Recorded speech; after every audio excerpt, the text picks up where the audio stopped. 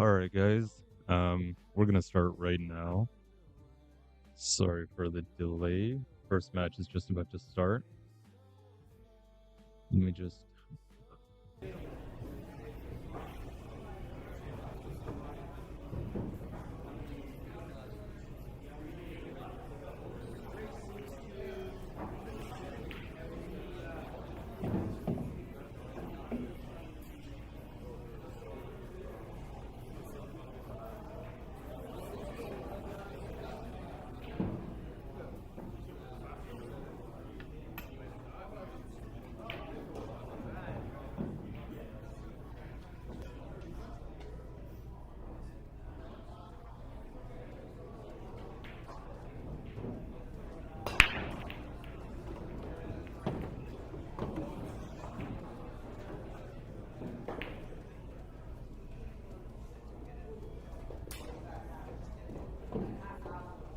Alright, guys.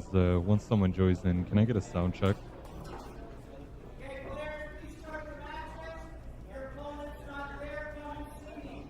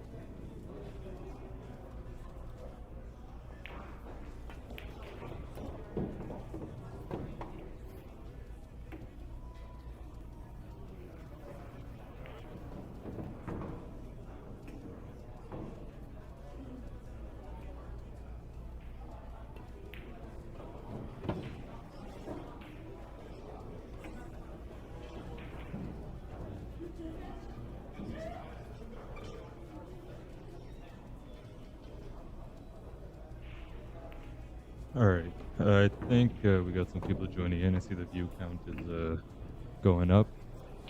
Crazy day so far. But we've got our first match set here. Hopefully you guys can hear me. Let me know if it's a little too quiet. I'll try bumping up the gain.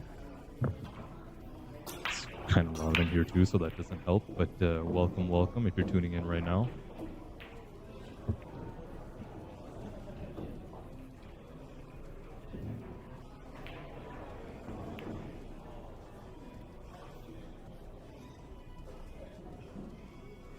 Ooh.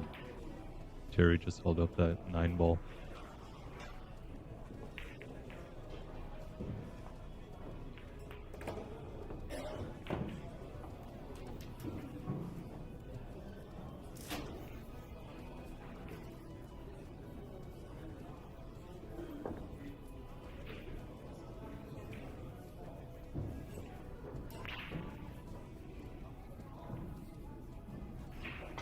Alright.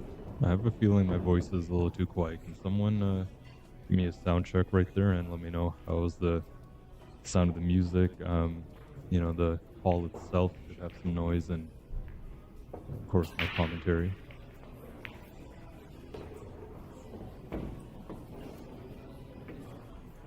There might be an echo.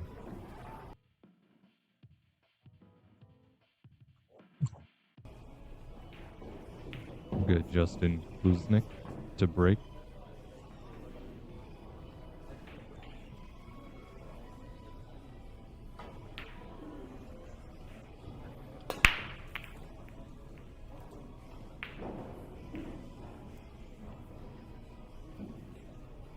He gets Freddy. Looks like he's not made anything and hasn't left anything for TJ on that one ball.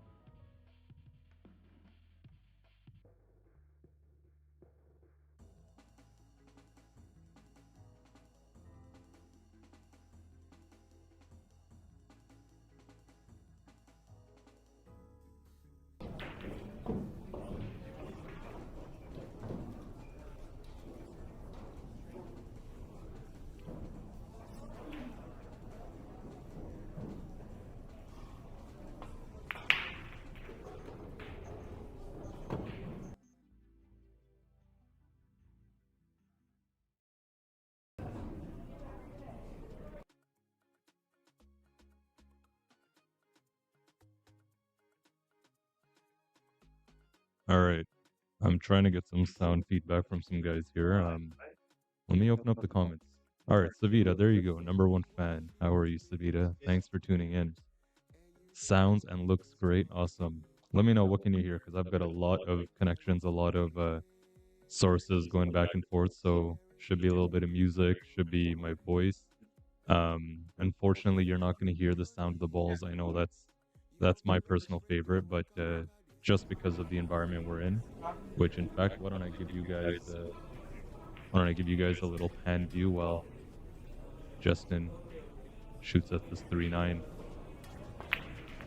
Ooh, I made the wild ball, and look at the 9. It was tracking up corner. So while he works on that rack, why don't I give you guys a quick pan? We are at the corner bank here in Scarborough, Toronto.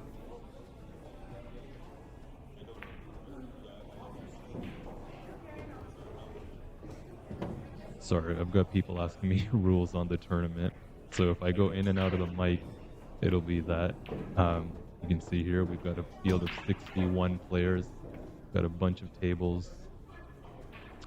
And I'll be honest with you guys, the stream might be a little rocky, might be some of my best work yet, might be some of my worst, to be honest. I am testing out, well, not testing, this is live field application, but I'm using all my new equipment. So it's, going to take some getting used to. So as always, you guys are very patient and very understanding. So I'll appreciate that while I still work out the little kinks we've got going on. I'm talking about kinks. Justin hangs up that stall. All right, huge opportunity here for Terry. He's gonna wanna capitalize on this after hanging up that 9 ball in the first rack. I'm calling him Terry, but most of you guys might know this guy as TJ Humber. See him right there. Loading up for that big draw on the 6 ball. Ooh. Yeah. Just didn't cue it too straight. That one's gonna hurt. That one's definitely gonna bite. See Justin back at the table. The bracket is up on Digital Pool. Why don't I put that in the comments on Facebook? Here we go.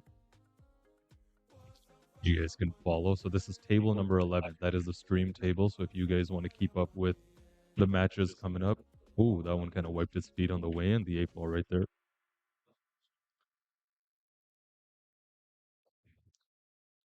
All right, and Justin's going to go up 2-0.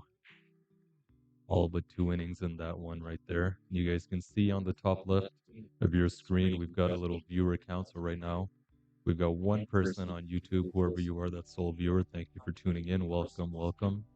I know it's been a while, so why don't I show my face for a bit? What's up, guys? Long time no see.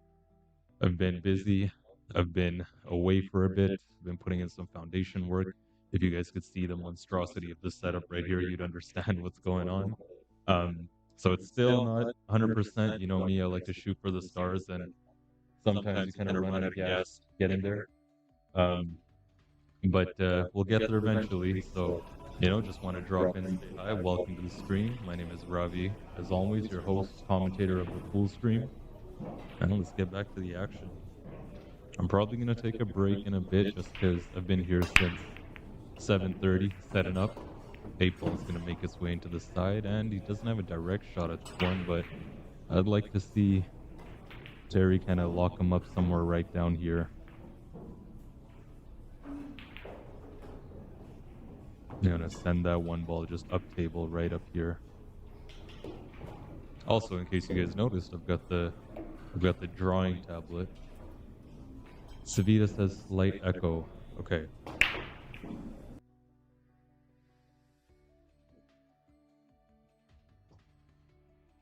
All right, that echo should be gone now, hopefully. Trying to think where else it could be coming from.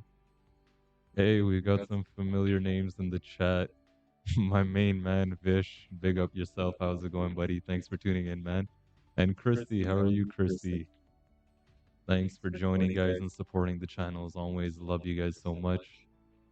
Hope you guys are looking forward to some quality pool. Yeah, TJ did a good job there. Justin got the hit anyways. Since I'm gonna be calling him TJ, let me just change his name to TJ on here.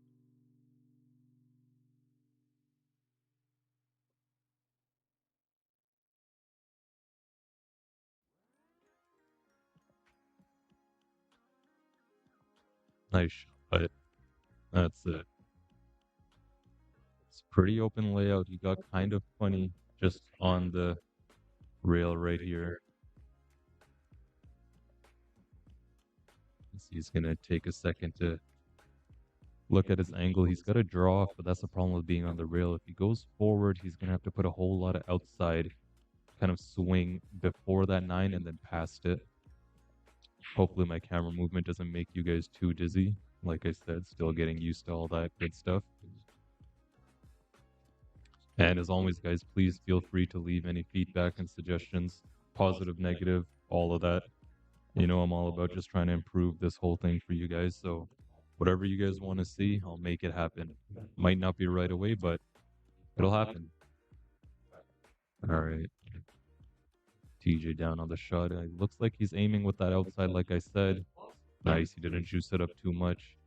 Still maintained a shot on the three. Not ideal, but hey, it's still a shot. And in case you guys didn't know, this is the first stop of the Ontario Pro-Am Tour, sponsored by Predator. Yes, that's the same Predator that you guys have a cue from. You can see the logo right there on the top right, and we're so graciously hosted by Mr. John White, Mr. Jim White, Cornerbank. So big shout out to them. Incredible place. Like I think I showed a quick little pan already, but why don't I just give you guys another one? Like this place is amazing. We've got a bunch of 90. These are all tournament matches, guys, going on by the way here. Give you a full pan all the way around here. I don't know if I pan around enough, maybe you'll be able to see me. I'm coming up. I'm coming up. Nope. It capped out. Oh well.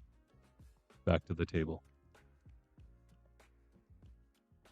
Now, one thing I am missing, I don't know about you guys, but I'm definitely missing it a lot, is the overhead camera. Unfortunately, we don't have the overhead camera set up today. I'm so used to switching to it that I've just been I've been clicking the button and it does nothing. Um, but nonetheless, we've got these two beautiful camera angles. The overhead camera will be back. It just doesn't work with the light they've got here. I can show you quickly right here. I'm not able to stick it onto that light, so that's the only issue. Um, but eventually they're going to be changing out the lights, whenever that is, and we'll get it back in. So not to worry. Yeah, I think he just wants to float this in. He might have to take the long shot on the five from somewhere right there. Oh, he went full defensive. Nice to see as well. See, that's me right there trying to see if I can get a look at that overhead camera, but I can't. You can see here he's pretty hooked by that nine ball. Man, I love the zoom. I'm gonna try not to bug you guys too much with it. Oh, there you can see me right there in the back here. Wave at the camera. He's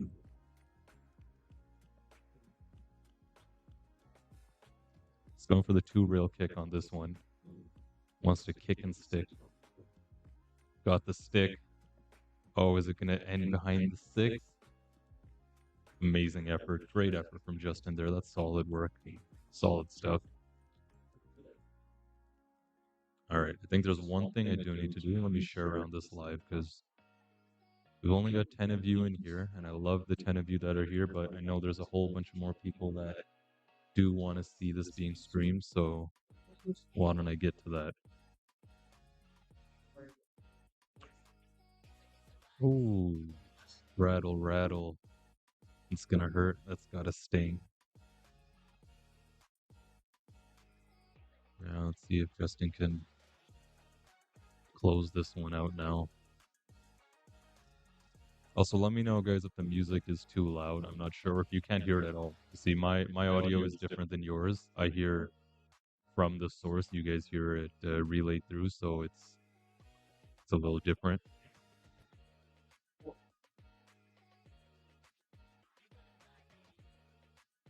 Alright, he's on track to run this out. He landed him pretty good on that 6, yeah. Just stunned to the rail and back out, looks like.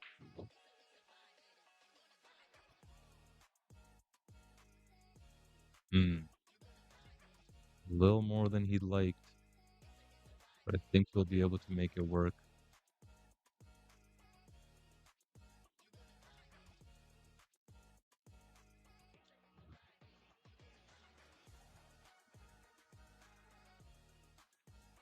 Ooh, yeah, that was all that draw. He got a thicker hit on it than he'd like. You see the 9 ball touch the rail right around here, I think. And that's what draw will do to a shot of yours. In case you guys didn't know, when you play a shot with draw, it actually catches the object ball thicker than intended. Ooh, big power there from TJ. Another thing you guys might notice right there on the top left of your screen underneath the viewer account is a follower goal I've set up. So I've set up a follower goal of 1,000 followers. I'm trying to hit that before November. I know it's a little out there since right now we're only at 605, 607. Um, so we've got work to do. Definitely a lot of work to do. But hey, like I said, we're gonna shoot for the stars, and it would be awesome if we could get to 1,000 followers before November. So honestly, I'd urge you guys share it around, let your buddies know who are into pool. Come check out the page. I'm sure you'll like what we're putting on. I'm sure you'll enjoy the quality. Ooh, and that's the fourth attempt on the 9 ball. Each player has had 2, and I think this will be the last. I don't see Justin missing this one now. It is a race to 8, guys. You can see the score on the bottom of your screen. This is an A side match. The B side is a race to 7. All right, I'll be right back. I'm just going to share around this live.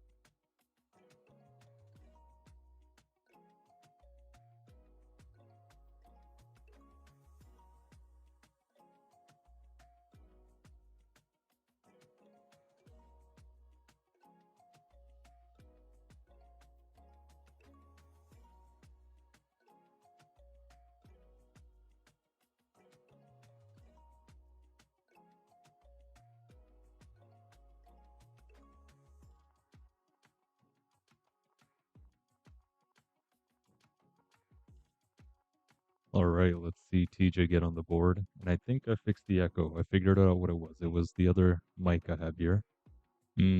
Still missing it wide. And that's going to be the third 9 ball he's sold out now, actually. Justin's going to go up 4-0. Remember, guys, a rack of 9 ball, you know how quick it can be over.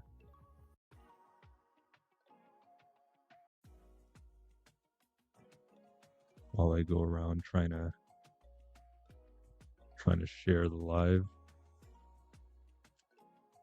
I think I saw some comments come in. I'll just check them in a bit.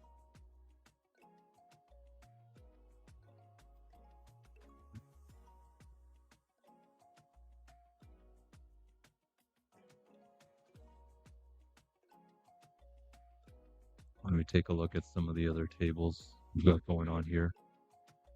I think I see Mr. Stafford playing. I just saw him take a shot. There he is. What's up, Stafford? How you doing?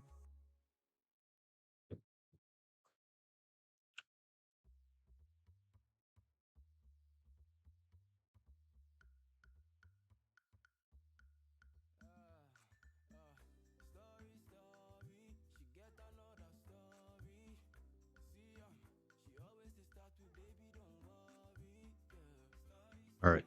I shared the live in a few groups, Calgary pool scene and the Vancouver pool community. So get our Canadian brothers and sisters to take a look what's going on here in Ontario. It's an amazing event. Honestly, huge shout out to Mr. John White for arranging for this Predator sponsored event. Truly amazing work to see this happen here in our community.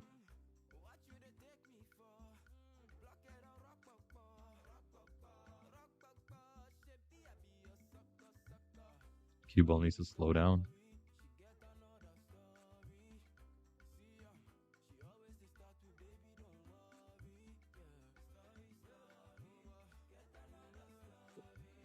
Yeah, he's got to look at that too.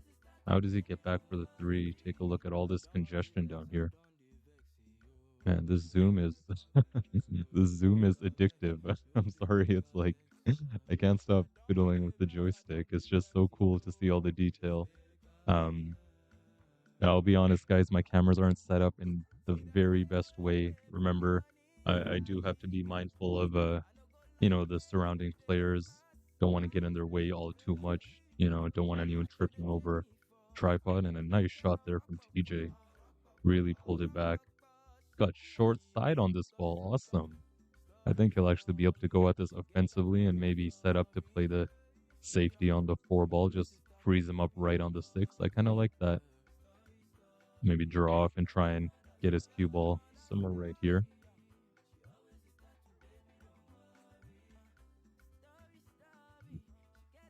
It looks like he's creating separation. Yeah. Yeah, this could have worked. It was just a lot touchier because you had to get a very thin touch on it.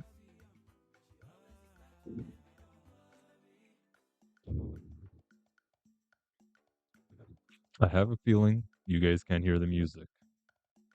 Let me see what I can do about that. I think that might have done something.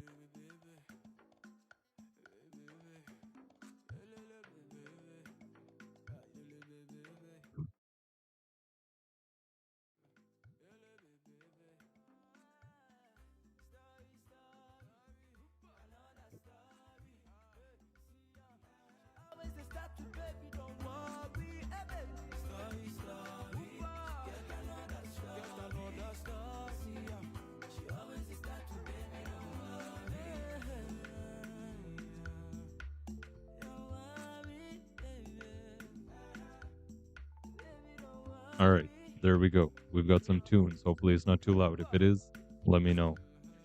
And before that, I should get the comments up so I can know if you do let me know.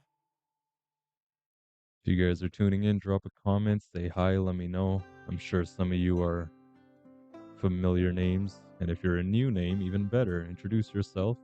My name is Ravi, in case you guys weren't caught up. Hey, there's the name I love to see, Mr. John Adamo. How's it going, buddy? Ooh, no rail on that one. Would rather hear your pretty voice over the music. Thanks, man. I appreciate that. Okay, why don't I turn it down just a touch?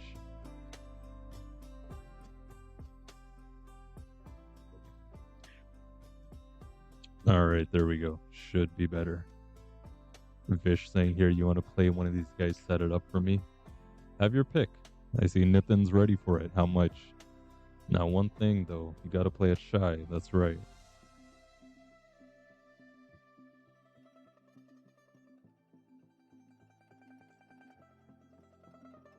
And in case you guys didn't realize, um I am live on YouTube. So if you guys want to watch on the big screen, you can do that most definitely. Let me just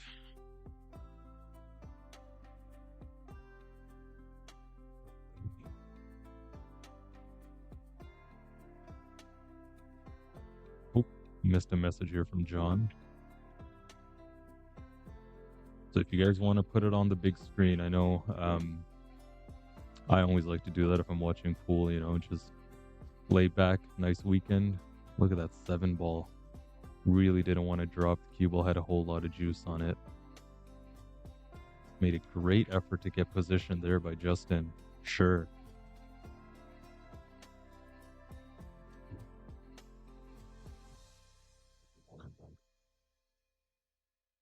Things will settle down in a bit, I'm sure. Remember, this is the first round. See, Nathan left another comment here. Nathan, you don't have a match right now? Let me look around. Yeah, you don't have a match right now. I'm like wondering. It always trips me out when players leave comments. All right, I know you guys are looking forward to see him play. Definitely. Vish is saying, "Are beginners welcome to join?" Of course, yeah. You can check the poster. I posted it just last night in a post. So it's just tiered entry fee. It's even races all throughout. So it's A side is race to 8, and B side is race to 9. But there we go. Mr. TJ Humber is on the board. We're sitting at 4-1. Let me give you guys another pan of the place. See if we can zoom in on some faces we all know. It's tiered entry, so Vish, you would come in at the lowest tier. Your entry would be like, is it 40 bucks? See Mr. Vaiskulam, the slow cooker over there, Dean McNaughton. It's kind of dark. I gotta wait for the exposure to kick in. I think I saw Zubin playing right here next to me. Oh, that's Kefner. Had the pleasure of meeting Kefner at Shooterville. There he is. Long-time stream supporter, Mr. Zubin. Hopefully he sees this back.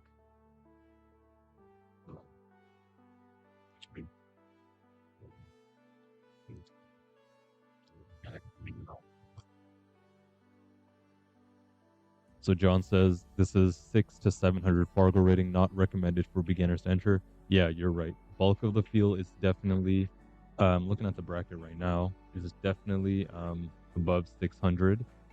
Beginners are welcome to join if you're coming with expectations to win, not recommended. If you're coming with expectations to learn, though, highly recommended. I was talking to a good friend of mine, Carl Prinkle. He's coming at him and his buddy Chris. They're coming at around 450 Fargo.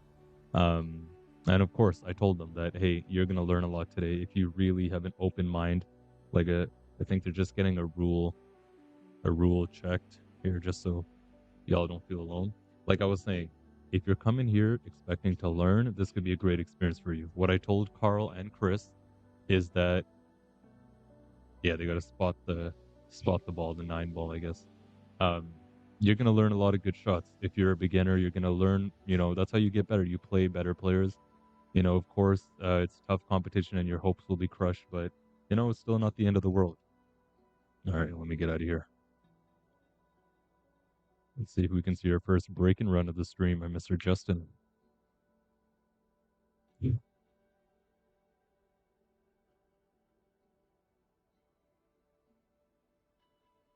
I've got a lot of people looking at me like I'm Frankenstein seeing my monstrous setup here. Maybe I'll post a picture in a bit later. It is quite extensive, a little nervous. People don't, drop stuff over and all that. For the most part, they're okay. I've blocked off a corner here for myself. Yeah, looks like he's hooked on this 9 ball. If it'll focus in. Yeah.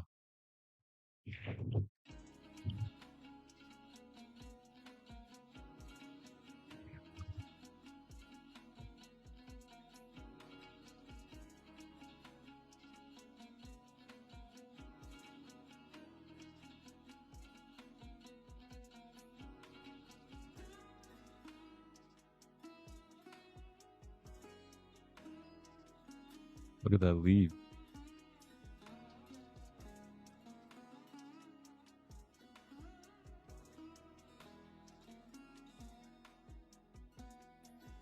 Nice pot.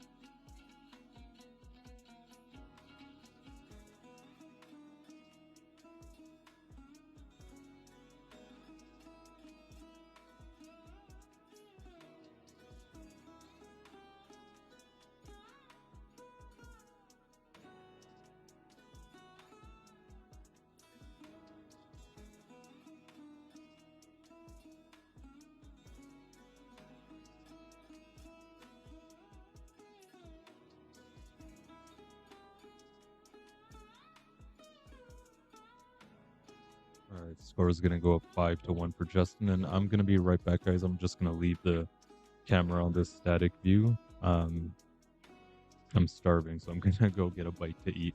I'll be right back, right?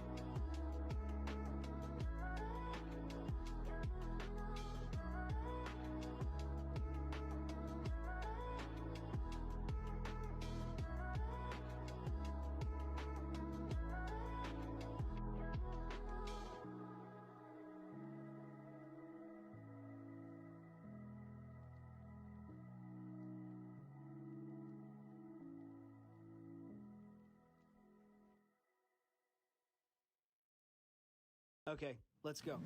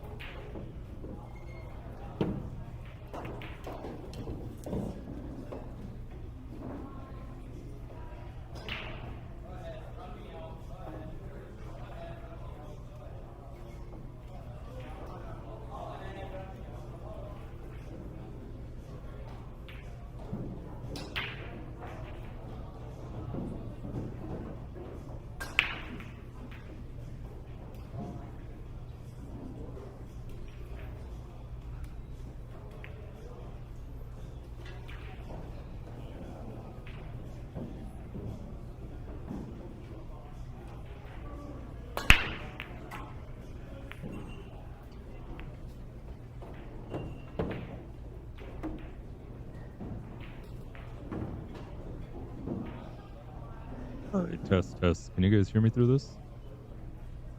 Kind of. Sounds kind of worse, but okay, it works.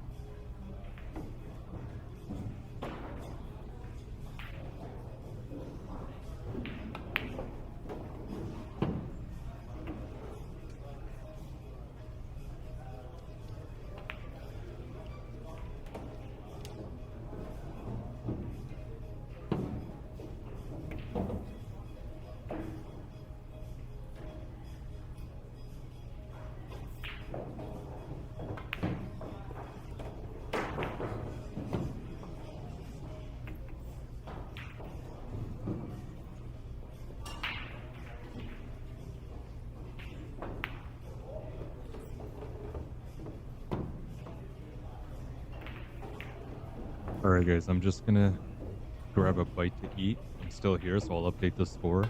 I actually do have it a little wrong. Sorry, it's 6-3. Maybe it'll become 6-4 just now. Let's see if TJ can pull it together. Hang in there, buddy.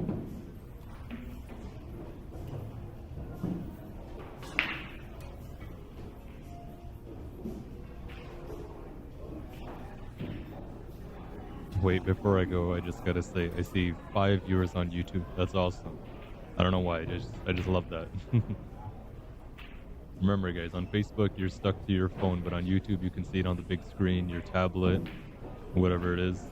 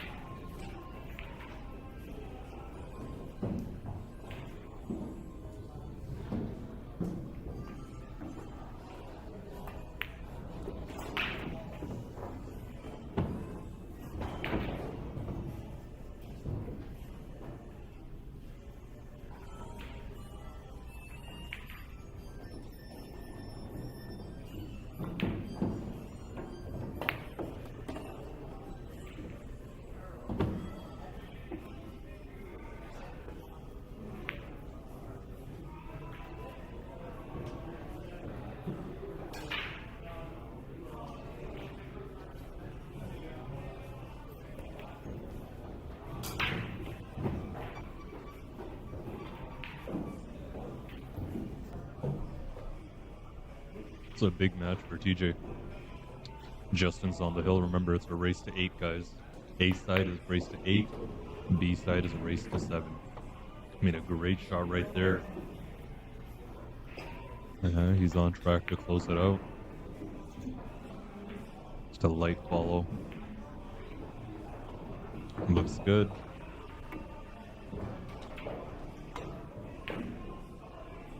And to stay alive, here's TJ on the 9. There it is. Goes down like nobody's business. 7-4. Let's see some support for TJ in the chat, guys. You know how we do it on the full stream. Every match should be a hill.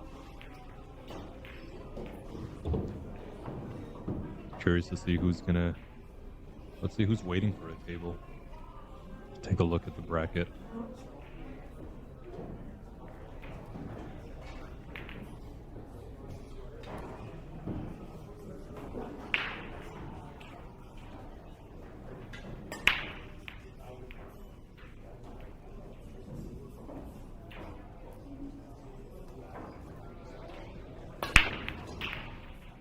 Yuvraj Bhatti, Robbie Harris, table 3.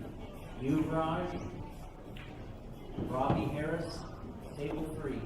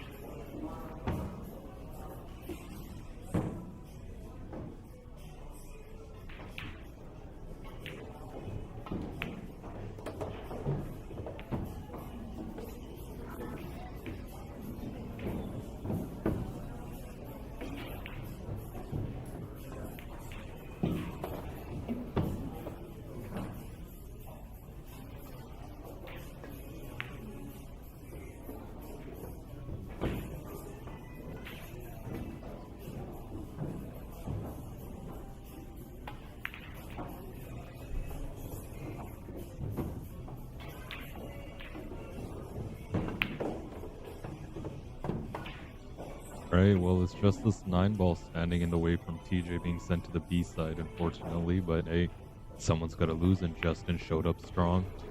There it is. Justin is going to win his first match, 8-4. And now, we wait. Sure, we'll get a match going soon enough once they report it back to John, our tournament director. In the meantime, let's see if I can zoom in on my face all the way from over there. I'm trying to like peek over. Yeah, there I am, right there in the corner. You see the pool stream set up here. We're streaming table number 11. If you guys are in the tournament and wondering if you guys want to get up on the stream, go ahead and let John know that you want to be on the stream table. I'm sure he'll be more than happy to put you on if it works. I just want to see some good competition. I think we got a really big field, 61 players, a lot of good talent. See some former champs here in the house. Like I said, everyone is above 600 for the most part. Why don't I get the bracket just to show you guys? Give me 1 second. Here, I'll just put it in like this.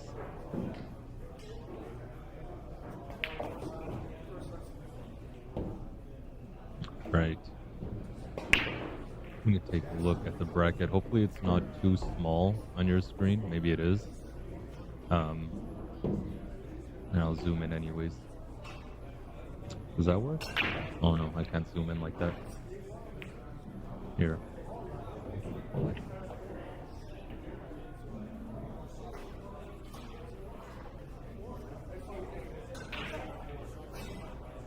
Alright, let's take a look at what else is playing right now in the first round. We've got Dean McNaughton Ron versus... Bradshaw, Brian Cedar, table 2.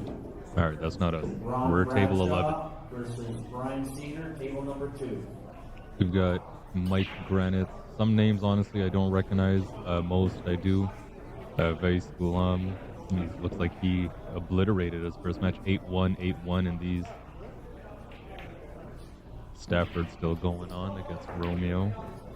And of course, my good friend Ashley Charlebois. Looks like the score over there is 5-1. I'm not sure for who though.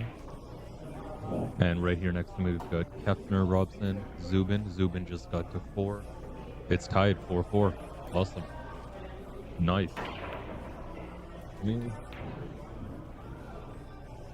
There. Okay. My light was off. Nick Coppola, Tony Hong. And hope you guys are looking at the Fargos here. You see that 600. Why don't I... Nick Blanchard. Right here. You see that? Everyone is Andy above 600. Opan, table 11. All right. We've got our Nick match. Blanchard versus Andy Opan. Now table that number is going to be a 11. good one. Why don't we find that? I think I saw it somewhere down here.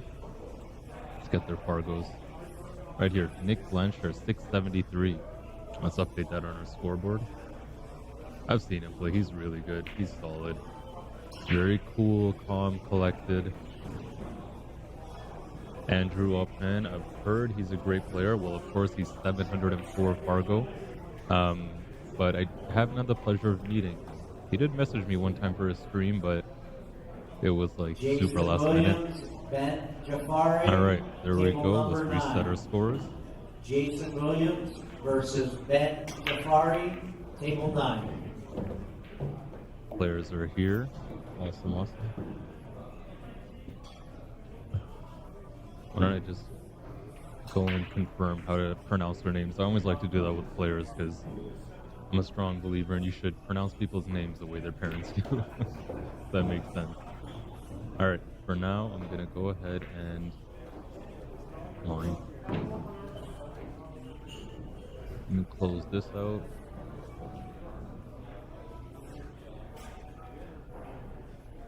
Keep our bracket open right here.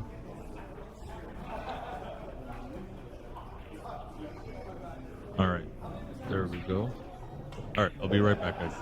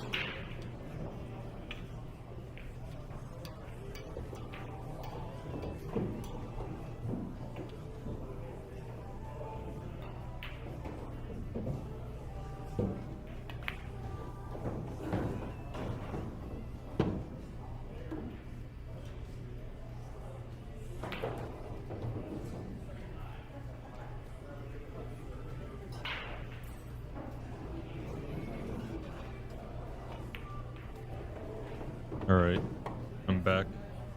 Nick is just warming up at the table. Oh, I didn't finish typing Andrew's name in. What the hell am I doing? Andrew. Is it Andy or yeah, Andrew? Andrew Hoffman. I work with a lot of people from Quebec, so I've gotten used to saying French names all the time. There's a cool guy just passed me by there, Mr. Bryson Manipula.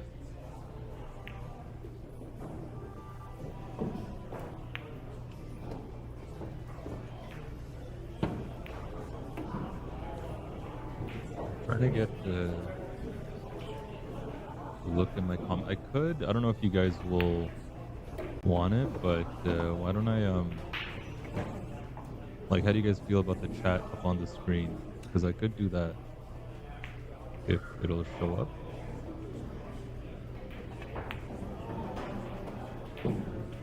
Not yet. Alright, anyways, let's keep going through the bracket. So that's the match schedule coming up right now. Let's see, Talet Gallo versus Ilias Hamidi. Now, his Fargo, this guy right here, Ilias, is not robust. He's a snooker player, so he might be the underdog of the whole thing. Who knows? Brad Guthrie, 665. We have Chris Josephs, my buddy. See, like I said, we're probably the lowest rated Fargo, 450 Fargo. But Chris and Carl, they love pool. They're, you know, straight up, they're here to learn. He came to me first thing in the morning. He was one of the first guys here, and he says, so, am I donating today or what? And I told him, honestly, dude, you're my friend. I'll be real, you're donating today. But you better get your money's worth. You better get all that you can, like, you know, play it out, grind it out. Just catching up on my messages. Let's see what's going on here. Yeah, get your money's worth, man. You gotta really watch how your opponents play. I always tell my teammates, a pool table is kind of like a book. The more you look at it, the more you read it, the more you're gonna learn about the book, right? That's how it goes. You just have to really go at it with the right attitude, the right heart and intensity. Mr. Harry Yuvraj Bhatti here, 626 Fargo against Robbie Harris.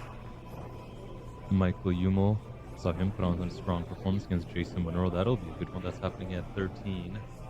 If I knew where that was. I'll be honest, I'm not entirely familiar on the corner bank table layouts. I see we've got 1 to 8 here. And then 9, 10, 11. And then there's probably a few more over there. Still no sign of Andrew. Naomi Williams, former women's champ, if I heard that correctly. She's actually she was a runner-up this year, I think, at the Canadian Women's in Calgary. I tried to keep up with that as much as I could. Now, who is waiting on a bye? Where is some of those other names that we all know and love? Justin here in the second round. We just saw him go through. I'm trying to make this a little bit bigger for you guys in case it's just kind of hard to see.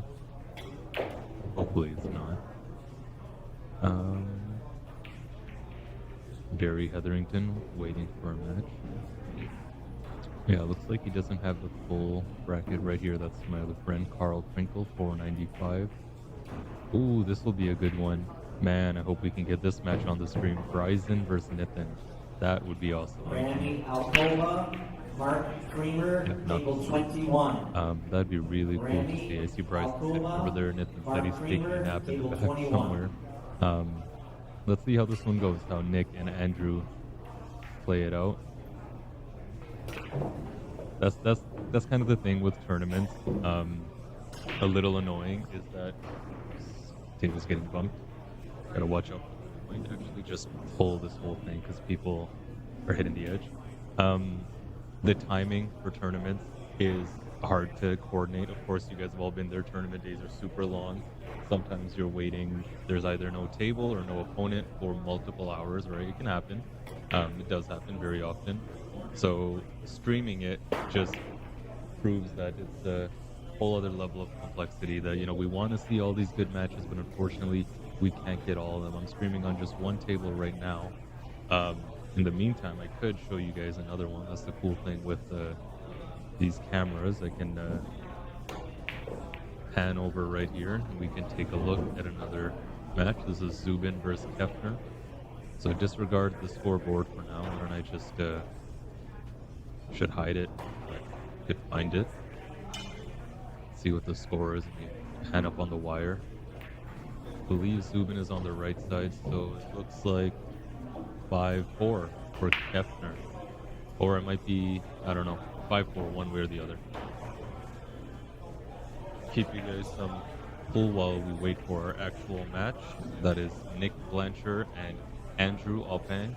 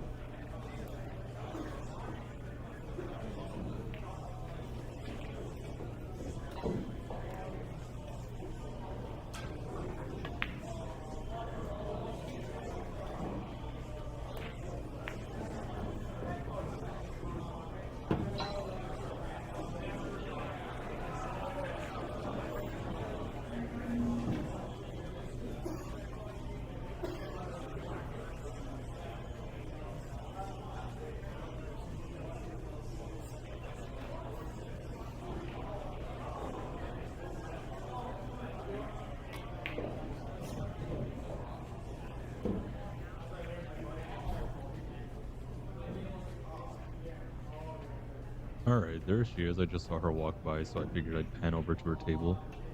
Mrs. Naomi Williams, right back there, playing against, not sure who the opponent is. I did see it. Another gentleman from, I almost said France, Quebec. I almost said France. um,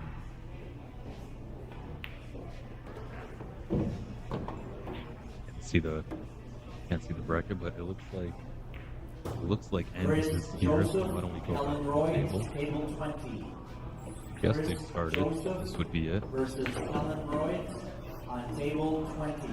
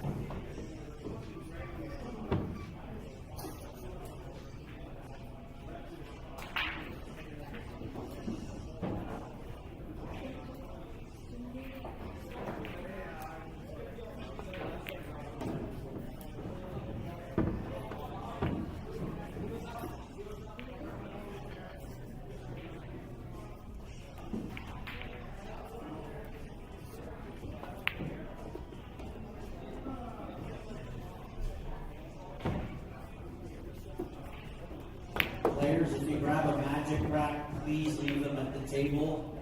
Thank you.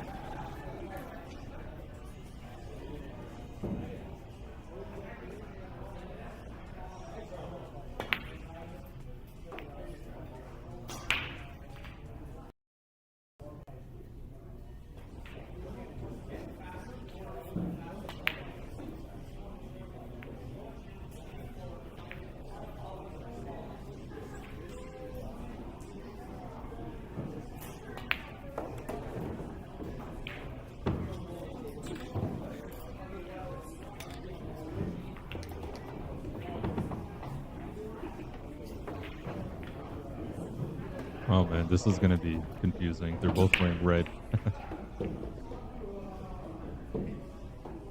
It shouldn't be too bad. What kind of streamer would I be if I can't tell apart two white guys in red shirts? Check out the Moscone Cup lag. I think Andy's got it. Oh.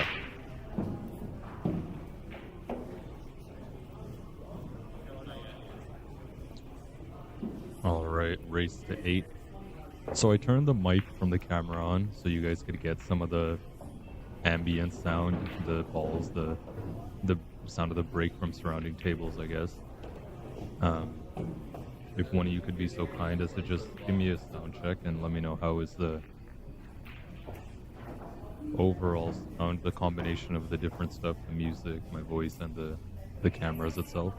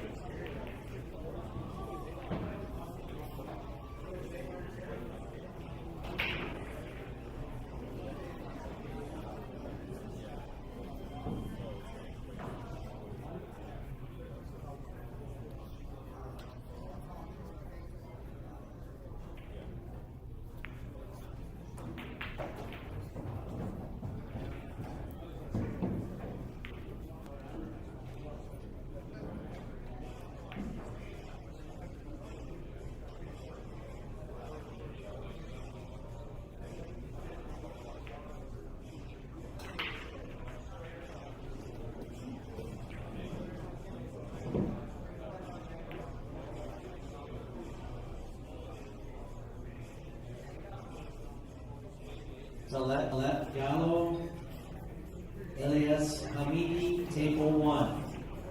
Talat versus Elias, table 1.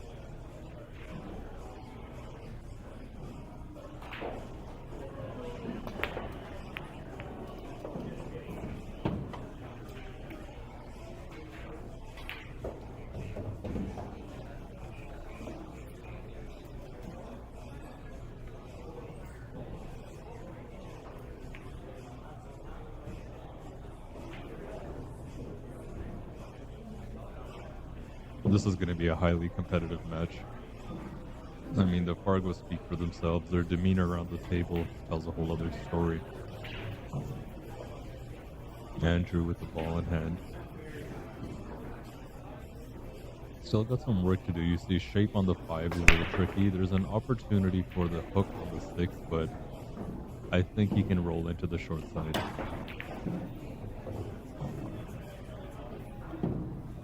Unless he wants to bump the 6. May have hooked himself. You should see an edge of it, actually, but it's a little touchier than maybe he'd like.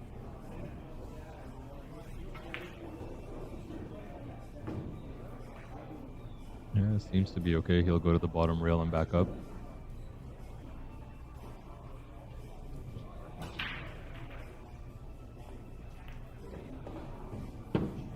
Bottom rail, back up.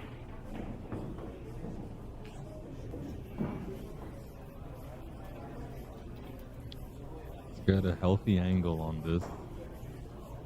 I don't think he wants to draw past the side pocket. I think he'll get the rail before and then kind of follow the same line. Kind of like this. Forgot that I have my drawing tablet.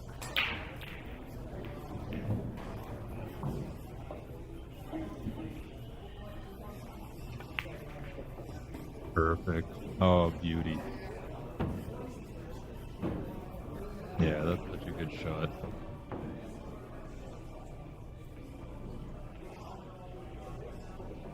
Maybe we can get another quick look at that. Checked it off so well. Oh, all the sound just went away. My bad, guys.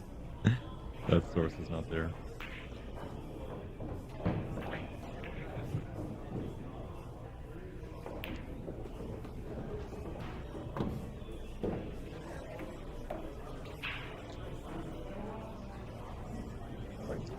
Landed beautifully on this 8-ball.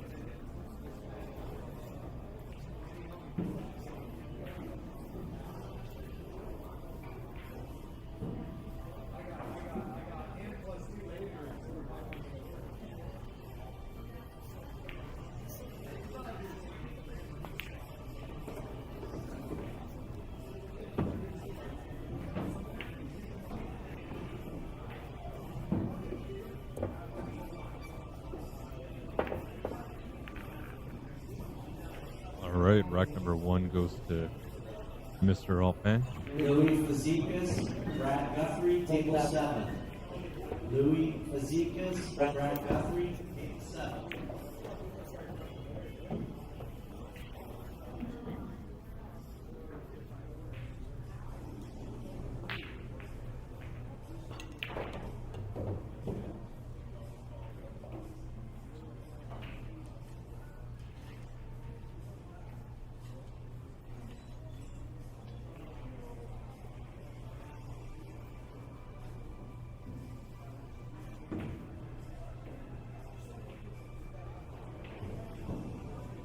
Alright, thanks guys for the confirmation on the sound. Suram Sakan. That's a new name. Let me see. Welcome to the stream, bro. Adnan asks, is it alternate break or winner's break? It's alternate break. Yeah, that confused me too. Which I think is a very fair rule, because now imagine you're a 450 and you're paired against a 700 and they run a 3-pack on you. You're just sitting, right? For 3 racks, at least you get a break in between.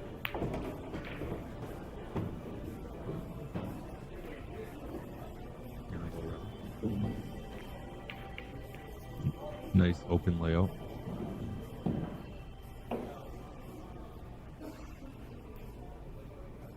Yeah, I don't really see where I'll have any issue here on this rack.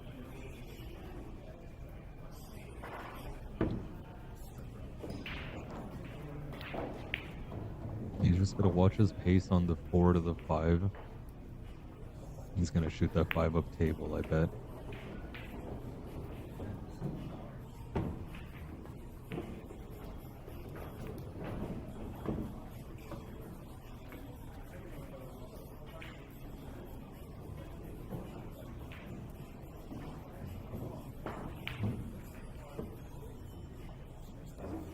Hey, my buddy Louie.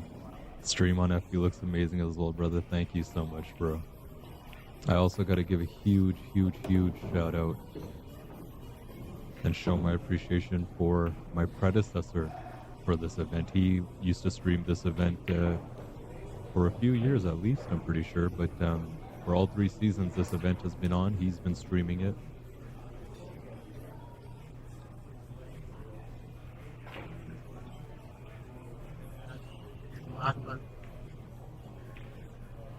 Try reading my name backwards, see what happens.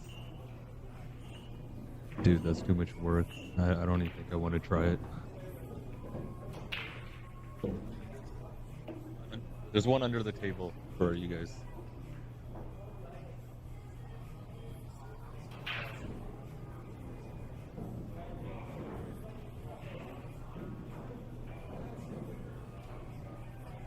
Yeah, this is what I was talking about. He's got to watch his pace on this.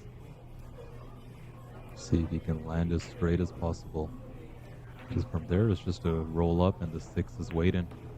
Oh, perfect. Got maybe a little too much angle, but nothing he can't handle because any angle on the 6 will be fine for him.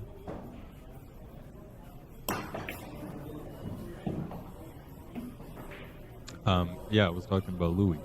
So Louis has decided to hang up his cables, of course, and I've taken over streaming the Predator events. I'm really happy too because I know we always get good competition here and people like watching.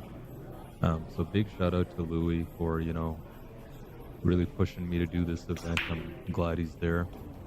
And it's also nice just to know another streamer, you know, like when I started doing this a few years ago, a few streams in, Louis sent me a message and just, you know, spoke very highly of my stream, and it was awesome just to have someone else in the domain that knows what I go through and all the efforts that we put in.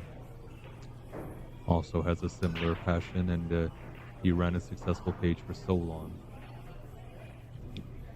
He's got around 7,000 followers. Hopefully we'll get there. Like I said, guys, you see that little green loading bar on the top left corner of your screen? That's a follower goal. I'm trying to get to 1,000 followers before November. It's steep. We're at 600, so we're 60% of the way there. I'm sure if you guys can help me get to 1,000, it would mean the world to me. You know, streaming is it's a pretty time-intensive, resource-intensive thing to do. I've you know, put in a lot of foundation work over the past few months, collecting equipment and making sure everything works. You know, if you guys are here at the tournament itself, you'll see my setup is just an absolute Frankenstein of a. It's a technological Frankenstein. I mean, I've got 4 screens, my tablet, my joystick for the cameras, the whole show, right? I'm trying to put on a real quality professional production for our events. Amazing events here in the GTA, full of, you know, great competition, just like the players are watching right now. Ooh, is that the commentator's curse? That's gotta be the first commentator's curse of the day. And Mr. Blanchard is gonna get out of his seat for the first time in this. It's kind of awkward queuing.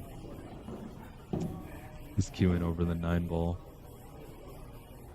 GTA Pinoy Billiards, of course. Thank you, Louis.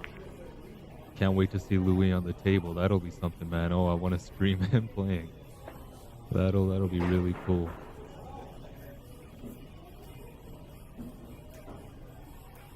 In case you guys are wondering where this event is being held, it is the Corner Bank that's in Scarborough, Toronto.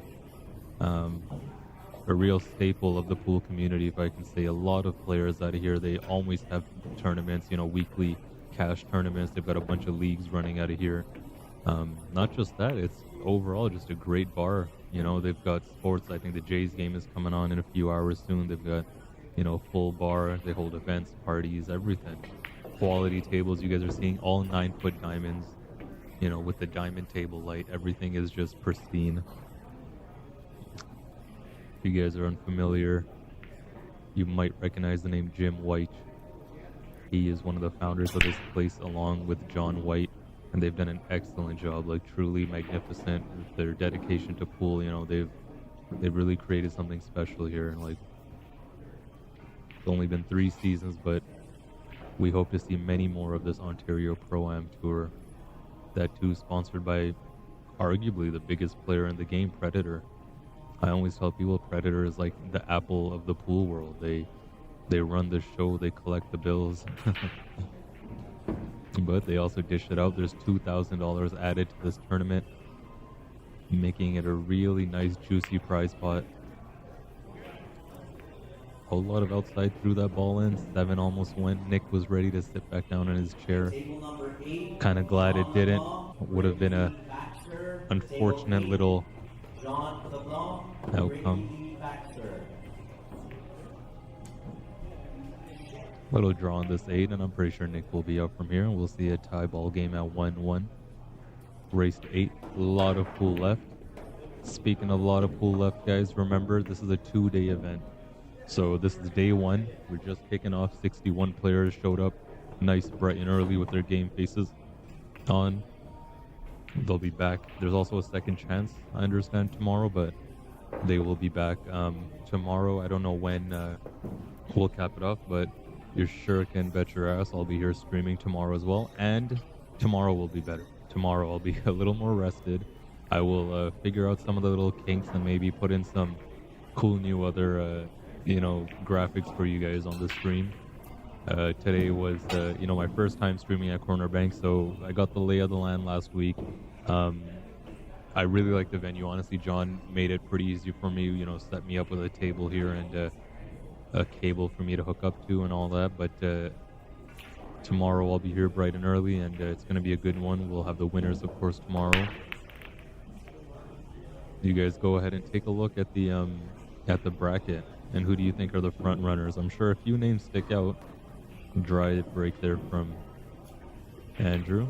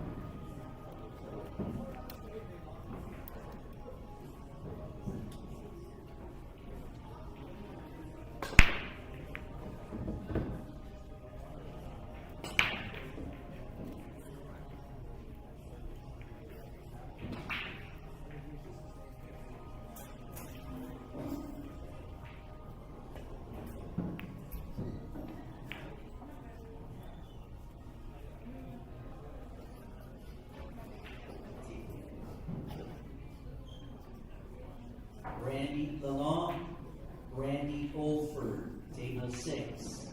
Brandy Lalonde, Brandy Olford, table number 6.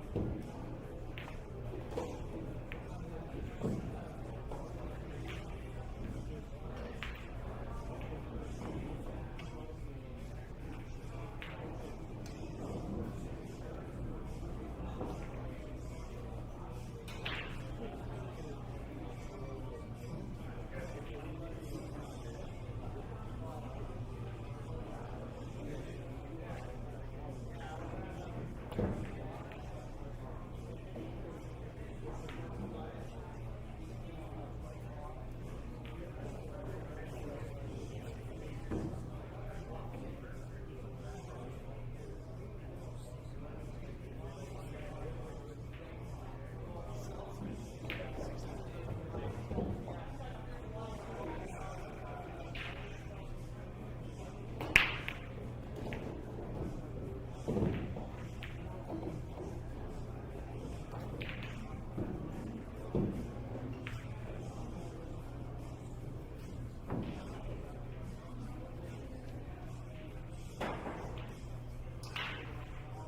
right, I'm back.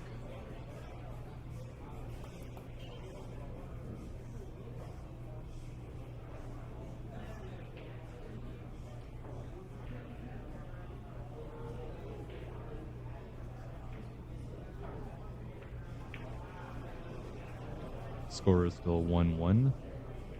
That's Mr. Alfan at the table right there.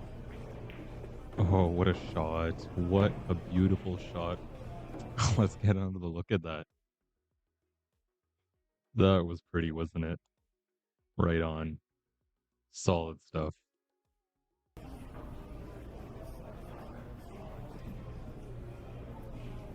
Just gonna draw back, looks like, for the 3 in the corner.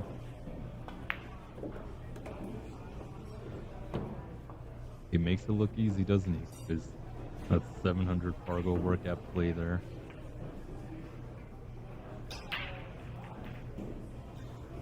Looks like he has just enough angle. I think maybe he wanted more, but he can kind of trickle down right there with a bit of tops. Not too much. You want to banana it just a little bit. Oh, he really forced that one. He was getting there with the stun follow.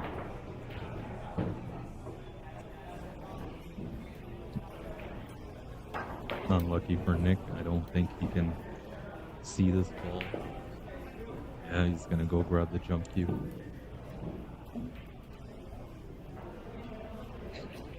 That's 7 ball right in the way there. The camera would focus. They're using the Predator Arcos set of balls, of course sponsored by Predator. I always did like the little cat on the balls, I'll be honest. Some people have mixed reviews, but I think it is really cool. A little bit of graphics. Of course, coming from the streamer.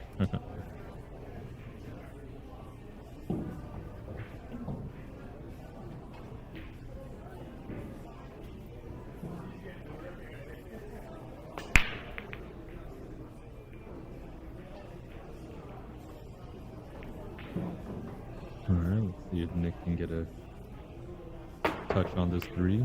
Good airtime. Oh, that's unlucky. Super unlucky. You saw that cue ball was loaded up with top spin off the jump. Found its way to the bottom of the pocket. Another ball in hand. Last time we saw Andy get a ball in hand, he ran out the rack. And Nick might be in for a similar treat just now. Everything is open. A very typical 9-ball layout looks like.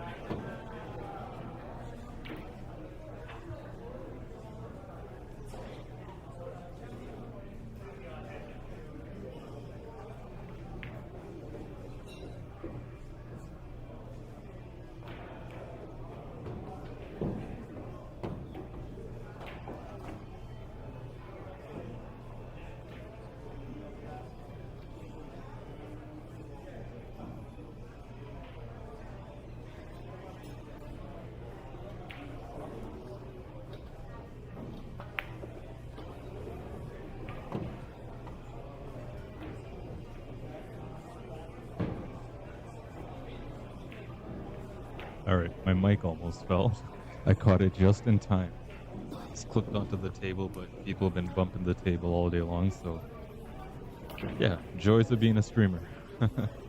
I'll be honest, guys, I was super nervous. You know, those who were close to me will know that I was kind of sharing how much anxiety I was kind of feeling just leading up to the stream. One, because it kind of caught me off guard. I had the dates mixed up, and then I was cramming last minute.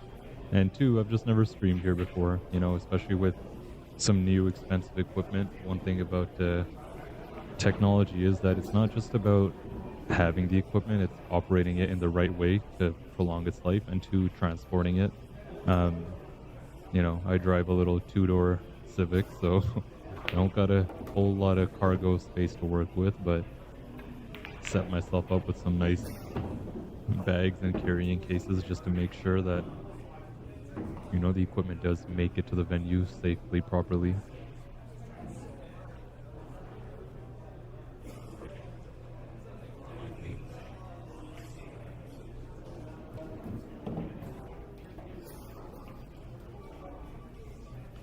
the scratches on and he can go to the rail and back out to the center. I like how he's not trying to stun it. Stun wouldn't lead him a little too wide. Jonathan Lassard, Had a lot of outside on that. table 2. Jonathan Lassard, Glenn Facoon, table 2.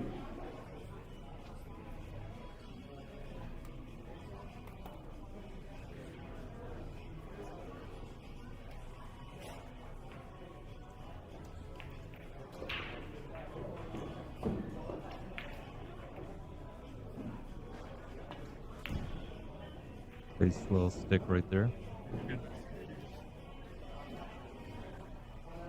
Stuart McTaggart, Froland, table number 4. Stewart versus Froland, table 4. Another very strong player. You probably just heard John announce on the mic, Stu McTaggart, the latest of Messay's pro sponsor lineup. Alright, that number on YouTube is slowly getting bigger and bigger. I like to see it. We got 7 viewers. Honestly, I don't really like, it's nice. I like having the option for YouTube, but I don't really care one way or the other where you guys watch.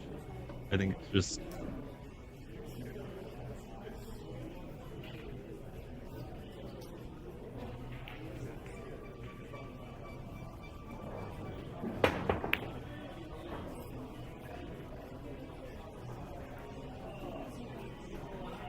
Oh, is the 7 gonna find cover?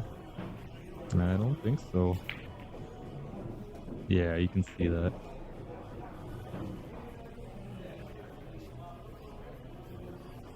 One. These guys are definitely playing very methodical here.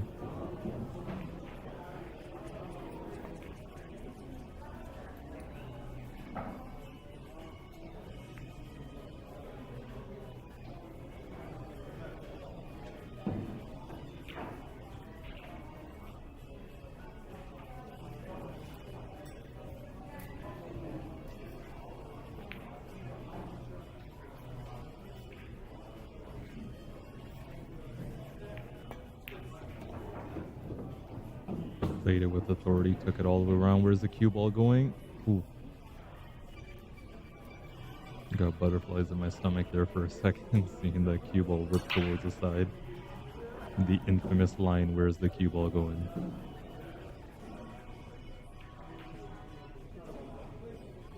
Could take this 1 rail or 2 rails. Yeah, I like the 2. Maybe misjudged his line. I think his speed was okay, he just didn't have the right line, so he's got a little funny on it, but nothing Nick shouldn't be able to handle here, but you never know until the last ball is dropped. Things get funny. We've seen that happen plenty of times in pool. Really frustratingly beautiful game that we love. And we'll put that side pocket with the top spin. Beauty. Beauty. Let's get another look at that. Nice little punch right there from Nick. So he's going to go up 2-1. Oh, it's kind of nice without all the background noise right now for a bit.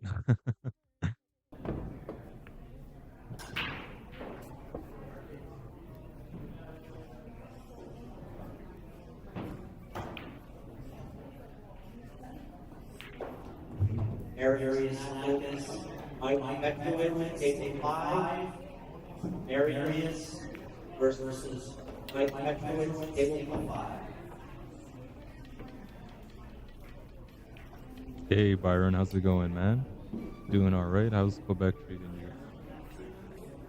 Getting asked what's the over-under on the time this match will take. Yeah, honestly, I looked over at the wire a few times. I'm like, is it still 1-1? Or am I getting that right?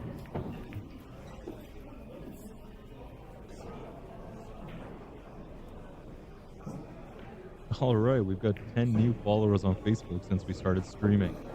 Remember guys, share the page around. I came up with a new little line, support the dream, share the stream. If you guys take a look right here where I'm circling right here, that's the goal of 1,000 followers. Right now we're at 617 around there, 620. Maybe it's not updated yet, but want to get to 1,000, so any which way you guys could help me do that would be much appreciated.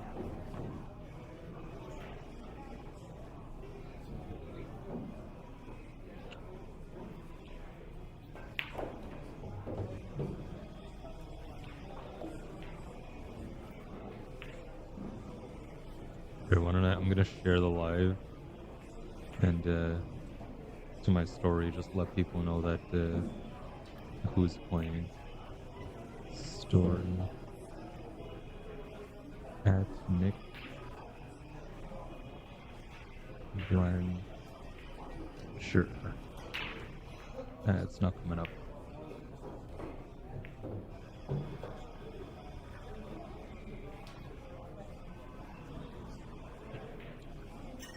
Pro level technique, jumping from the middle of the table. You see the knee on the bed of the rail. Got some good airtime on it. Couldn't get the one to drop, but how's the outcome? Better than expected. Luke's the one in, so he'll stay at the table. Of course, remember this is actual 9-ball. It's gotta hurt a bit. You can see right there, Nick in the corner. It happens. It's 9-ball. Let me get a little pan around the place. See some more faces. You guys recognize anyone? Oh, we're about to run into a wall. That's alright.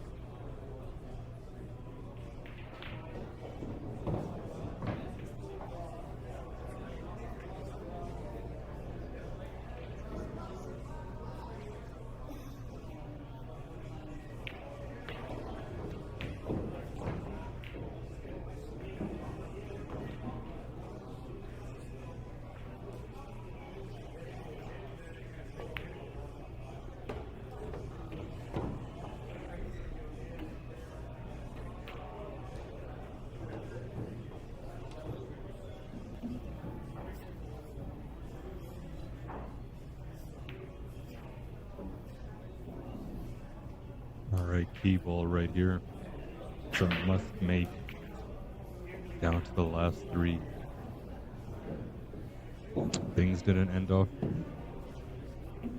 all too bad for Nick in the last rack, but they started off pretty bad when he gave up a wall in hand and Andy ran it out. He must have maintained control of the table. Clean. Beauty.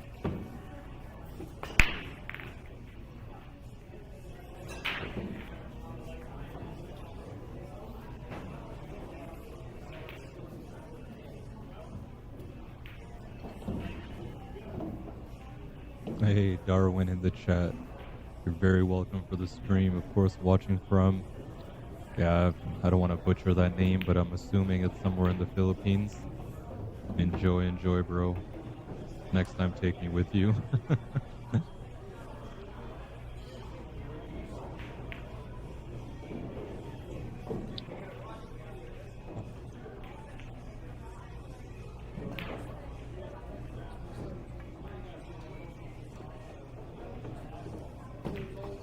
Alright, Nick goes up 3-1.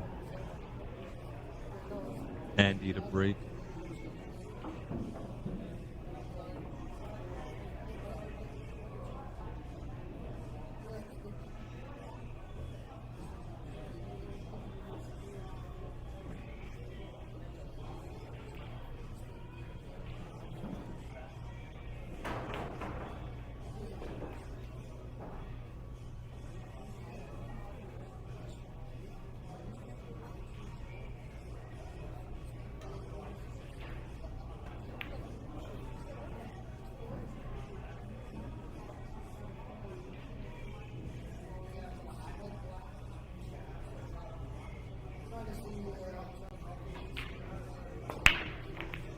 Alright, let me get the chat on the screen. It's just easier for me to follow because I keep trying to find it.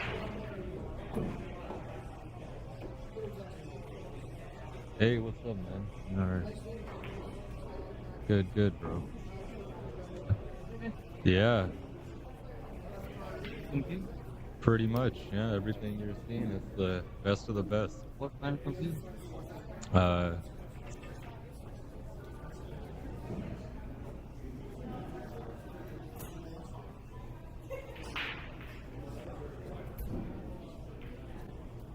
Alright, someone test out the chat. Drop a chat. I want to see if it comes up on the screen. It should. I really hope it does. Because I reset it like 3 times now.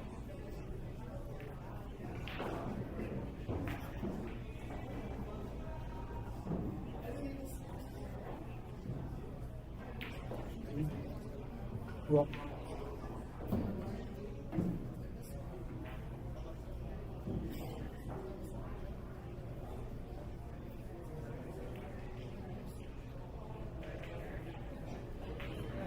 Alright, there we go. Seeing stuff come in. Let me adjust the size of it. Perfect, thank you. Whoever that was that commented, the profile picture is super small.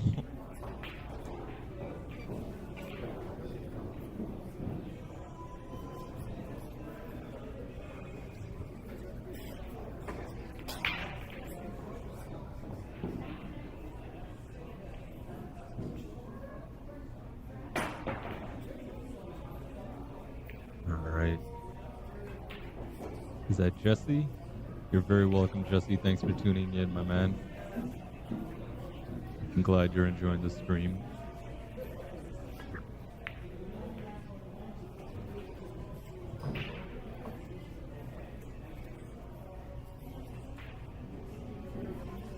Okay, let me get rid of the profile pictures. It takes up a bunch of space.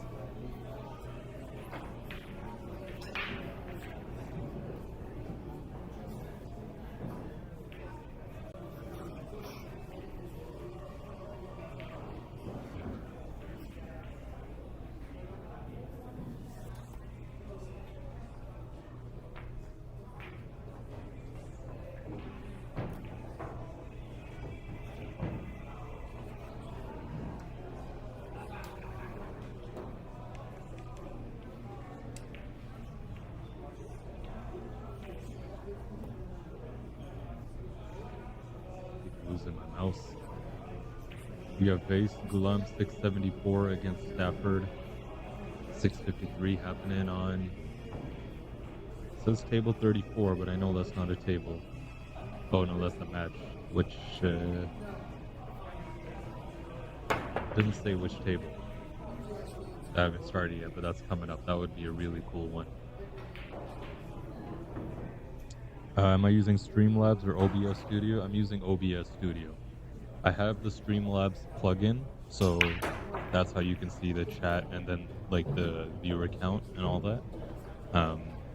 And honestly, I should be using a lot more functionality from Streamlabs, but I try and keep it somewhat simple, gradually progress, you know, you guys into getting used to all those cool little things.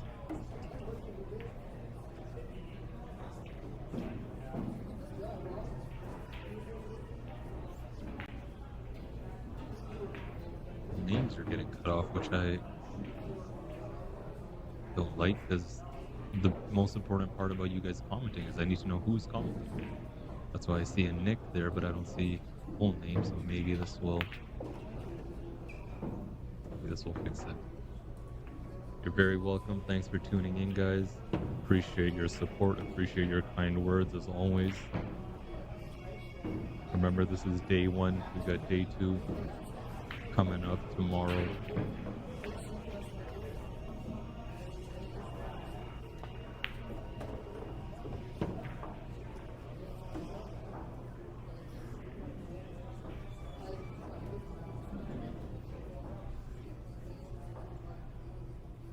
I'm probably going to go offline in a few hours, maybe once the Jays game gets started, or in an hour or so.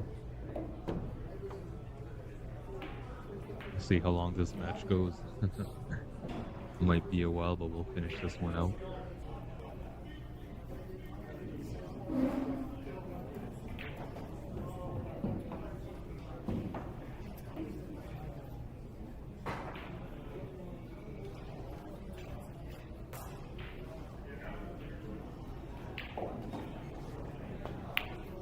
Oh, looks like he just stood up a little too much on that one.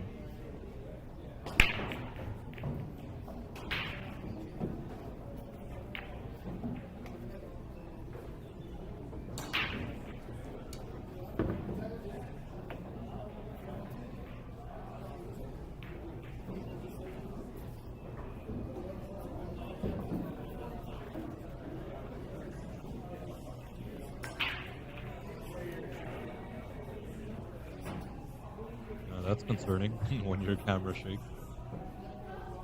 You probably just touched the leg of the tripod, but I was actually smart this time, forward thinking, and oh, watch out, cue ball. Almost fell. I actually got some weighted sandbags for the tripod, so just in case, because it can happen, we're all human. Someone bumps into the tripod and, you know, my $2,000 camera doesn't take a hit to the ground.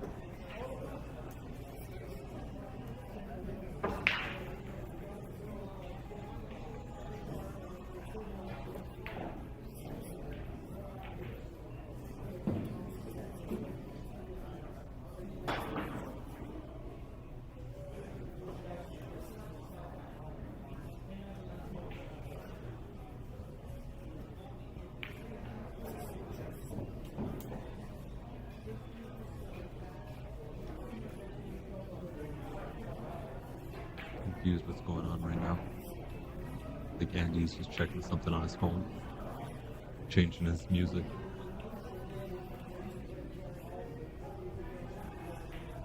Alright, let me get back to sharing the story. Facebook keeps glitching on me.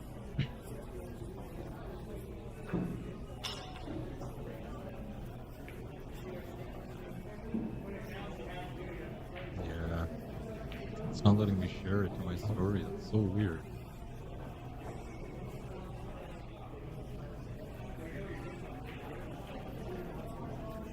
Won't even let me see my story.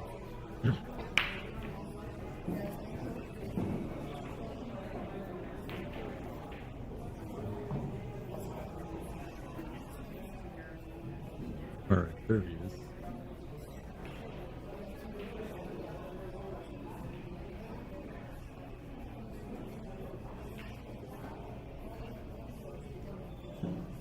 there's any other tables you guys want to see, let me know. Just drop a comment. I can pan over. Nice shot there by Andy.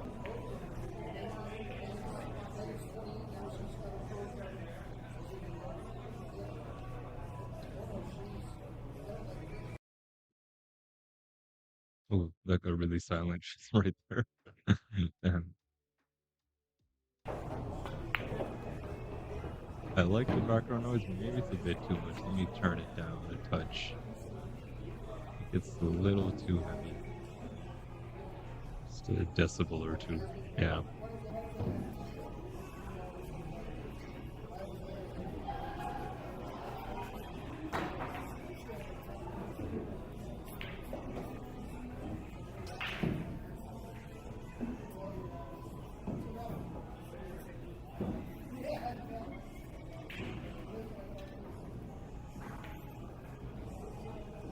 Did they call Nathan's match yet? No, not yet.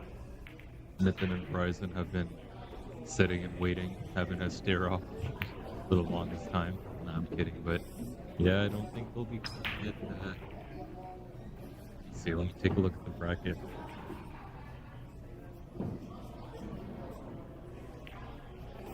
What are they waiting for? Where'd they go? Oh, actually, they're gonna call it next. I think it'll be the next one because they just called the match before.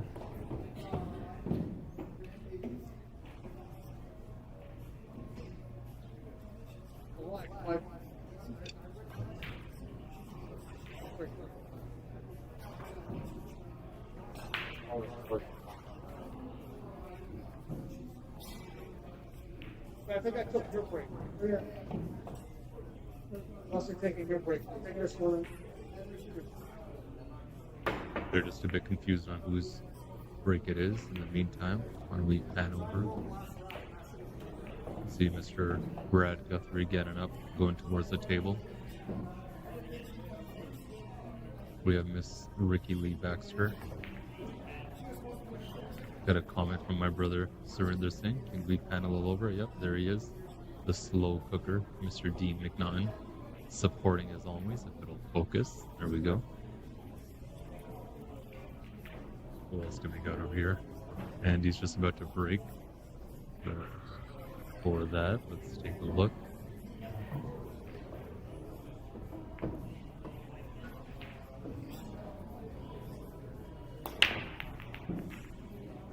Oops.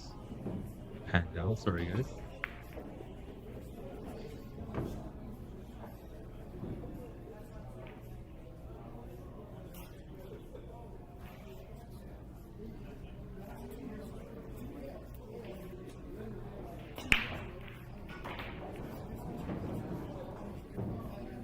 Yeah, it looks like they just got the break confused. That's what Nick was talking about. Nick may have taken Andy's break because it's alternate break. So they're just going to swap that back.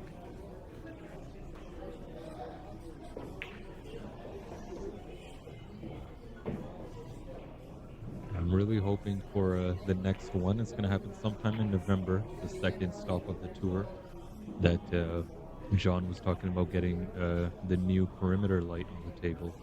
And then I could run an overhead view. Just on these diamond table lights, there's just no way for me to mount it without doing some sort of like MacGyver shit. And I don't feel like risking, the mount falling onto the table during a set, during a really high stakes tournament. Nice jump, almost potted the one. Little nudge off the 8-ball, otherwise I was going to land right in front of the pocket.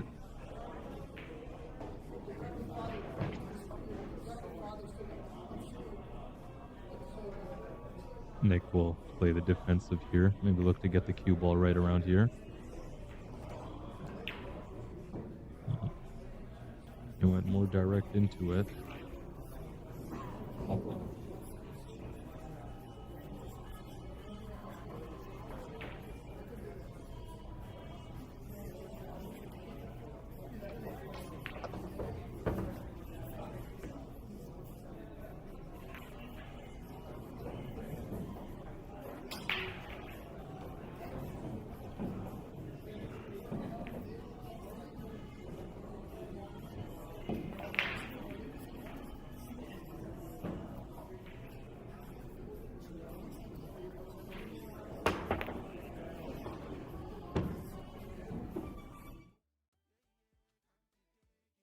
a shot. Jump combo. He played that, guys. He played that. Wow. No luck with where the cue ball ended up. But still, hell of an effort.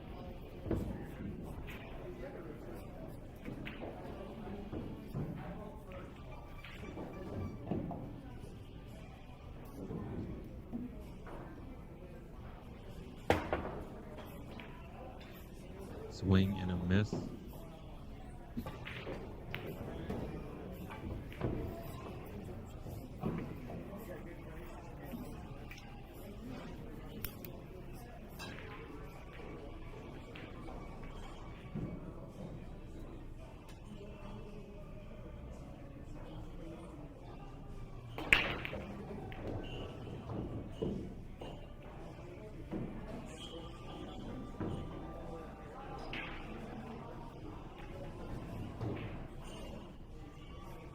Looks like Nick is going for the 3 foul.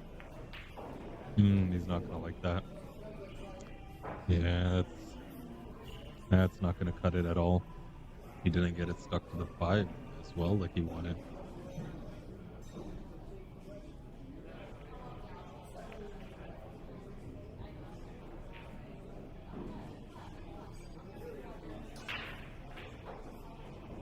Honestly, guys, as tired as I am and as nervous as I was about the whole setup and streaming and all that, having a great time. This is really I can just feel it's gonna turn out to be a great event.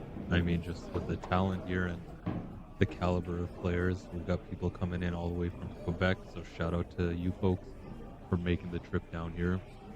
Had the pleasure of meeting a few. The guy that just commented earlier, when he says say my name backwards, I just met him. Marius.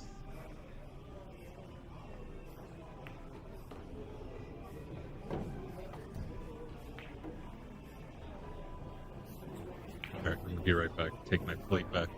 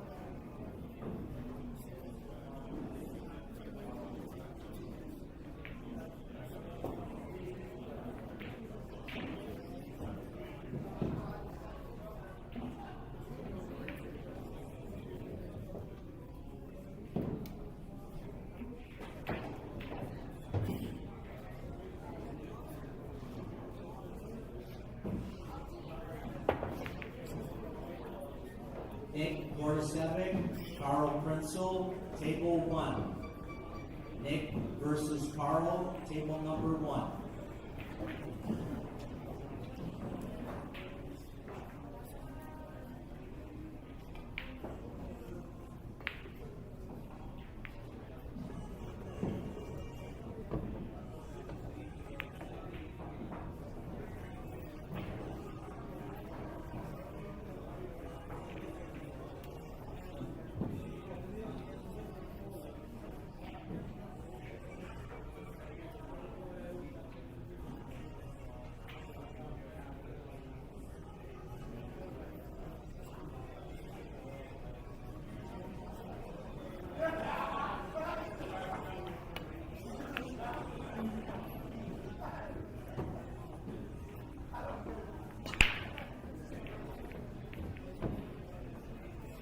Mashaka versus Adam,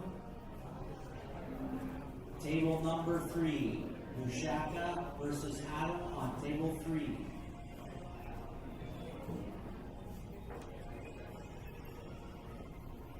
All right.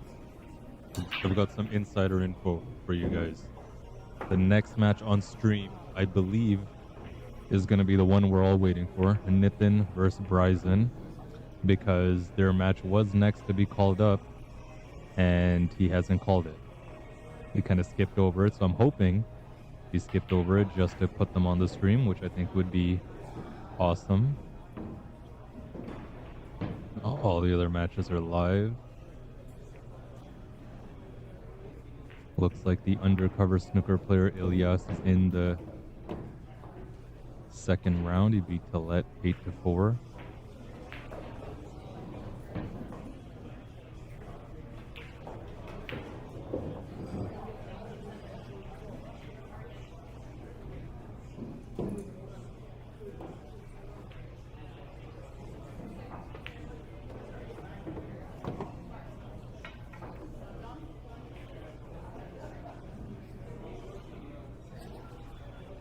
Okay, I think now my story sharing is working. Before it wasn't letting me share to my story, but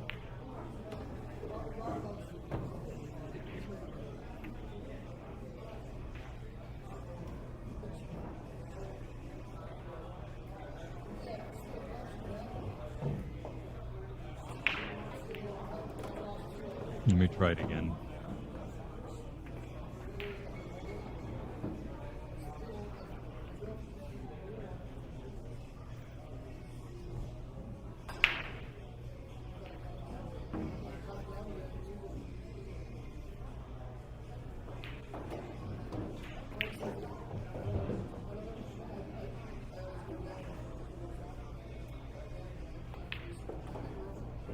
Oh, I'm gonna have to do it for my personal. Okay. That's fine.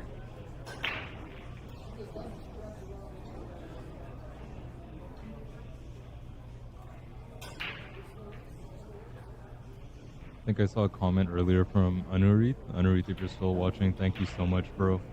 Always appreciate your kind words, man. Haven't seen you in a while, too.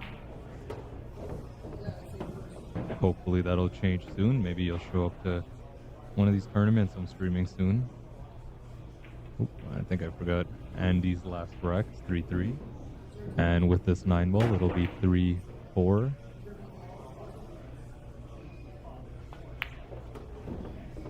Nerves of Steel powered it in with authority.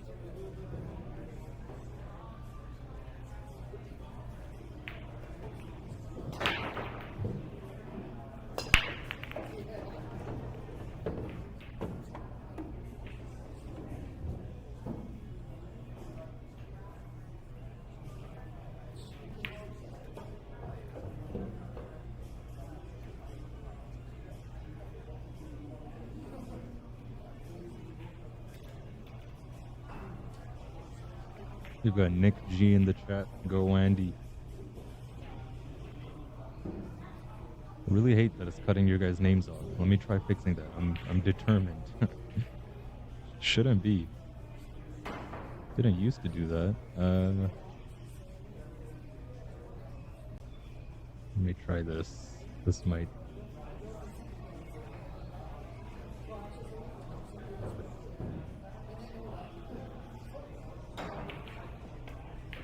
There we go. Nick Grenier. Am I saying that right? I'm assuming it's Grenier.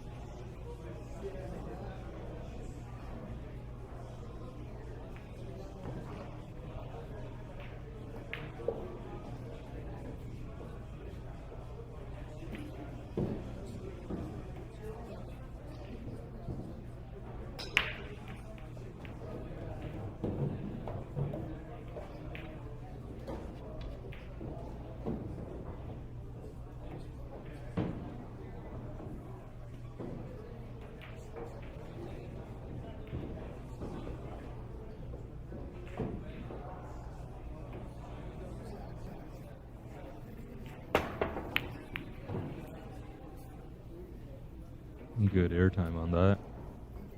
Four is going to be wide open.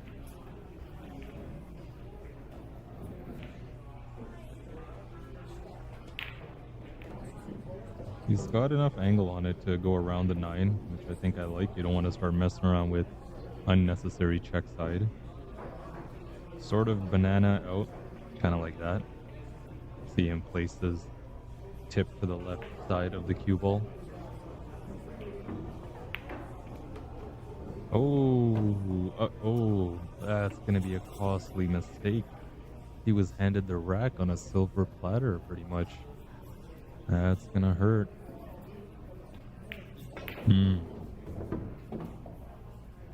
I think he just expected more bite off the rail, but not enough momentum on the cue ball instead of a whole lot of revolutions.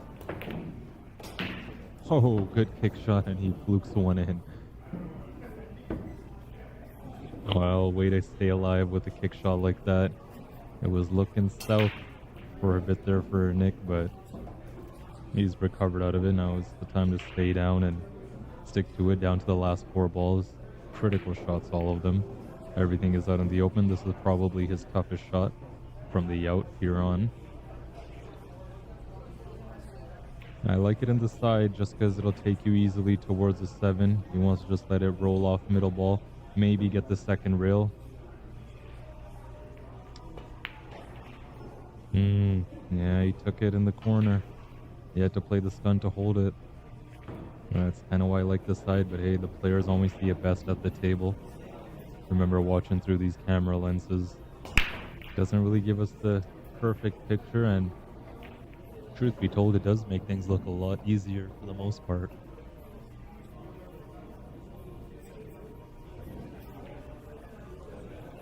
Huge opportunity for Andy to take a 2-rack lead on Nick Blanchard here in the first round.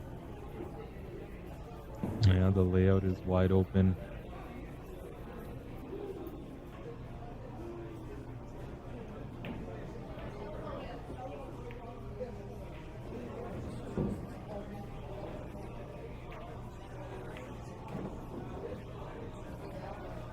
Watch out. I'm gonna try following the cue ball around with the camera.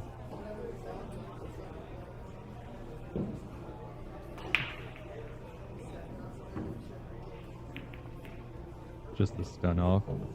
Almost got it a bit too wide, but he's okay.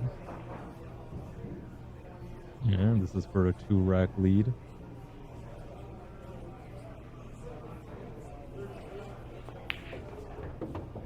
Again, fires it in with authority. Yep, 5-3 for Andy. the meantime, just oh,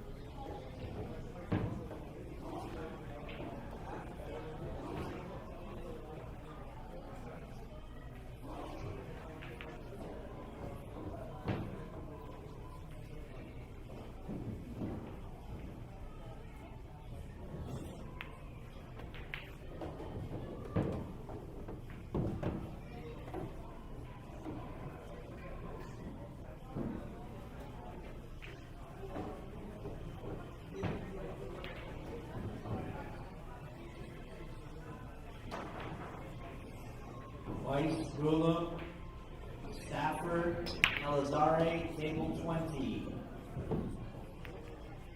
Weiss versus Stafford, table 20.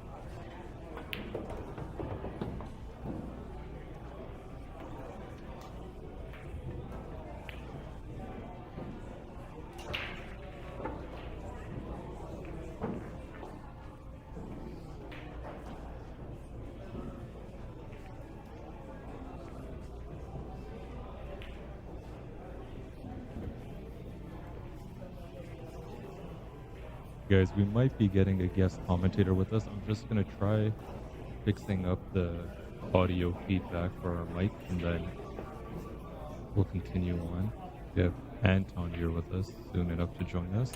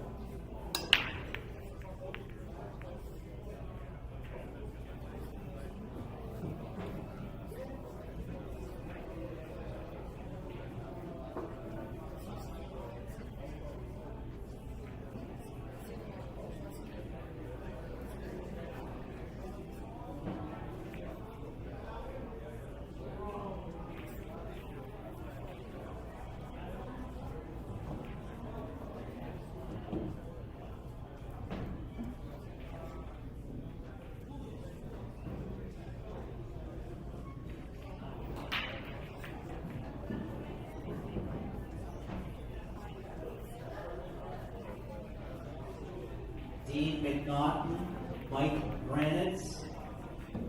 Table number 4. Dean versus Mike, table 4.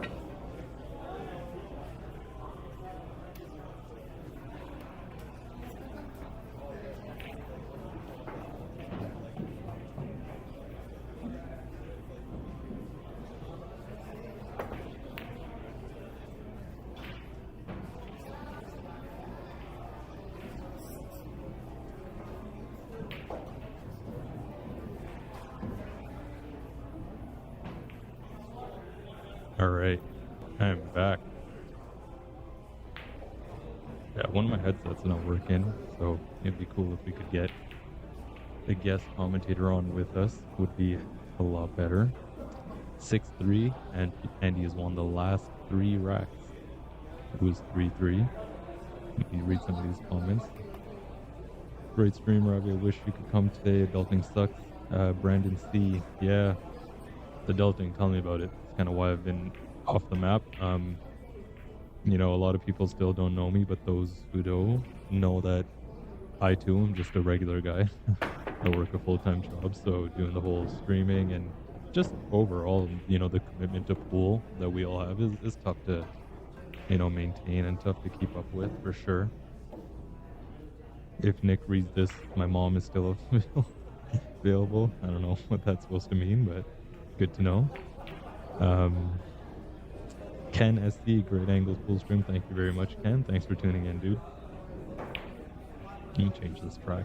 This is one of those weird tracks. Yeah, my software is updating, so hopefully once that's done, it'll work and I can actually get another commentator on with me here. Hopefully you guys aren't too tired of hearing my voice. I know a lot of you like to think I have a radio voice, but that is not the case. I have a radio face. Let me know if you guys picked up on that one.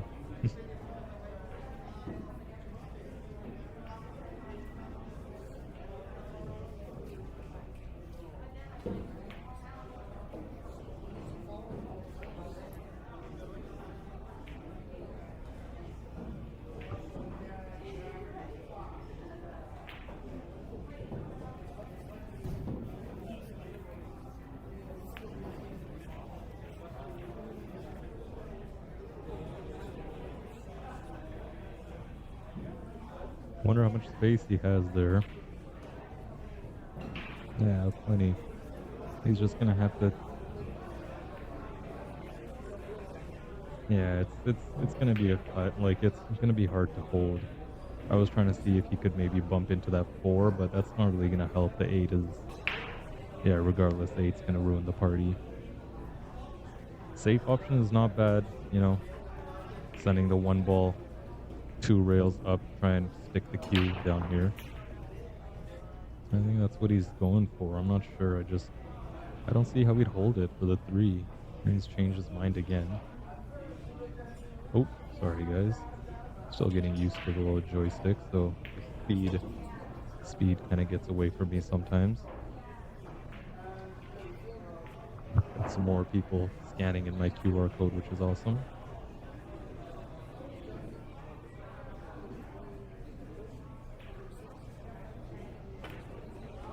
I went all the way around the world, avoided the 7, avoided the 5, avoided the side pocket.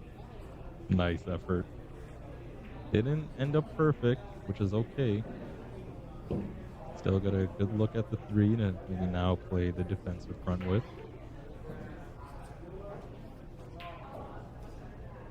I'm updating my mic software. Maybe I shouldn't be while I'm streaming, but hey, you gotta do what you gotta do.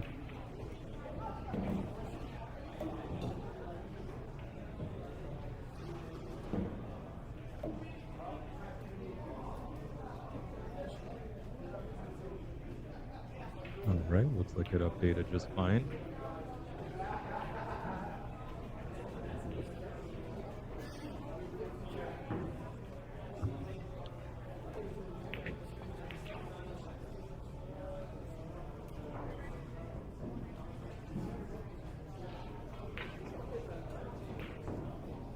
I think I know what I gotta do.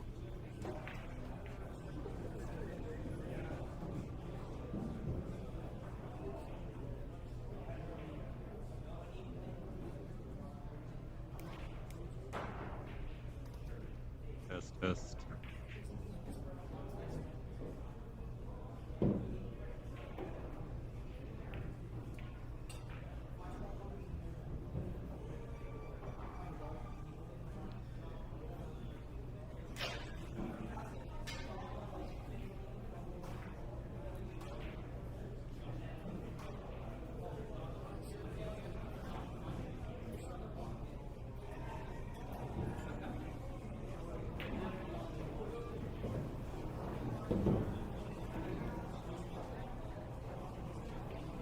Garland Cooley, Zubin, table number 8. Garland versus Zubin, table number 8.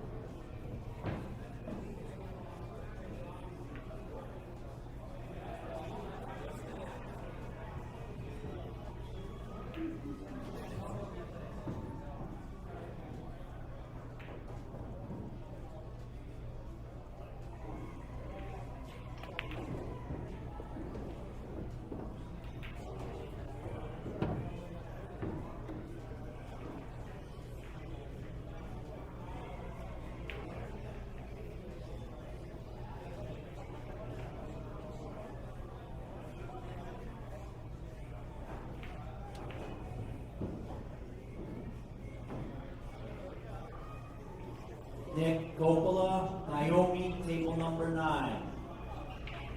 Nick Coppola, Naomi Williams, table 9.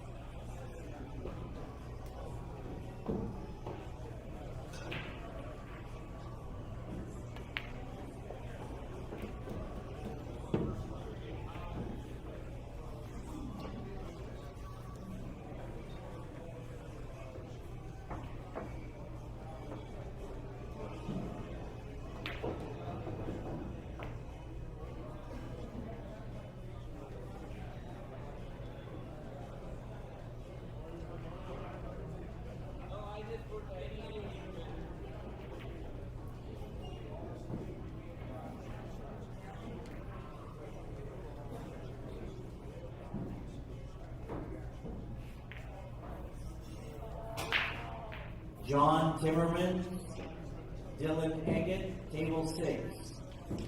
John Timmerman, Dylan Eggett, table number 6.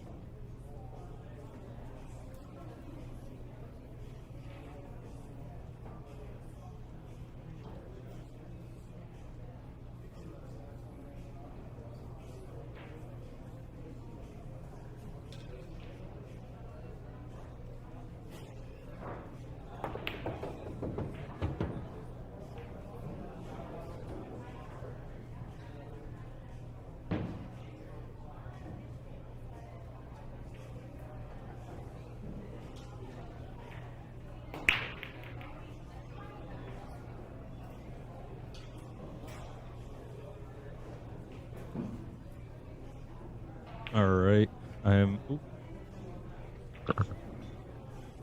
wrong headset. My bad. All right, I'm back. Rob Harris, See some Kat comments. Let me Egan, table read. number 10.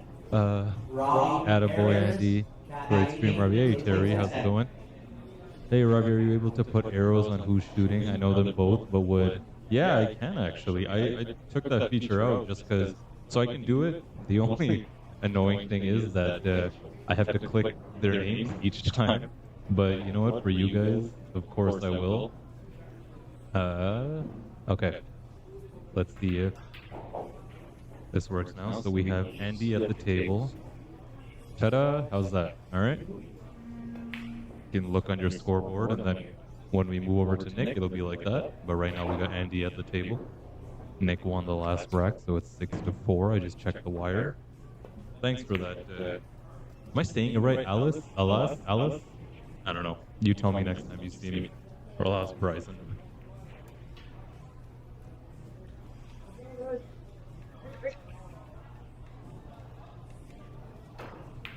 Nah, it's not too much work. That's fine. I've got my tablet here anyways. It helps me stay into it. Yeah, it's clear flag.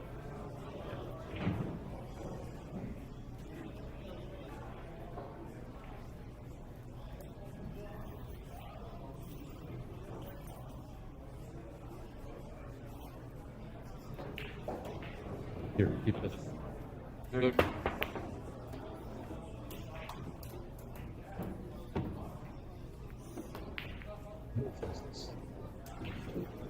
I can do everything. I wish I can do everything but play pool well. No, I'm kidding. Oh man, I'm gonna have to unplug this. Wow. Thanks, man. Appreciate it.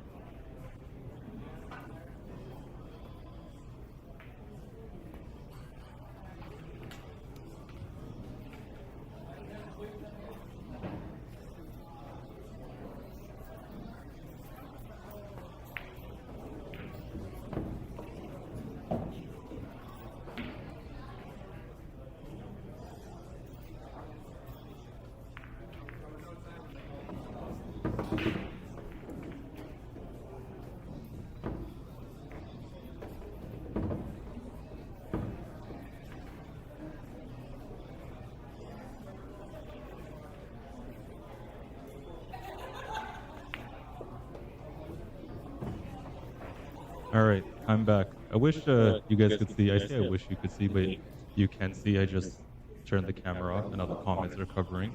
But just people coming up, chatting with me, so I got to step away. And I think I lost my headphones, but that's fine. You seen me play your Sleeping Monster? We played, remember? We played against each other, and yeah, I ended up winning, but no, or did you win? I went to the hill, that's all I remember, and we were both just saying, like, we're Sleeping Monsters, I remember. That was a fun match. Yeah, I can be when I'm really into it, but like someone said earlier, adulting, it's just hard to keep time at the table, stay in it. Some of you know, I had a motorcycle accident last year. It's actually been a year. It was last August. So, you know, there's some after effects from that too I've been struggling with. It's, which I never saw it coming. Of course, no one ever does. But my shoulders and back are all messed up. Once I get all that sorted out, and I finally stop canceling on my physio, oh yeah, you guys are gonna see me. Not sure what's happening here. I think there's something on the ball and Andy is just cleaning it. Oh, this is a perfect time to use our little zoom. You can see how well. Maybe it's that little speck right there.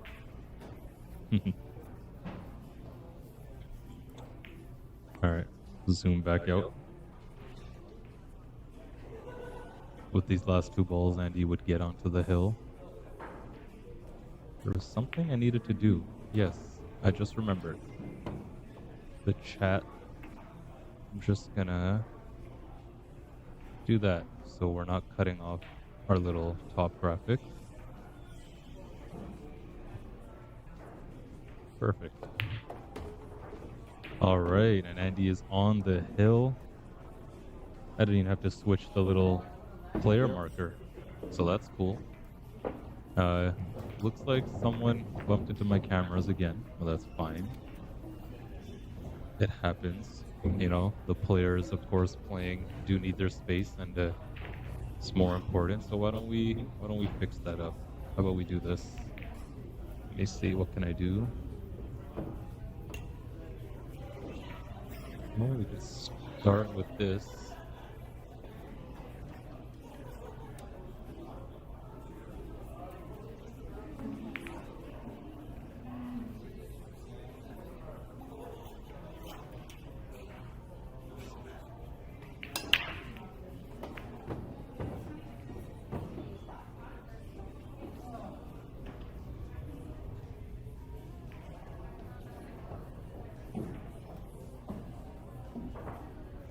All right, I think that'll be okay. Actually, I can probably.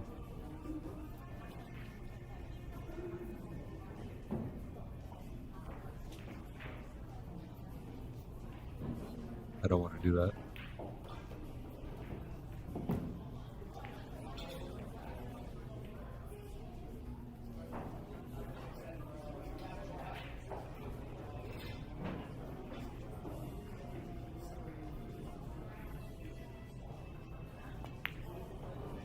Okay, I'll keep it like that for now. Oh, cue ball. Fortunate.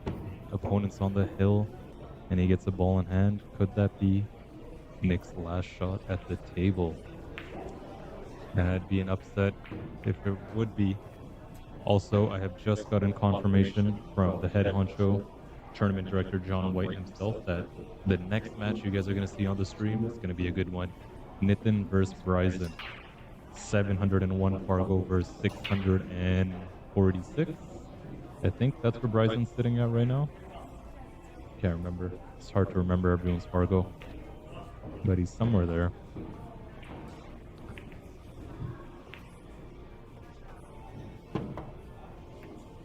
$652. Okay. Yeah, super unlucky. That's the game.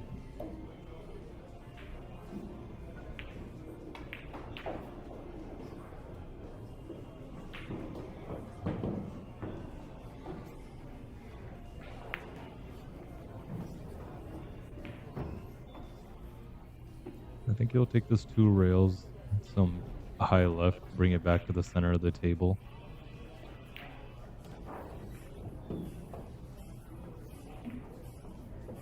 Oh, tiny echo. Got you. Okay, fix that. Sorry, it's when I keep the other mic on. So that's also why I don't know if I want.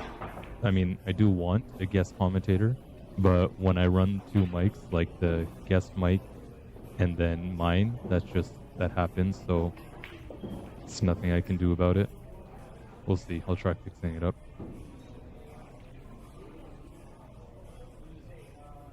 I promise you guys tomorrow's stream will be better. I will have a good night's rest. I went to sleep at 1 last night, woke up at 5, and it was so weird because that first hour I slept, I had crazy dreams, and it felt like I slept, I swear, 7 hours. Like, I woke up and I was scared. I'm like, how the hell was that sleep so deep? My body just shut down. And then, yeah, woke up at 5, got here around 7:30, started the setup. It's 2:30 right now. I just noticed. Doesn't even feel like it.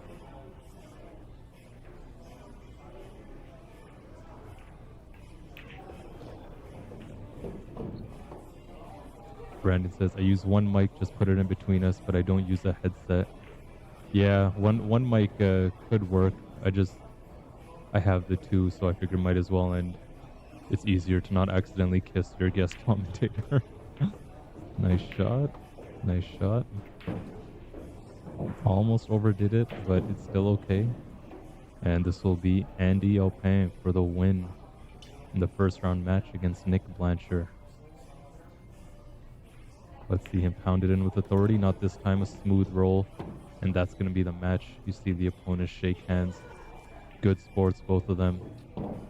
Nick definitely got some really unlucky rolls there. I think he gave up 3 ball in hands in total. That led to, unfortunately, runouts. So there you have it, guys. That's going to be the match. Nick will be on to the B side, where he'll play a race to 7 against, I'm not sure who. To check. He will be playing...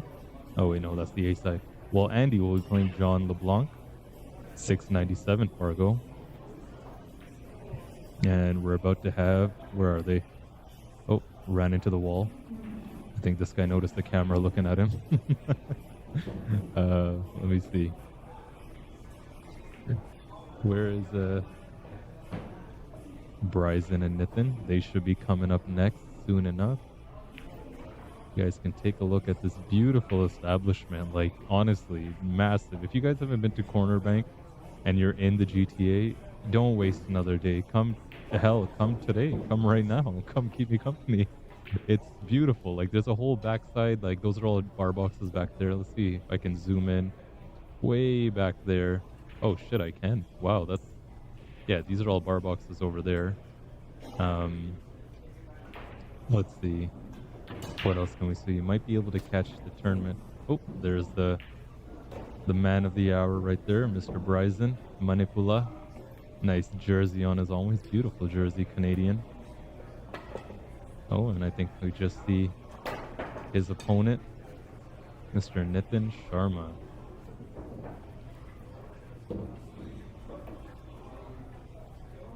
This will be a good one. Way back there, we have our tournament director, if be able to see. Oh, come on, focus, focus. Come on, almost. Jason Monroe, Bear with me, I'll get it. Dave Mills, I'll table get number it. 5. That is Mr. Jason Calcutta Monroe, Dom right Dave there. Mills, table 5. Yeah, it's not happening, but that's where they are. Oh, kinda. Justin Klusnick, Mr. John White right next to him. Table 2. Justin Klusnick Doing a great job at versus directing the Ron tournament. Sanzio, table Alright, number 2. so we got the players here. I don't know if they'll shoot around a bit. They've both been sitting for a while, for a really long time. Why don't I go ahead and update? 6:52, 7:01. Nitin Sharma and Bryson Manipula.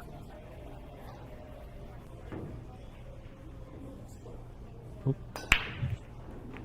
Nitin's going to start off with the break. Let me update our scores. Remember, guys, it is alternate break.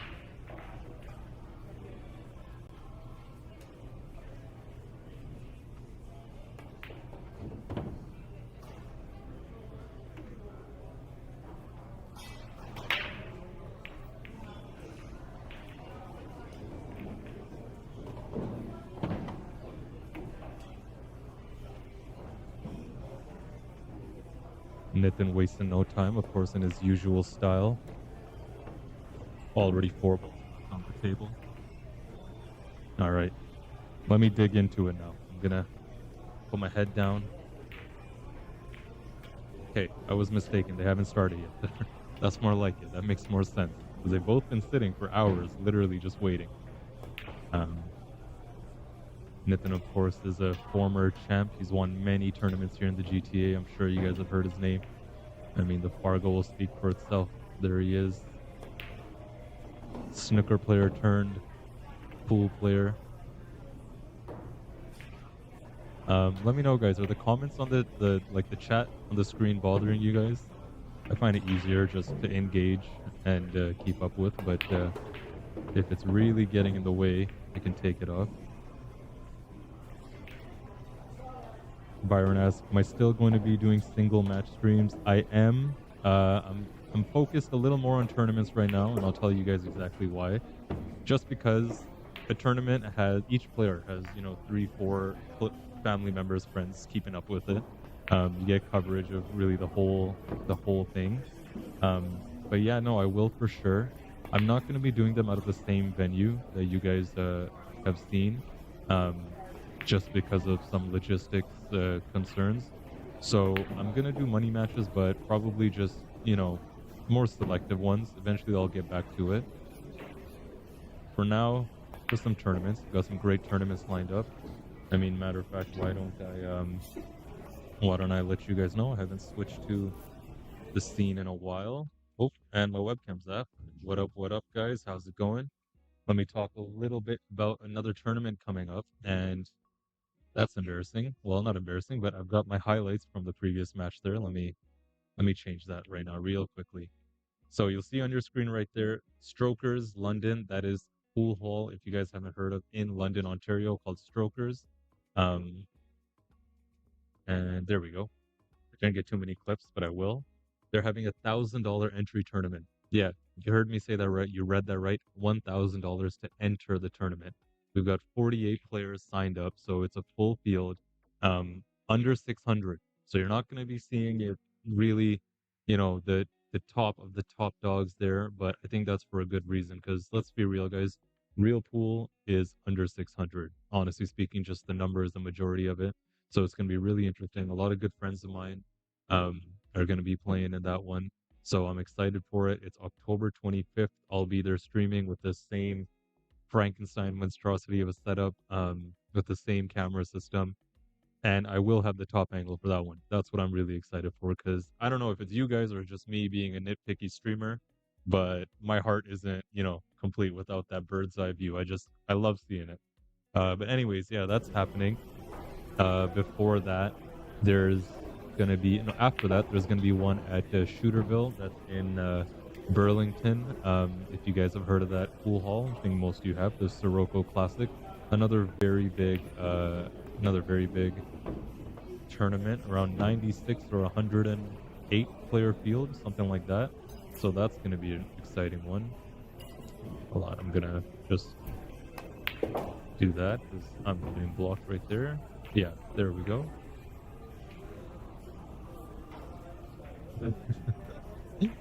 It's good timing for you to join the chat, Keith. My guy, my bestie, great guy, yeah, amazing guy. Get out of here. There's no troll like Keith Acosta. I know a lot of you guys know him. Next time you see him, make sure you remind him he's a frickin' troll. But you can see right there on your screen, Bryson getting in his little practice set. I think Nathan just ran out to the washroom, so he'll be back soon. I'm excited for that. But yeah, tournaments I think will be fun. I think will be cool. It's a bit, not a bit. I'll say it's definitely more of a hassle to stream, but I love doing it. I mean, look, we've got 30 people here watching. We've got a bunch more, 30 people at once, which is great.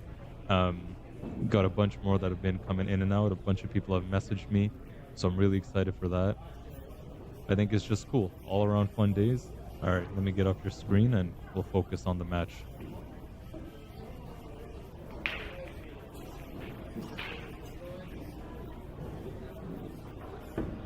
All right, so Nitin's gonna get the first rack. And remember, guys, on the scoreboard right here, you'll see little arrows that kind of show which player is at the table. For those of you that don't know, this is a great way for you to get to know the players, or at least recognize them for the next time.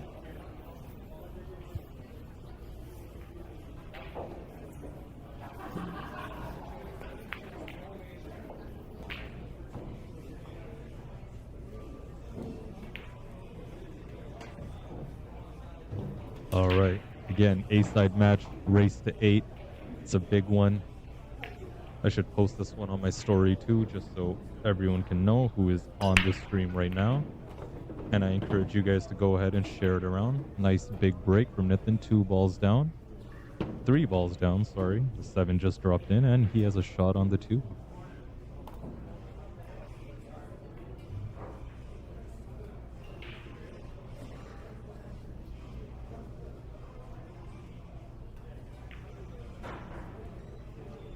Results from table 11, please. I want to just go across. I was wondering if he was going to go in between the 5-3 or go before the 5. Looks like he went right into it. Just aimed it a little wrong, so not a great way to start off.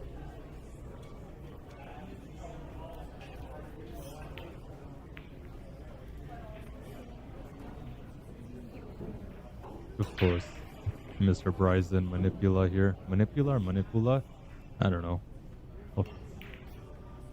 He played in the World Juniors with Antonio Ayala representing Canada. Nice shot there from Nathan. He's really, seasoned himself to be a world-class junior player at this point, but no longer a junior from what I hear. Yeah, awesome match indeed.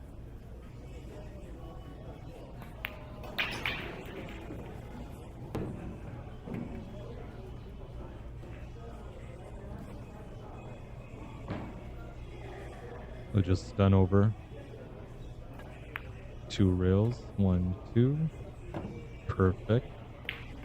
For that missed 2 ball, Bryson couldn't get the coverage on it. Nathan is going to proceed to run it out.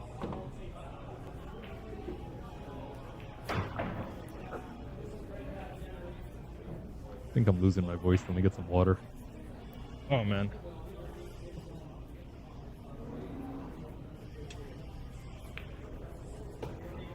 Nice shot. Finished so fast, I didn't even get a chance to switch the marker. It's going to be 1-0 for Nathan. Let me just check the wire. Nick says he played Bryson at cornerbank last year and he killed you. Sounds about right. He's got a sweet, innocent looking face. Really nice guy too. But on the pool table.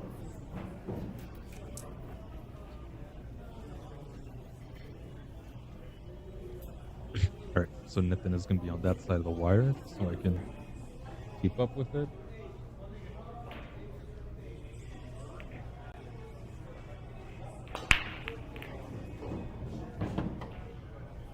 One is down.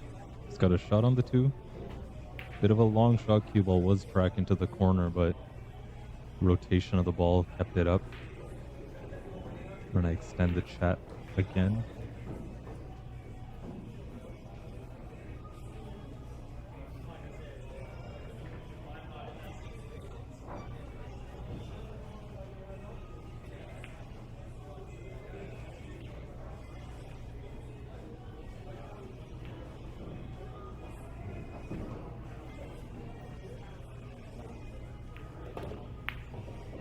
Nice shot. Let's get a clip of that. You gotta get a bunch of clips. I'm gonna try making a highlight reel. I know a bunch of you tell me I should make highlight reels and post them. And I usually say back, well, will you make them for me? I know I should, guys. Like I said, a lot of time, you know. I wish I was in like high school and I had all the time in the world to focus and delve into this stuff, but being an adult, almost touching 30 now, different responsibilities. I feel like an hour just doesn't feel like an hour anymore. Is it just me? Like, did any of you feel that when you near 30? An hour just feels like a lot less. Ooh, got the second contact that he didn't want. He's gonna sell out a look on the 3. Nothing easy, especially considering where he has to get to for the 4. It'll have to be a draw back to the rail. Oh, he most definitely has a bright future in pool. And I know a lot of people here in the community are waiting to see that. Very excited to see it. Similar to a good friend of mine, longtime stream supporter, one of the day ones, Antonio Ayala. Just got it a bit too wide. Didn't sell out anything easy. I don't think Nathan will want to take this on. Bit of an ambitious shot for sure. Cue ball will be flying. Wow, he did take it on.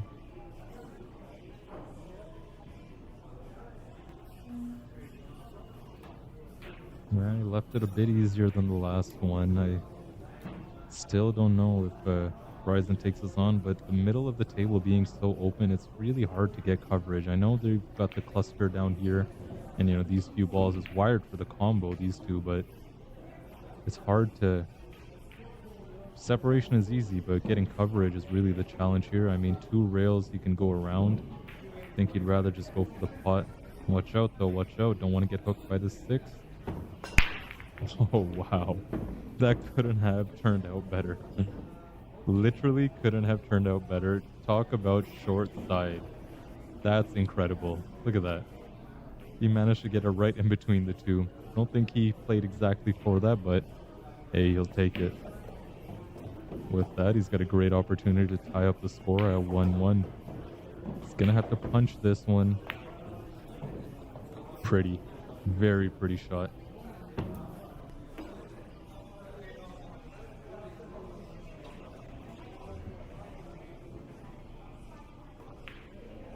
Belong, Alright, I just switched the marker. I'm gonna try my best to keep up with it. Randy Lalonde, Jonathan Lessard, table 7. Nice shot.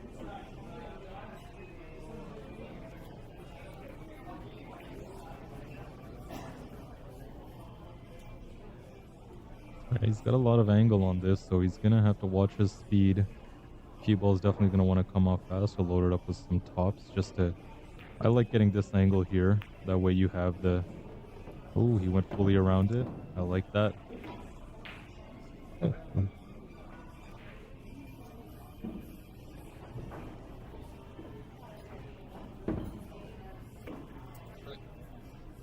Got people squeezing in behind me to clear through to their tables.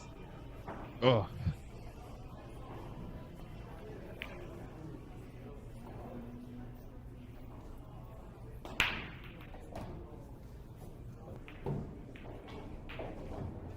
I don't know if he tries stunning into the 9. If you can stun it and get the left side of the 9, send it towards the side.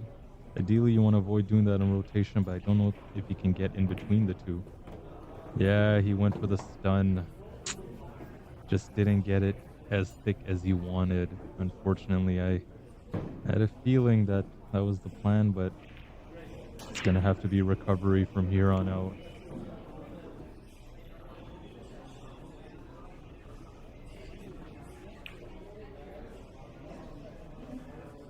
That's Bryson right there, in case you guys haven't gotten a good look as to who he is.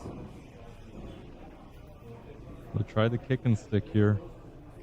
Maybe hope that 8 lands and...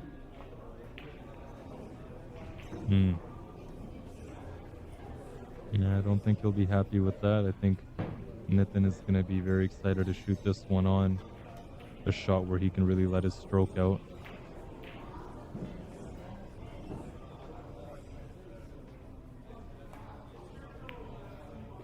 Beauty. Absolute beauty. The pace, just that snooker touch when he can play the middle of the ball so well is just unbeatable.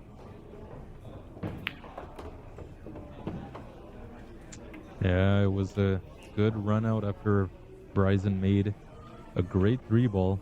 Amazing shape on the 4.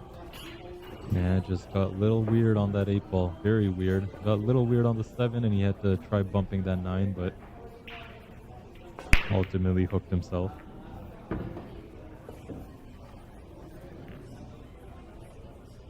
Players are using the Predator Arcos ball set. You can see the nice tight rack with the magic rack.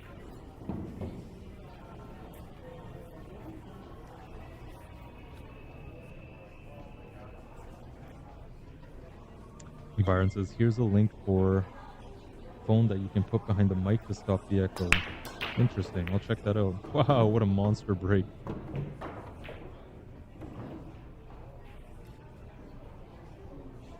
The 1 ball almost went in the side, kissed off the horn and made its way back into such a great spot if your name is Nitin. 2 balls down in the corner. Let's take a look at this 3-ball. I don't think it clears. Yeah, that's what he's got to check.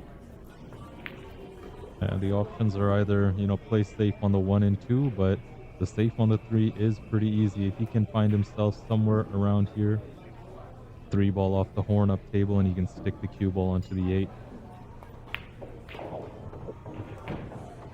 Well, looks like he played the angle for the breakout actually, but this is definitely not it. If he's really feeling it, he'd play the 2 in the corner, go for the breakout, but ambitious shot, very ambitious.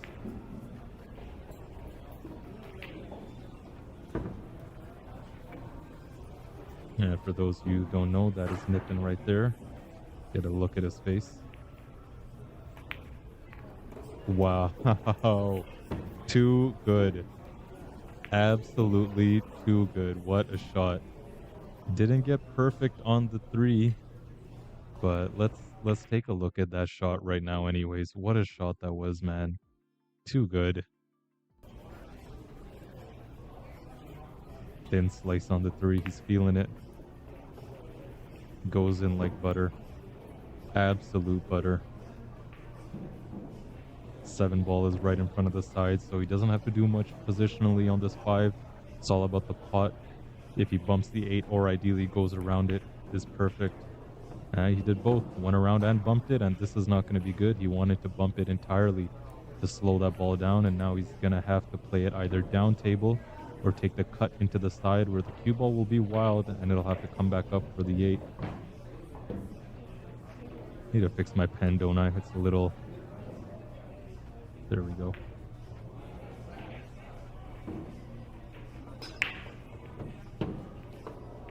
Another bump on the 8, but this one will work just fine. Strong potting from Nitin. I know when you guys are watching it on your TV or your phone, he's making it look really easy, isn't he? Trust me, it's not. Not on these 9-foot diamonds with brand new cloth. Wow. Beauty.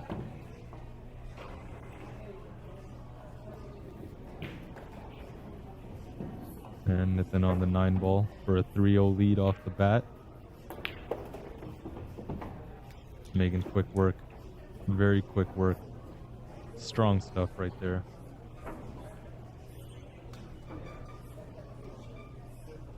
I was mentioning there you can get a look at Nitin's face. A few people have asked me, who's Nitin and all that. There is Nitin right there. Got a full house here at the corner bank. Oop.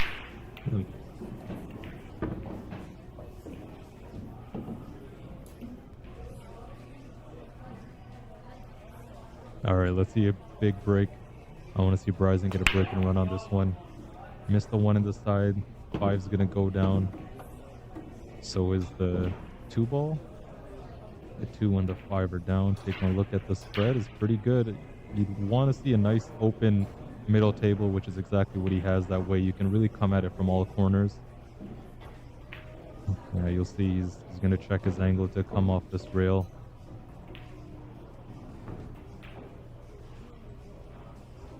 If he draws into it, he can probably widen that angle out and come down to the long side onto the 3 ball.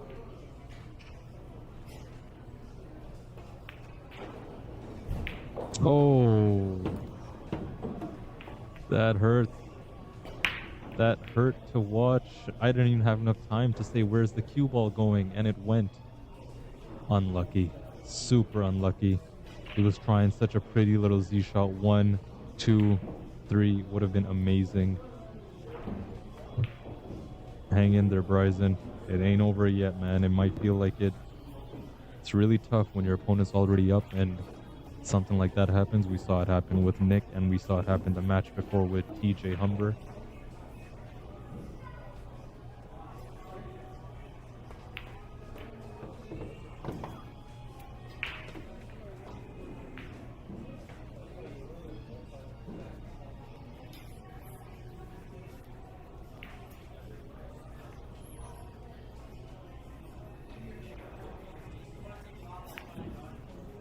Ooh.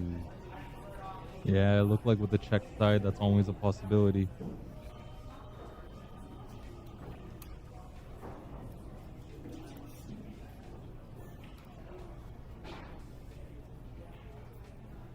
It's not an easy shot, but it's a shot nonetheless. The good thing is he doesn't really have to mess around with side spin all that much. Maybe just a hair of right or left, depending if he wants to run or if he wants to check. I kind of like letting this one run. He checked it, and he checked it like a pro. Nice shot.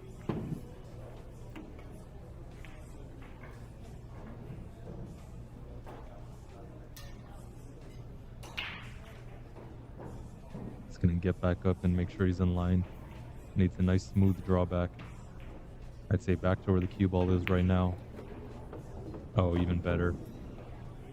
Even better. Bananaed it over to the right.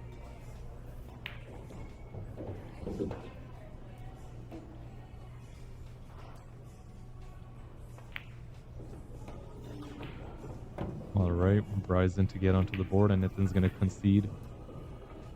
Very sportsmanlike of him, knowing that that's a shot Bryson can make in his sleep.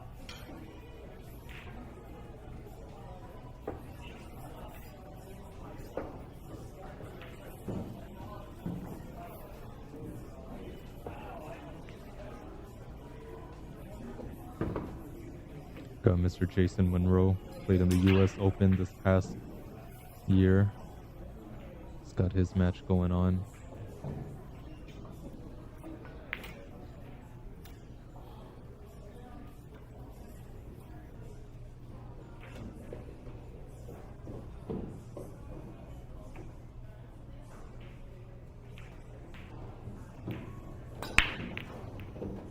One in the side, didn't make the wing this time. And he's still got a shot on the two. Nitin's break is on it. Nitin's break is actually just, it's working. And he's trying not to change a thing, and he's succeeding. He hasn't had a dry break yet.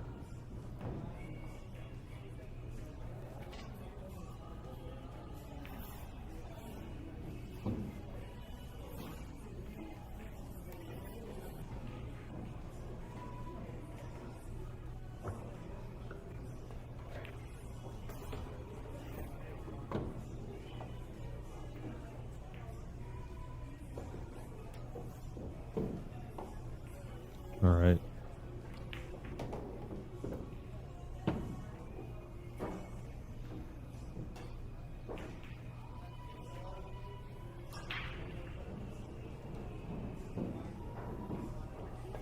Needs to widen that angle, come around the cluster. Very nice. Who's the highest Fargo today? I think it's Dean. Dean is 726. I'm pretty sure it's him. We didn't have any of the really big guys show up. Eric is not here. Jason Klatt's not here. John Mora is not here. Lou Fazekas. Elias Hamidi, table 21. Lou Fazekas. He's going to take a second to take a look at that. Doesn't want to just get down and fall out of shape.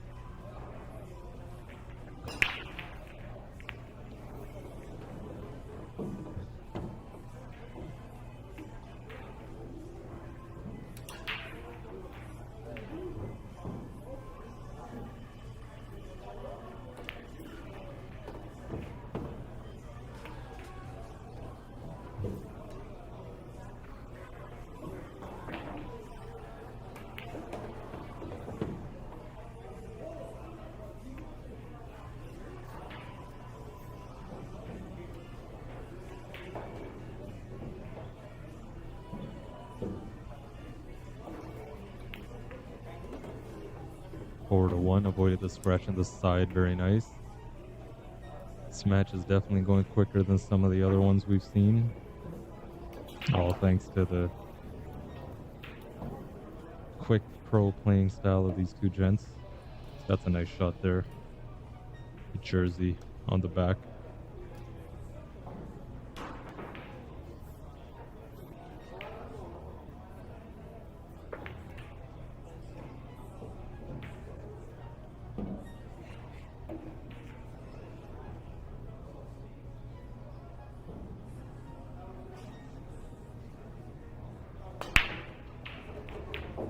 Monster break. Where's the two gonna land?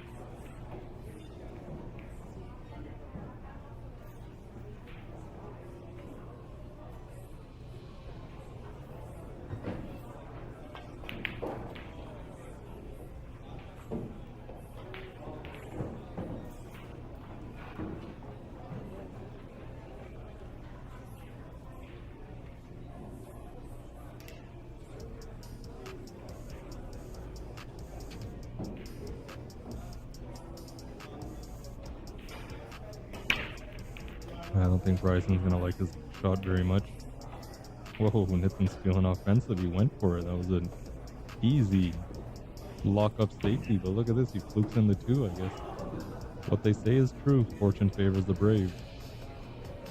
Is he feeling another one? Looks like the strategy play is going to come about, but he's not really going to like this. He didn't get any coverage on it. I just don't know if Bryson has the angle to send the 3 out, while holding the cue ball. I don't think so. I think he can definitely send the 3 out, maybe somewhere around here. Get his cue ball to land here. Not easy though, not easy at all.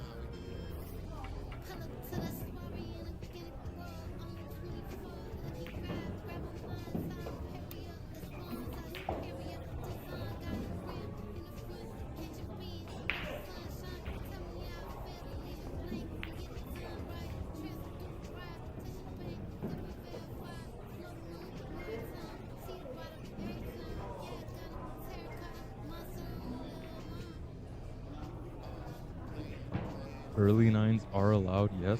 I believe early 9 is definitely allowed. It's there's no 9 on the break, but early 9 for sure. I think Bryson might be looking at the carom. Oh, we went full combo. Unless he didn't, maybe just stick to the run out. You don't want to rattle that and leave it for your opponent.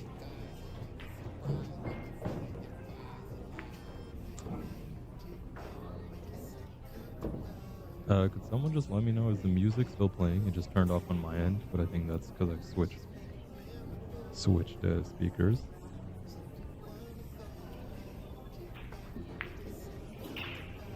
Big shot for Bryson, but it's not straightforward. I mean, the shot is there, but the shot on the 6, he's going to have to take it from here.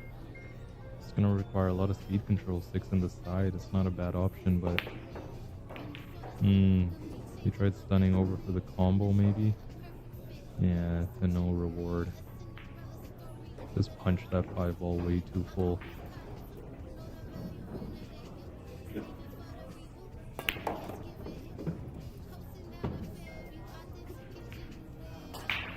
Wow, what a shot, and it didn't get short side on the 6 for the corner. Let's take a quick look at that again. Whipped it around all the way. Look at the cue ball just float into position.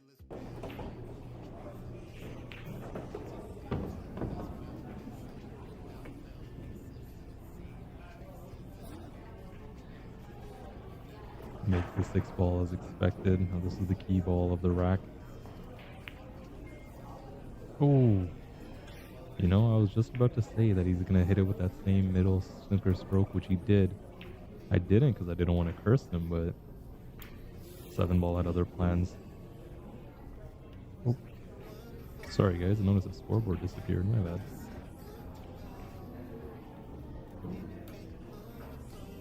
Alright, huge opportunity for Bryson. Must take this rack. Opponent is up 4-1. 5-1 and 4-2 are very different worlds. Slightly overdid this one, but I don't think he should have any problem if he sticks down to middle ball and follows through all the way. Give it that confident stroke. That's it. Very nice. 4-2 is the score. That was Bryson who just won, and it's Nitin now to break.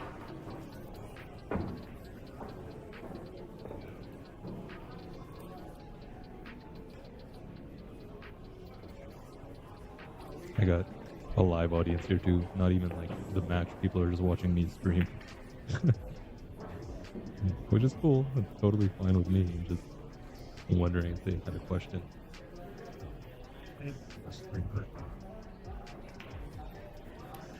Some very lovely guys have joined us today, come from far and wide. I was talking to a few gentlemen from Trenton earlier. Pull all out of their sticks and stones. I've seen a bit of it on the book, on Facebook. Wow, first dry break. As my good buddy Ty Cameron would always say, the tide's got to turn, and maybe this is that tide. Not sure if he's watching, but if he is, I want to give a huge shout out of appreciation to Ty Cameron. His birthday just passed this past week, and apart from that, he's been a big supporter of the stream, a big proponent of all things pool here in the GTA. Started up his own room sometime last year, and it's been more than that maybe, but it's a very nice room with some of the toughest, most high quality equipment out there. It's my favorite room to play out of right now. Anyone have a link for the draw? Jared, if you scroll all the way up, you know what, let me just send it again. I did send the link. But let me send it again for you, man.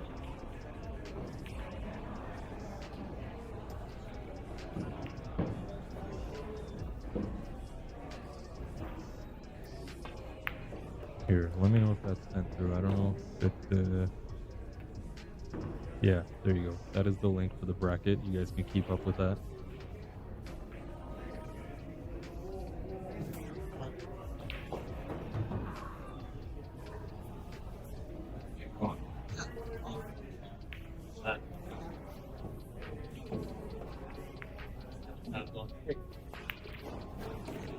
Nice shot.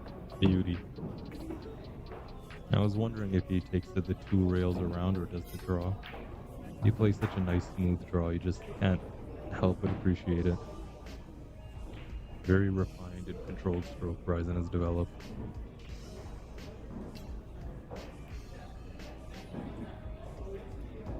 Stun off the rail back to the center of the table. Pretty.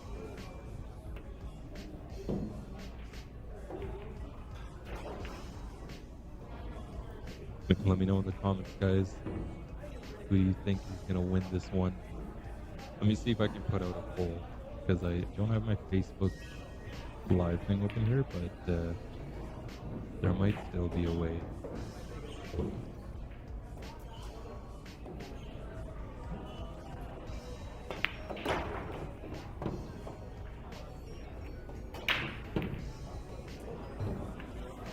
Ooh. Just as I was saying, the tide's got to turn. Ryzen scratches, and yeah, the score is no doubt going to be 5-2 after this one. I don't see Nathan having too much trouble with this. I kind of like the 7 in the side. You want somewhat of an angle, somewhere right here, just blow it off, and then 9 in the corner. But there's so many ways to do this. The 8 being there just, you know, just guarantees the rack is out. It just makes it all too easy. Nathan feeling a little fancy. Pulls off a nice stun. Sorry, a draw check.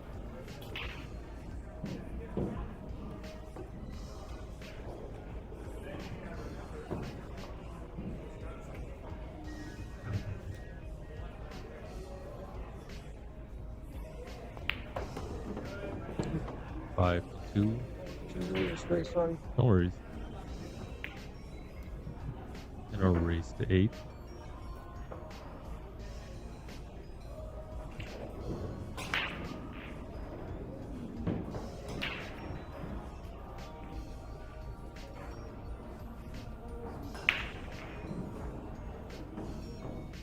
Oh, I have Ryzen's Fargo round on here. It's actually 652. My bad. Alright, so I can't do the poll, but to all you watching, let me know who's winning it.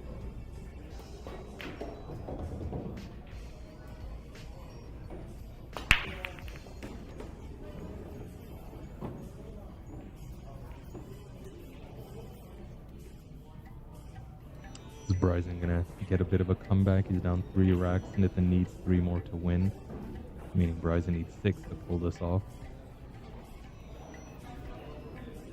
It's definitely possible. Absolutely nothing saying it's not possible. You can see on your scoreboard there the marker showing Bryson is at the table. I don't know if he takes this one on, if he plays it safe. Yeah, he took it on. Bit of a two-way anyways. No, Nathan's gonna see it, never mind. The safe, I kind of like letting the cue ball float back this way and the one underneath this cluster here, but nice shot. Oh, what a shot. He played that in with spin-induced throw. You guys caught that? Why don't we go back and watch this shot?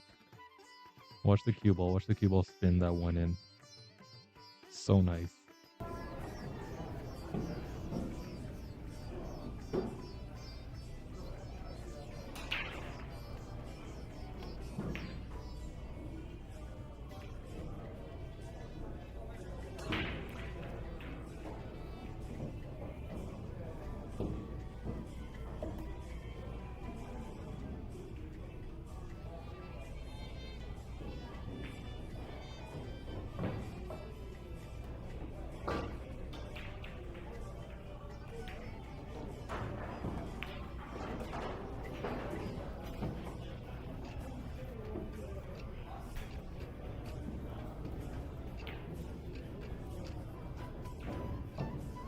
And the 5 for the 6 is really too much, so he's gonna play safe here. It's just right there.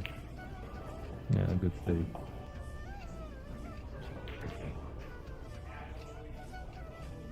See, this is one of those times I wish I had the overhead view to see how much space is there between these two balls.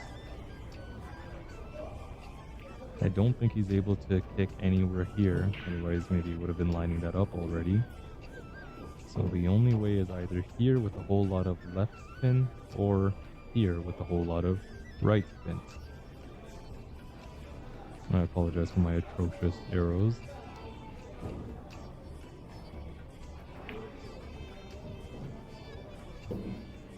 He's gonna go at it 2 rails.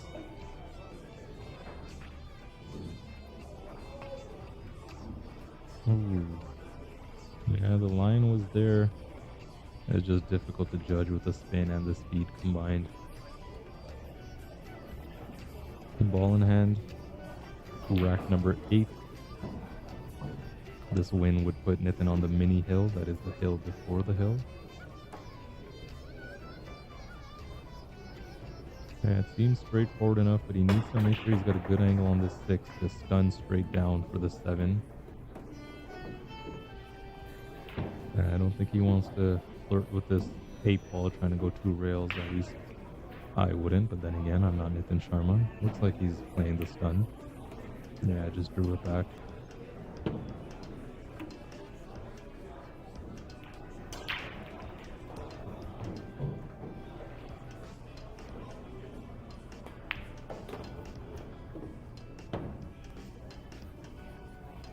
Landed good here, just a straight drawback. About 6-7 inches.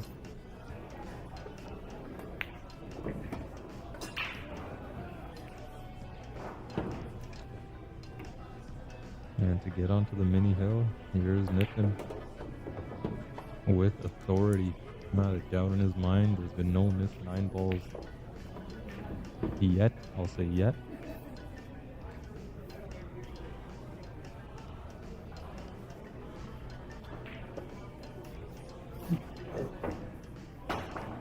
Take a look at how he racked them up. Of course, 1 on the spot.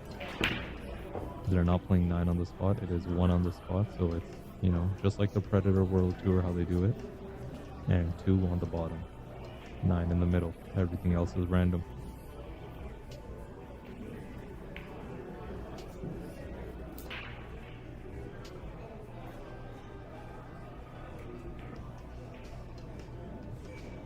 Alright, let's see that monster break again. Should hope to see that 1 in the side. Wing ball break, 3 ball in the corner. There's the 3, the 1 didn't go. 9's got some movement, got kicked out of the kitchen. Don't know if he's got space in between the 8 and the 4 here, but I think it'll be a push. I just can't tell how much space he's got there.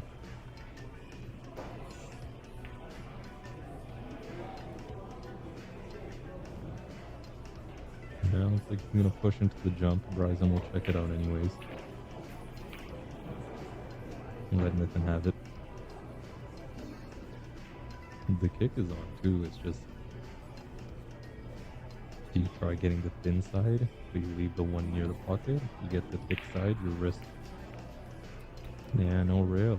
No rail. A weak effort. I really thought he would go at it this way, try and get the one out like that. Stick the cue ball down here. Definitely not going to be happy with that.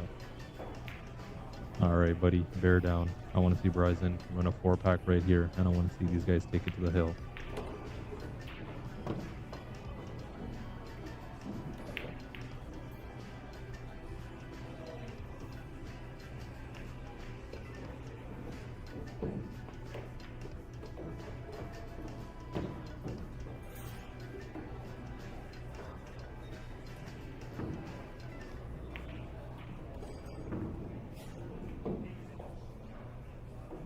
He's landed okay here, but this is the real touchy shot, because this will change the rest of the rack.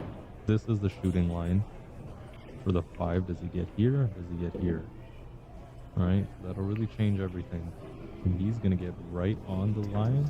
No, he's on the left side of it, but this is still okay. This is more than okay. He's actually perfect on it, because now he's just got to roll forward, and he'll maintain the angle here to stun over, or just draw straight back off the 6 for the 7.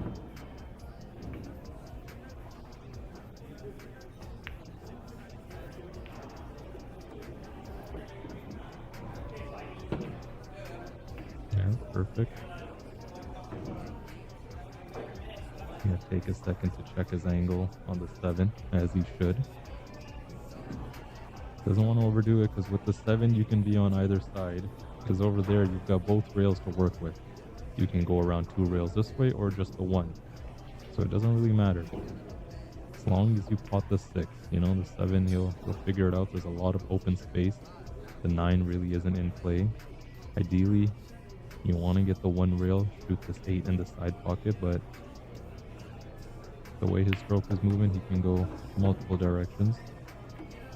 He decided to take the angle on forward, and the cue ball is going to slow down just in time. Kind of wobbled its way to a stop.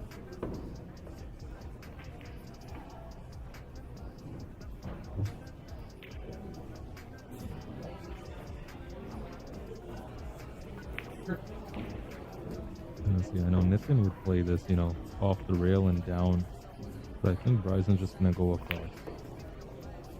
Yeah, across and maintain the angle on the 8, come back.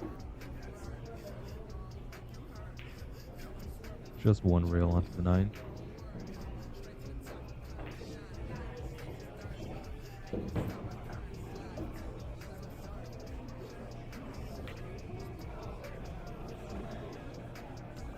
Player.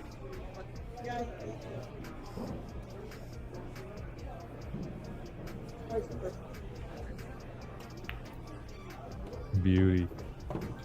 Absolutely mint. Let's get a clip of that. You're getting sick of the commentators using the word perfect all the time. Be creative with your words. What can I do? These guys play perfect. But you know what, Brent? Will do. I'll keep that in mind. It's a good point to make. This game of ours is definitely anything but perfect. The beauty in it lies in its imperfections.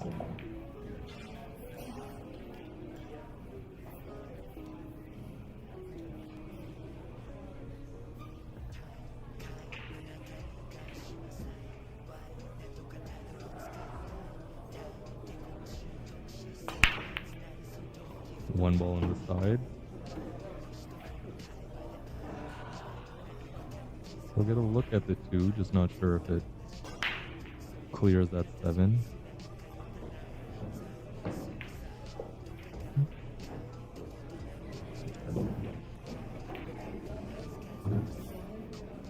Yeah, it looks like it does.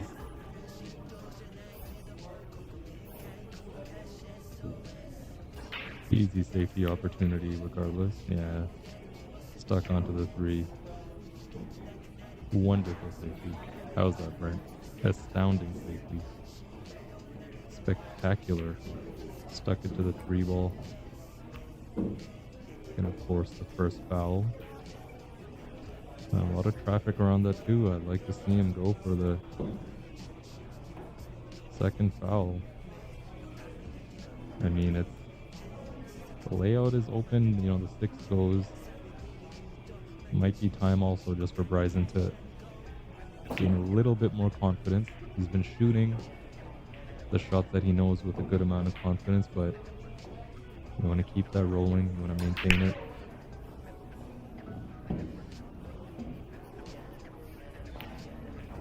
Uh-oh, uh-oh. Alright, slow down. I almost thought he was going to get hooked on that 5. A few more rotations and that would have been that.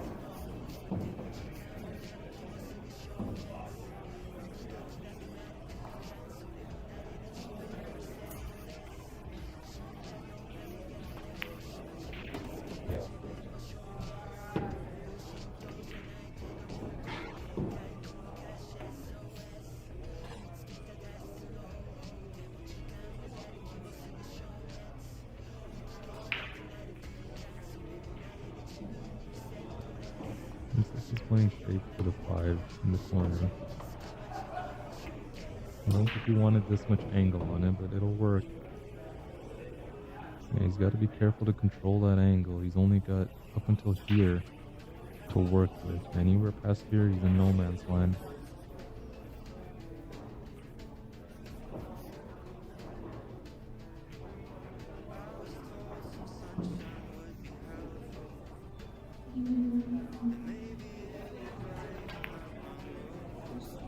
Great speed. Excellent.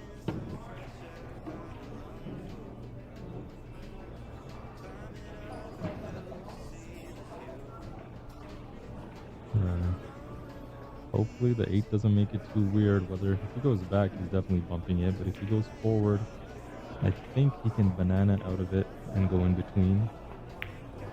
No, he couldn't, but it's still not going to slow that ball down, so it'll work out. Ended up touching both of them. You see him wave his hand to Nathan as an apology. Some people may not agree with that, but I think it's just a sportsman-like thing to do. And the thought process behind that is just that the shot didn't occur in the real world how you envisioned it in your head. You know, it wasn't entirely your plan, so you're just, apologizing for the little nudge of luck to your opponent. Weird, I just heard someone say my name, but no, something around. Oh, just lifted the tip right at the end. Didn't complete that follow through, looked like. Made a good few shots, but I think he's going to sell out this 7 ball, and if he's going to go 2 rails back and forth. He's already down on it. Even that wasn't a super clean pot, and definitely he noticed that.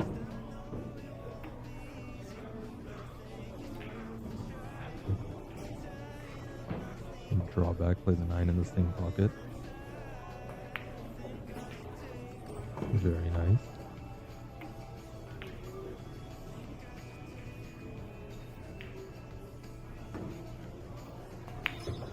And to get on the hill, there it is. 7-3 is the score. Remember, guys, this is still the A side. This is the first round. I think this is the last first round match. We had the players wait because we wanted to get this on the screen for you guys. So the players actually sat around for quite some time, but this was the very last first round match called. It's a race to 8 on the A side, 7 on the B side. We've got some B side matches started up already.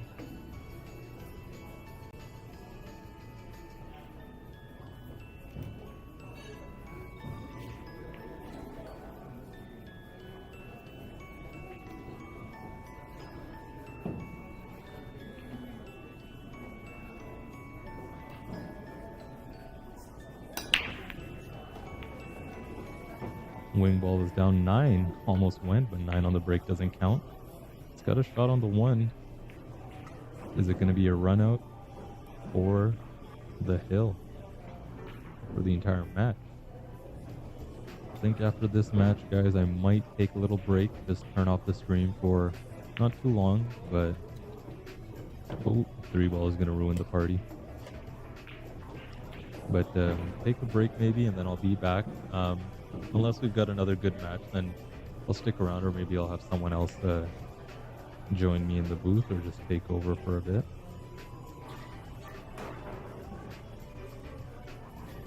And nothing had to kick out of that little blunder, but unfortunately he sold out a shot on the 2. Ron Bradshaw, Jason Williams, table 3. Bryson's got a nice lane in the middle of the table to go back down to the 3. There's a few ways he can play at this. And on this distance shots up against the rail, you don't want to juice up too much spin, but going all the way around is an option. Yeah, he checked it instead. Very nice. Awesome shot. Cue ball slow down just in time to avoid the hook on the 7.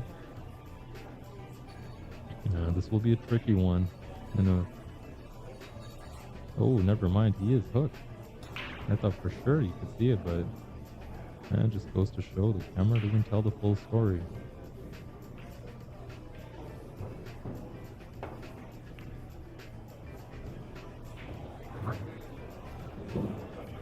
That was a tough one for sure. Can't fault him too much for that. The 2 was already a difficult shot position on the 3, even more so.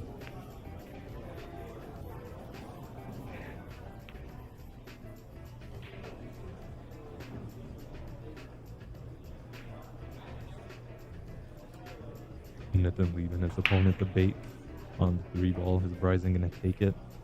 Last time he took it and it worked out for him. He likes playing this shot, we've seen already.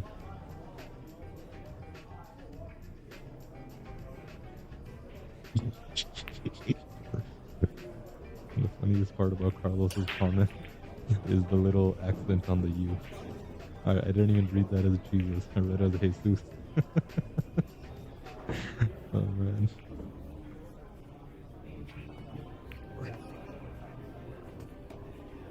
Nice shot, watch out 8-ball, watch out 8-ball.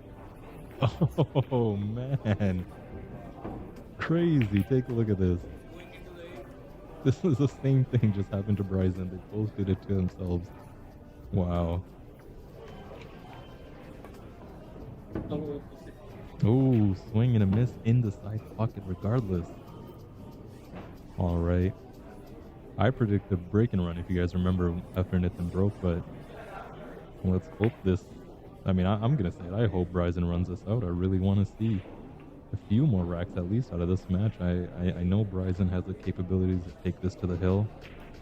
You know, he had some bad rolls earlier in this rack, hooked himself on that 7. Table's a lot more open now.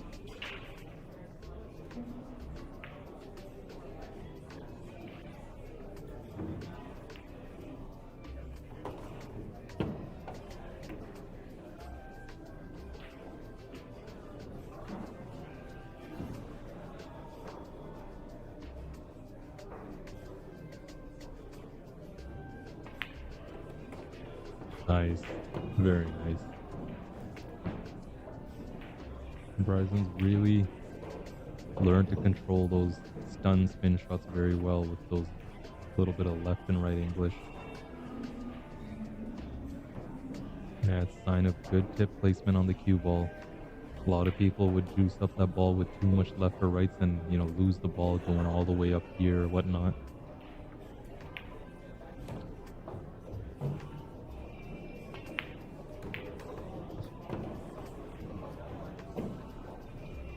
Did more than he'd like, but he's still okay. He needs to stay down on this one. We've seen the rack fall apart for him a few times now with these draw shots, especially on critical key balls. He's gonna rethink it.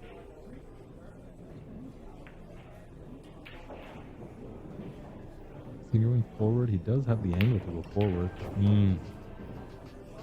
Yeah, that's the same thing I was talking about. He kind of just let it fire, and you know, similar to the 7-ball on the last rack, He's lifting his Q-tip up and not completing the follow through on these shots. Could be a sign of nerves. Usually a player will want out of the shot. Oh! Yeah, that 8-ball had no plans on going in. Touched the rail around here. On the hill, that one's gotta sting a little bit. See Nitin shaking his head over there.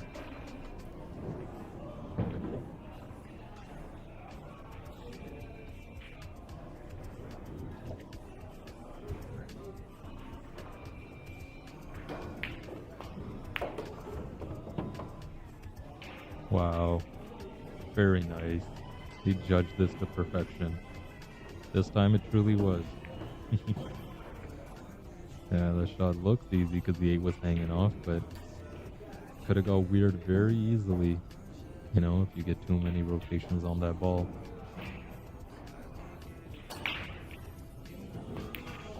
Oh! No! While his opponent's on the hill, he misses the 9-ball. It's gotta be a sign of nerves. Oh, that's heartbreaking. Absolutely heartbreaking. And it looks like Bryson is going to go to the B side. Yeah, it's unfortunate. Oops. I think he's going to have to shoot around a few balls to get his nerves out, but big blunder there. He definitely could have used a few more seconds on that practice stroke. It's unfortunate. Really upsetting. Oh, man.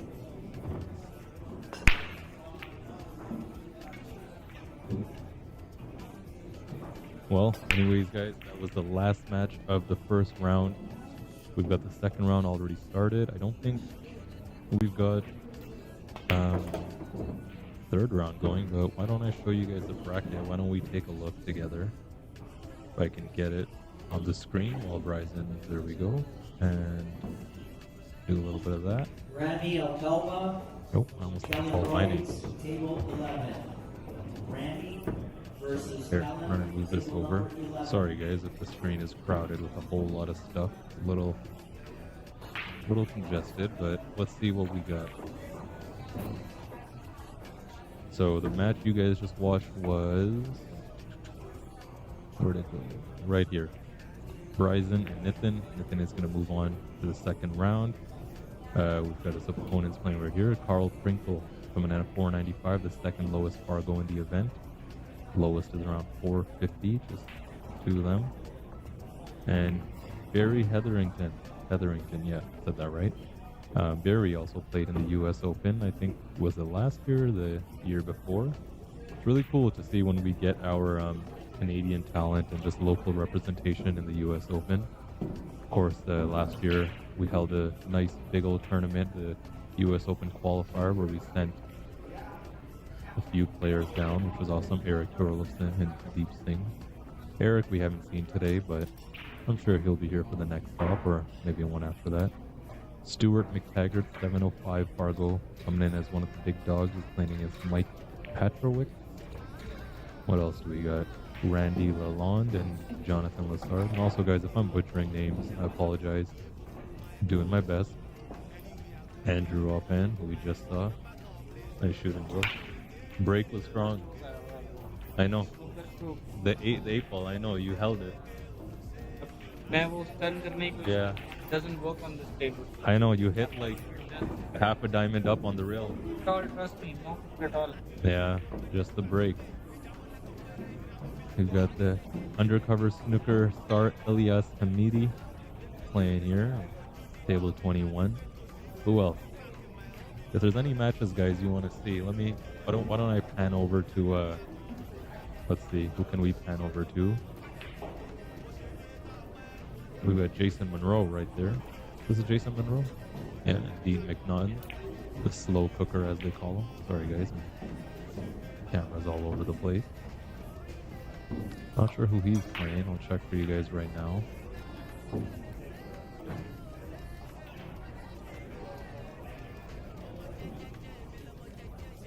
Dean is also, I think he is. His phone is up. Dean is also streaming his own matches.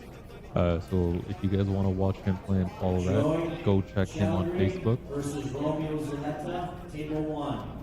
He's streaming his Joy matches there. He's versus playing Romeo, Mike Grenett table 1. at 623 Fargo. Dean is the highest Fargo, 726. So it's 100 Fargo points and pretty big difference. Jason Monroe right here.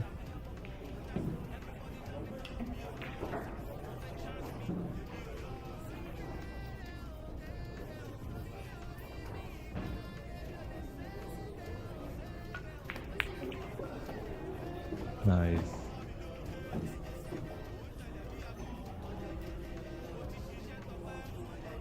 Not sure who this is. Just showed up on the stream table shooting around some balls.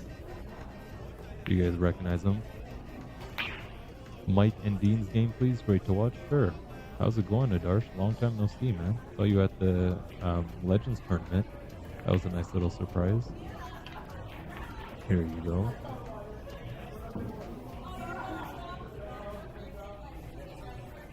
We can probably get the other. Oops.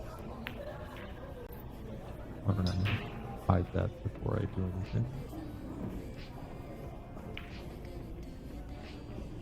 Yeah, you get this angle on him too over there. It's a bit far, so we'll just stick to this one. Thanks, Adarsh. Appreciate your kind words as always, man. Yeah, I'm really enjoying myself with these cameras that I can kind of, you know, move around the room and control. If you guys have watched my streams in the past, you know, the biggest, you know, issue I had with it was just once the cameras are set, they're set. I can't really do anything, so it's I either get the perfect angle to start or I don't get them at all. So, but with these, it's cool. Not sure what the score is. Let me look over on the wire. It looks like 5-2. Don't know which way. But like I said, Dean is streaming his individual matches on his Facebook page. So if you guys want to keep up with that, definitely do go ahead. Dean is, of course, a very, very strong player. Pretty much, I don't know, pro, semi-pro. I think he's close to it. 726 Fargo. He's the top 10 in Ontario, top 10 in Canada, I think. Yeah.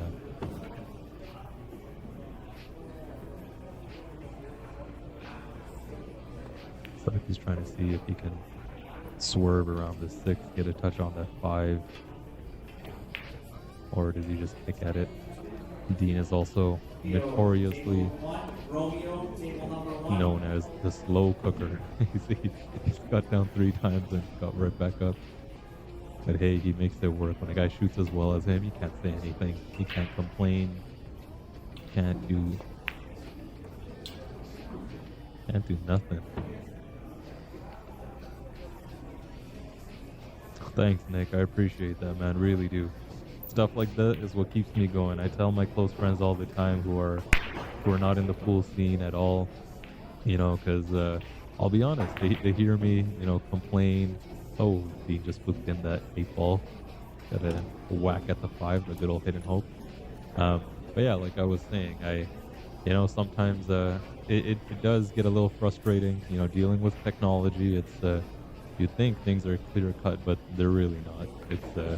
It's scary, anxious things to work with. But what keeps me going, what keeps me fully entrenched and just passionate is people like you know, who just love the game and want to see more of it. And I just keep telling myself when I'm, you know, sitting at my desk at, you know, late at night, 2 a.m., 3 a.m., that I don't see why Canadian pool can't have this.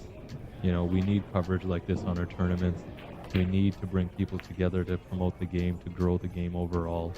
You know, this is just me doing my part, and it really keeps me going when you guys enjoy it. So thanks for your kind words, man. Really do appreciate that. Only gonna get better from here, I promise. Tomorrow I'll make it a little more robust. Nathan says next stream put rewind option during stream, bro. I want to see the shots I fucked up. Isn't it there? It used to be. Check on check on YouTube, Nitin, because I know when I used to go live only on Facebook, it would be there. Um, but the way I'm going live right now is it's through Facebook and YouTube like at the same time, so I don't really have the option to change any setting like that. So sorry, man, it might just be like that. You're just gonna have to wait till you're in bed tonight to regret your shot. All right, Mike on that 9 ball. If he makes this, we'll see what the score is. Pretty sure Dean is on the 5. And we're about to find out. There's the wire. Yes, sir. Looks like 5-3. Dean to break while he racks it up. Let's take a look at what else is going on. If there's any other... Oh, there's a familiar face right behind me. Let me get a close look at him. Mr. Zubin Lelinwala. Long-time stream supporter. He's played a few money matches on the stream before. There he is right there. I also don't know everyone's name here, guys, so if you see a name or like a face that you recognize, drop their name. I mean, if you think they'll be okay with it, but it's just easier for me to get used to everyone. Let's see what's going on here. Looks like these guys are just shooting around, practicing.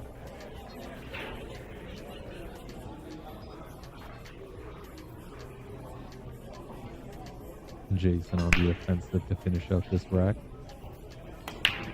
It helps that the 8 ball is just sitting right over. Why don't I do one thing? Let me hide the scoreboard just because I don't want to confuse people. Like, oh, Nick and Bryson are not even on the screen.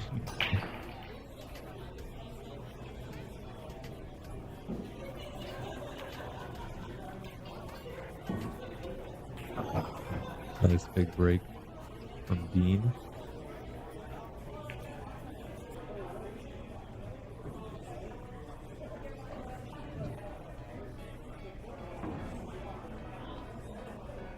You can see the rest of the crowd here. We've got a whole bunch of people in the community from far and wide. Oh, there's a nice familiar face. Miss Ashley Charlebois. She's not even gonna know. It's a great shot. Very into the game. Very willing to improve and learning like a sponge. You gotta appreciate people like that. Another long-time stream supporter, pool fanatic, and spokesperson in the GTA here, Mr. Gideon Torres. Pleasure to see him. Sitting next to Shay.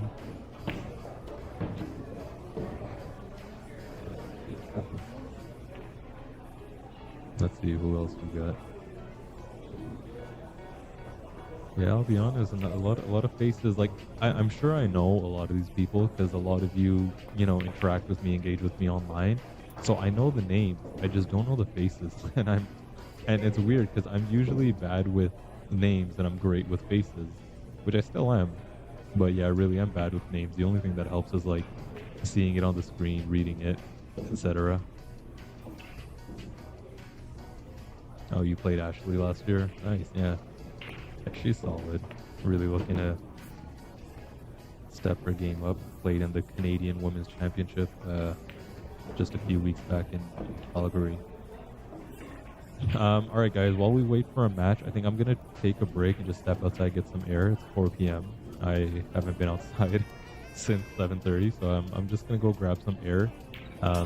And I think, here, I'll just leave it on Dean's match here, since some of you can watch. Feel free to engage in the comments while I'm gone, but I'll be back. Alright guys, see you in a bit.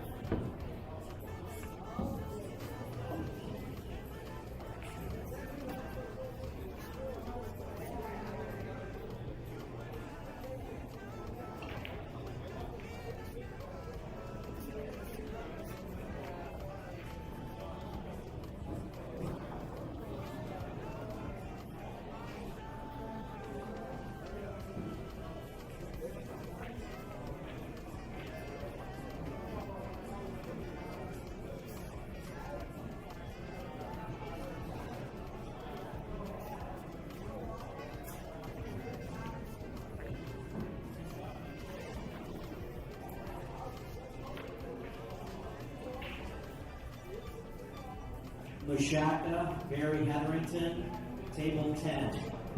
Mushaka versus Barry, table number 10.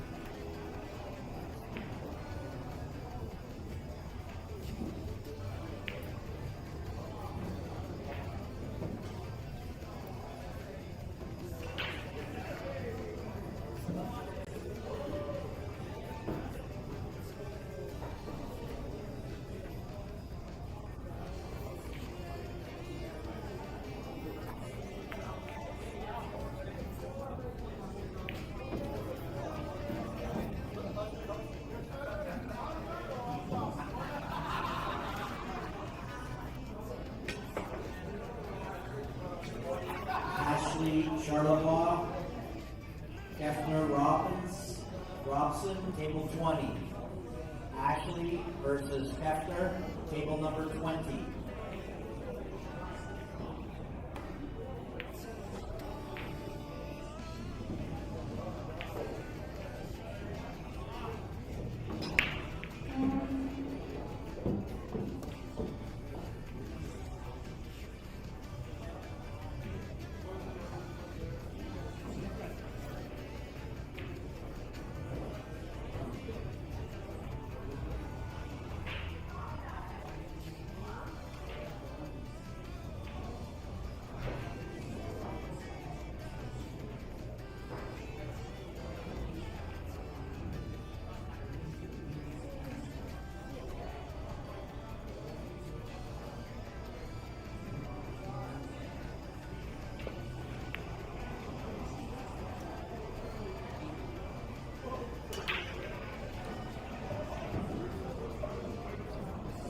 Andrew O'Pannon, John LeBlanc, table number 6. Andrew O'Pannon, John LeBlanc, table number 6.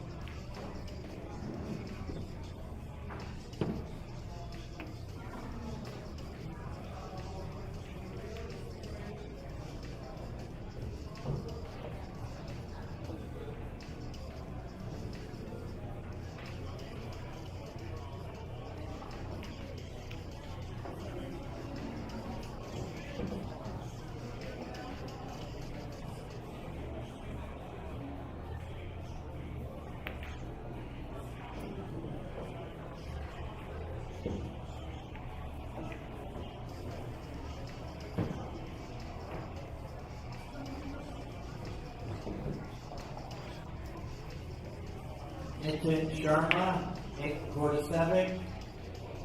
Table number 5. Nitin versus Nick, table 5.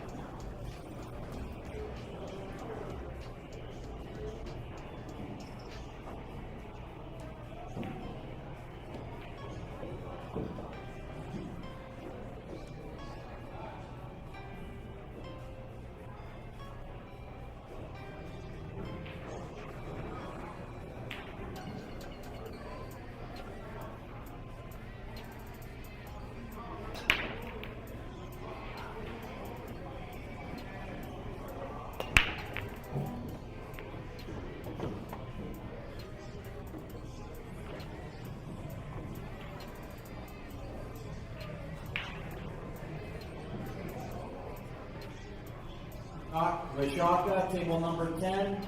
Vashaka, your match is up on 10.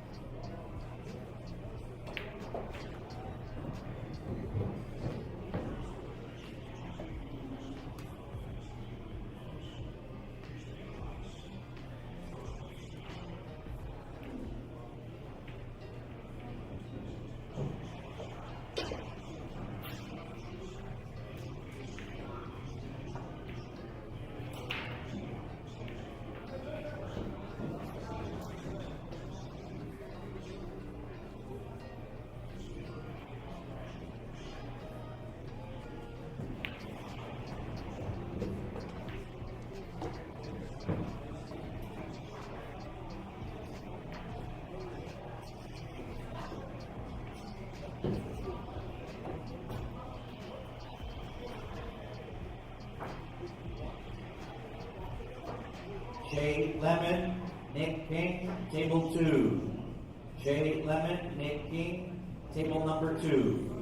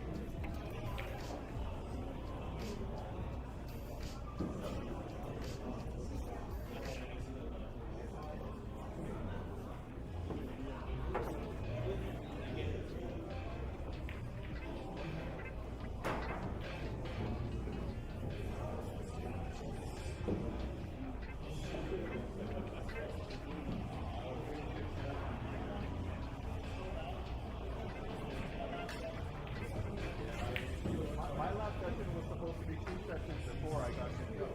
That's why at that point I was like, I really don't know. I can't do it.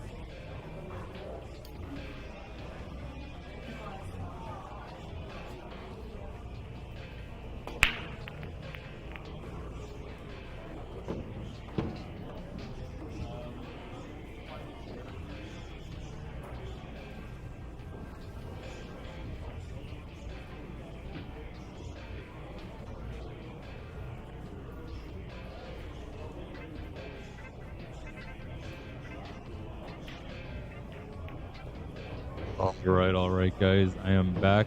By I mean Ravi. I just took a break, got some air, chatted with a few people. I'm still gonna go take another break because my break really wasn't break, just people talking.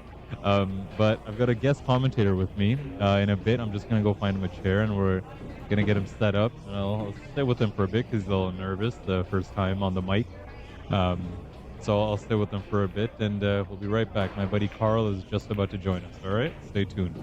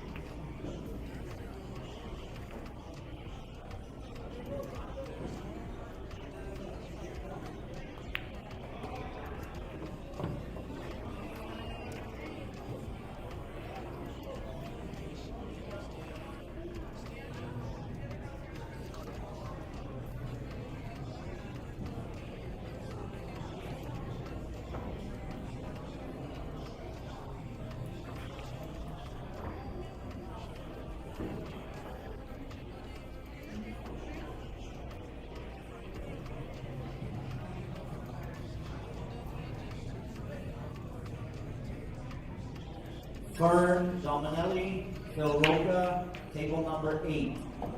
Fern Dominelli, Phil Roca, table number 8.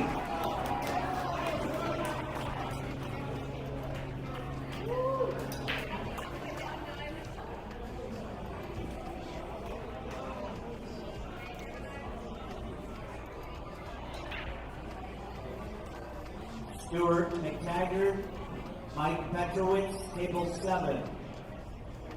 Stuart McTaggart, Mike Petrowitz, table number 7.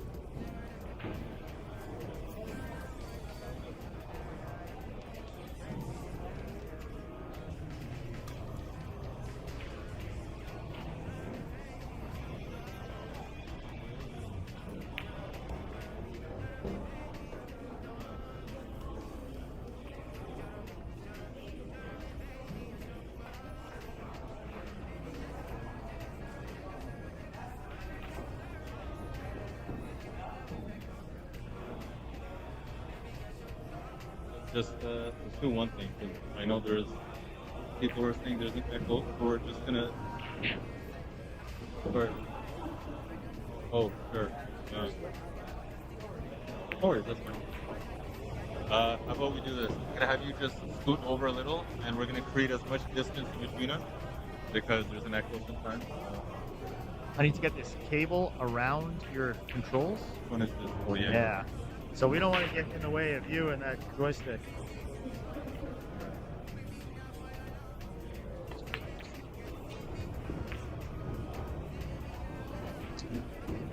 Hopefully, and you be the bodyguard. Still can't believe the amount of equipment that you've got. This is Keep incredible. This, right in front of you can adjust it like this. However, Oh yeah. careful with the. First, you want to tighten it up at the bottom there. No, not that one. There's like a metal bar way at the bottom. Yeah, just give that a few tighten. Yeah, just a few. That's good. That should be good. Make sure that does that. You play. You want to try talking to the mic? See if I can hear. Can you hear me? Go live. All right, guys, we are back. This time, I brought a guest commentator with me, good buddy of mine, Mr. Carl Prinkle. Am I saying that right, Carl?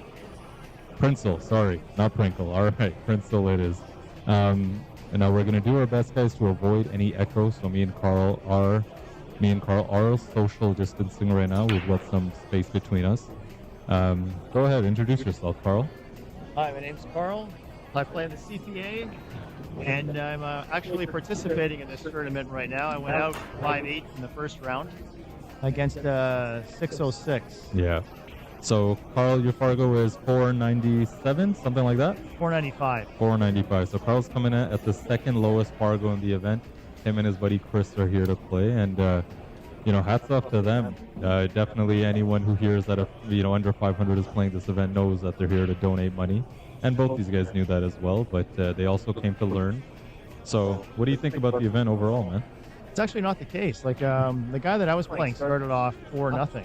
Oh wow. And they rattle 9 balls, same as like lower ranked players. They're so human, as long as you're patient and you play a smart game, you can actually get back into the match. Yeah, no, for sure. All right, so right now the match we're looking at is Rami Alcuba and Kellen Royds. Looks like Rami is at the table. He's up 3-1. Kellen played a good hook on that 9 ball there. Got a bit of that 8, and he's gonna sell out this 8 ball though. Yeah, he's not gonna like that. Oh.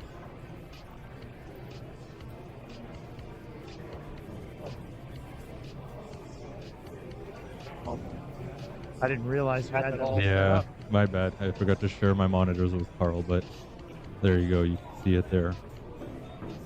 Yeah. We should be out from here. I like going off the one rail just pops. Go to the left side of the 9. Yeah. Ooh, I think he forced it, trying to hold it and come over. A little more middle ball would have done him good. Really needed that one. This is an A-side match, I believe. Let me just confirm. Yeah, they're racing to 8. Still a lot of match left, but you don't want to let your opponent get away with the lead so early on. We saw it in the last match that Nitin was up 4-1 on Bryson. So Rami's coming in here at 695. Do I have that right? 695 Fargo. Yep. Oh yeah, 695 Fargo and 596. So about 100 points difference. And it looks like it really does show, especially with the nerves, as you approach the late stage balls.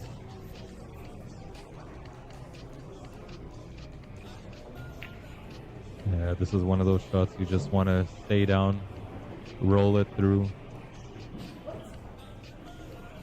We don't really want to do too much with the cue ball at all, just like he did. Very smooth.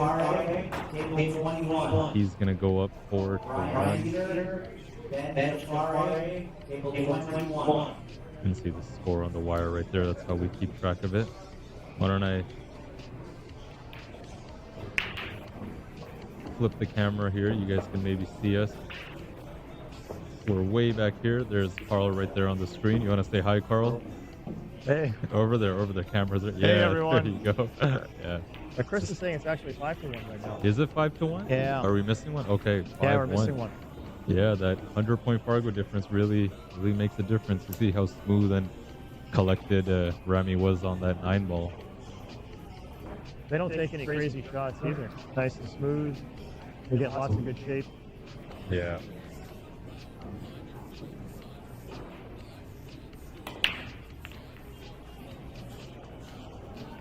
Oh, man, nice break.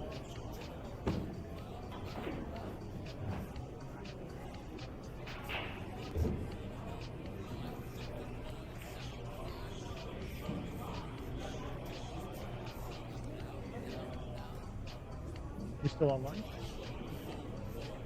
Oh, I can't hear you anymore. Nope. My There you mic go. was muted. There we go. All right. Yeah. I don't think you guys can appreciate how much work Ravi's doing here behind the scenes. This is incredible to watch.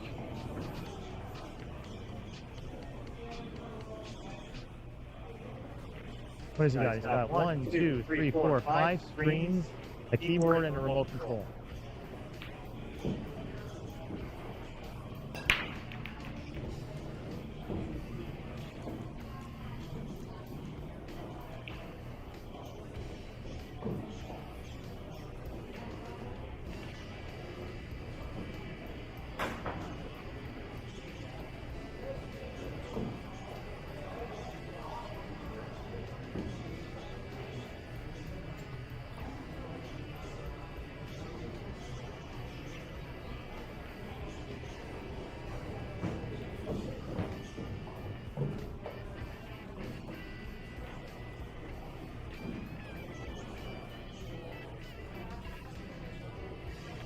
All right, my bad. My mic was falling off again.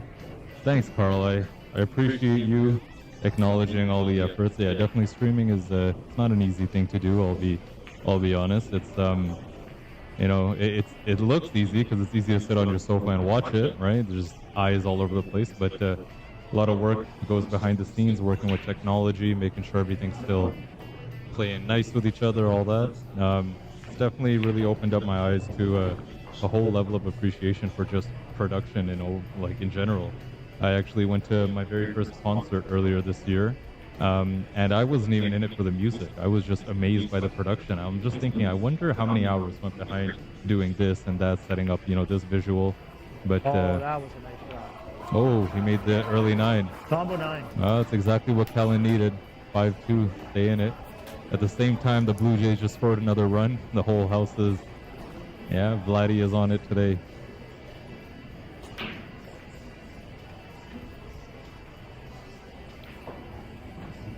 I think Rami's just taking a little break in the washroom right now.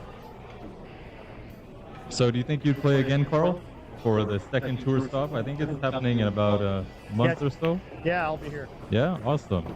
Good to hear, man. I wasn't even supposed to play today. I got talked into it. Oh yeah, you just came to cheer Chris on? Chris and Colette, I saw Colette, and Yeah. like, you should go play. And I'm like, this is not a good idea. This is a bad idea. It's actually like a lot of fun. Yeah, for sure. No, it's a great event. I mean, you get to play on good equipment too. I think that's what just adds to it. Like, you've got clean, brand new balls. You've got, you know, new cloth on most of these tables, if not all of them, because they are all, you know, they're all looking very clean. Diamond 9 foots as always, right? You know. It's not just a diamond. This is an incredible place to play pool.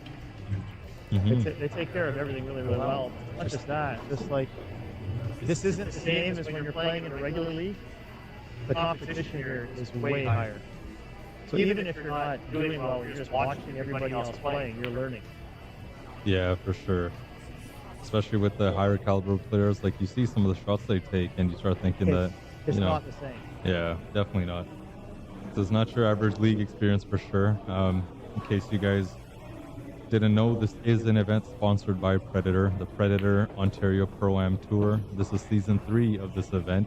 You know, John White here at the Corner Bank has been gracious enough to land that sponsorship and put on this huge event for the players. You know, it's really something amazing he's doing, and I was more than happy to, you know, join to get some coverage on it, you know, stream it to players just like you, Carl, who usually stick to their league formats and, you know, want to get into the tournament scene, but they aren't exactly sure, because it's a very daunting thing, I'll be honest. You know, people hear the word Fargo and it's intimidating. But Fargo, I can't play Fargo, but nonsense. Anyone can play Fargo, don't you agree? Yeah. Yeah. We also heard you got recommended to do this. You didn't volunteer. Someone actually put your name for it. Yeah, my buddy Louis. So Louis used to stream this event, and he recently hung up his, you know, cables, and he's called it quits for streaming for the time being. He's been streaming for years out of here now, right? As of course, you know, I just started up in the past few years, and since then it's been it's a journey, you know. Like, the setup you're looking at here, it didn't start with this. It started with like literally nothing. And when I started, I had none of this. I went out of my way, you know, got the laptops, the screens, the cameras, the this and that, like, you know, everything, because I strive for the quality of production. I was saying to the chat earlier that, you know, oh, there's another run for the Jays. Go Jays. Yeah. Oh yeah. Home run. Home run. Yeah, they're gonna be at what, 3 or 4? Looks like 3-0. Oh, Right on. that's incredible.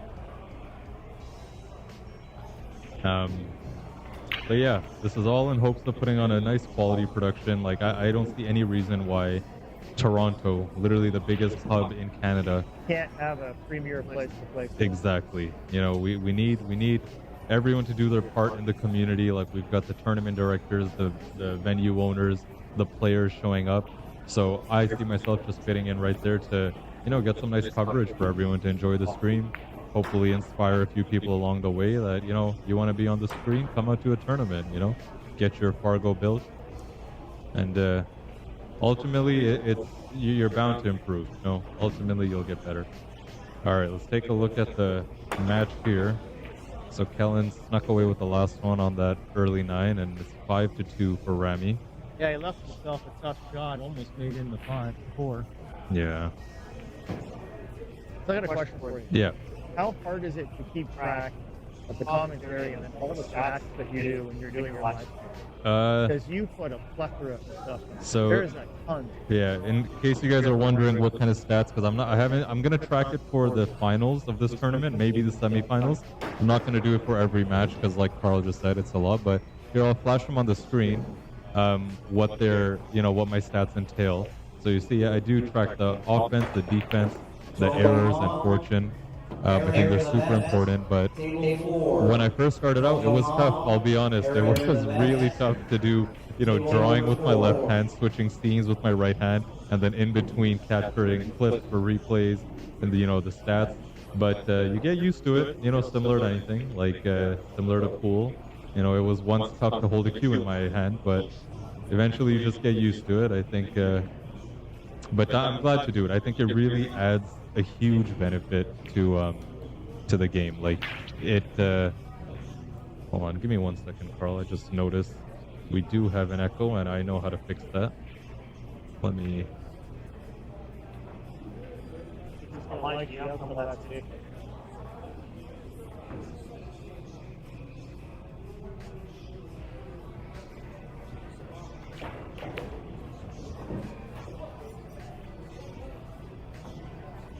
Much better one.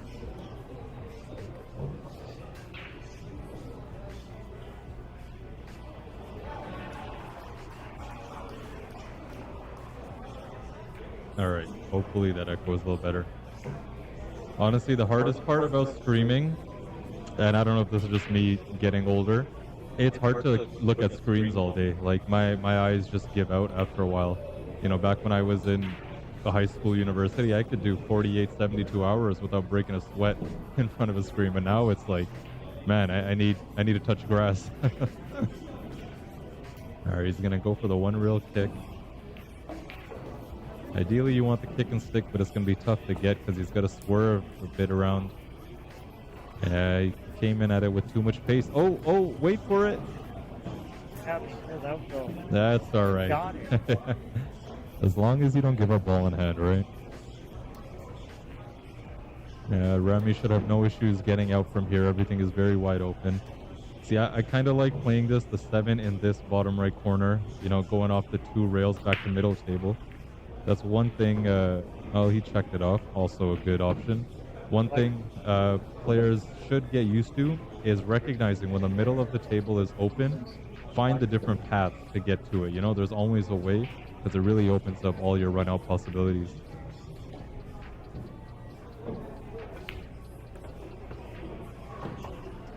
Nice shot.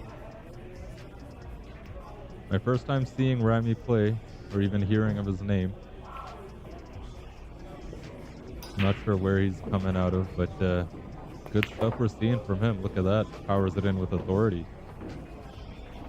One of the top ranked players in the tournament, historical perspective. Oh, yeah. Maybe the top 10. Yeah, I think we have, I don't remember how many, but probably 63?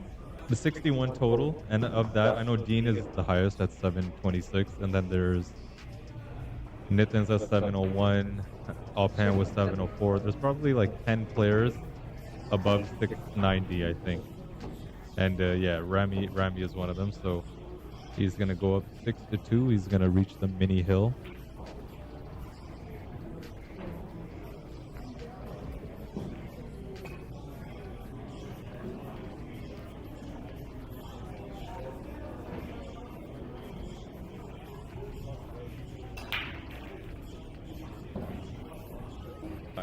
Okay.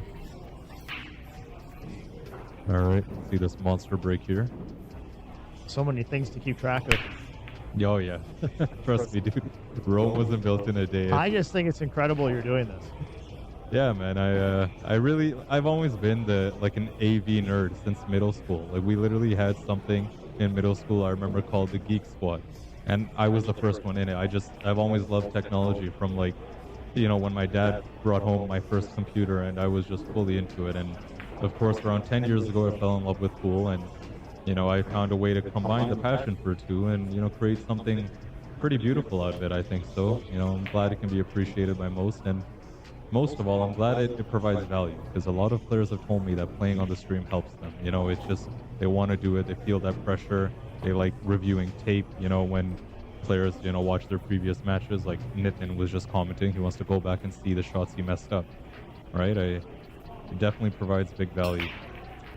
I don't know what he was thinking here before that shot. Yeah, he didn't really fully commit to it. I think he just focused on getting the pot down. Tough shot now.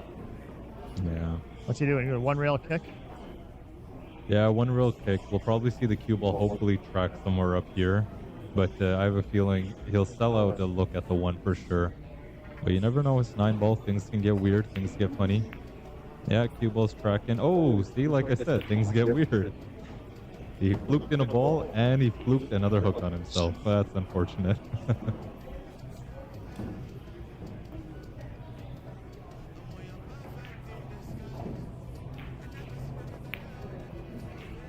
He's gone for the safe. Oh, he's going to get it. He's got it. No?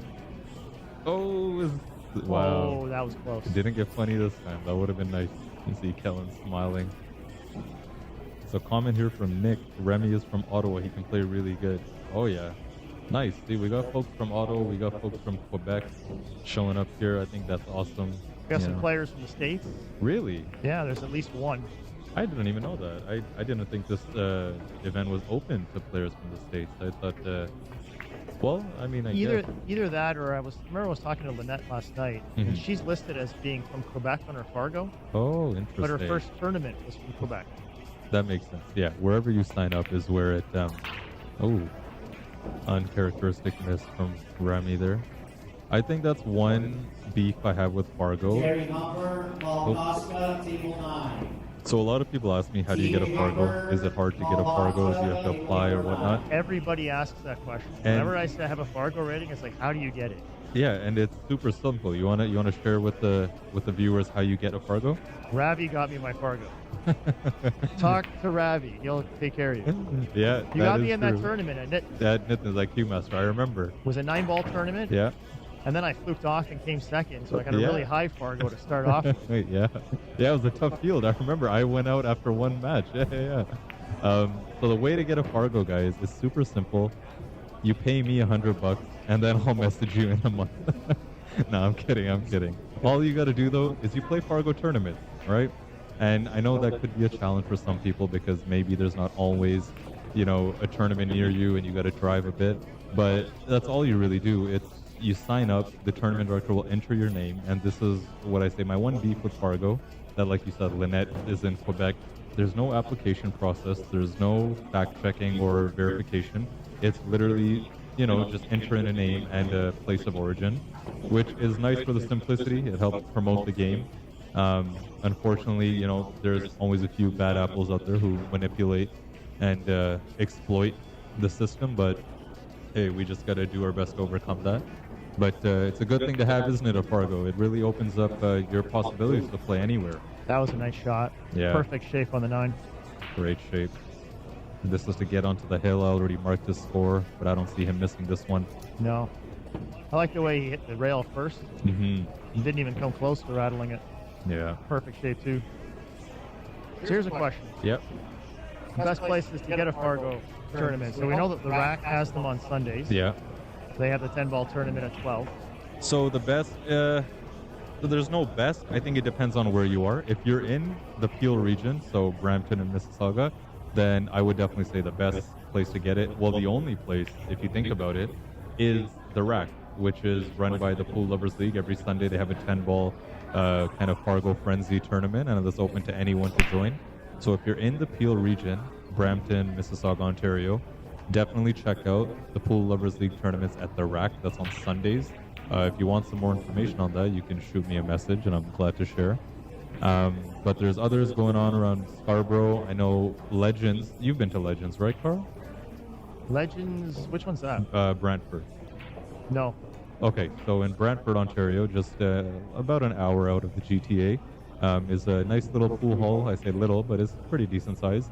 Legends Billiards, and they host Fargo tournaments like no one's business. Like those guys, like when I started playing pool in the Peel region, and you meet some of the league fanatics, you think, wow, people really love pool.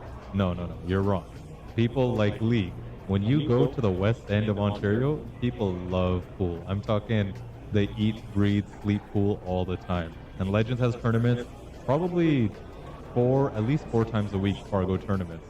So if you're willing to make the drive an hour out of the GTA, that's Brantford, Ontario, I can definitely vouch for their tournaments. You know, they really do something good for the players.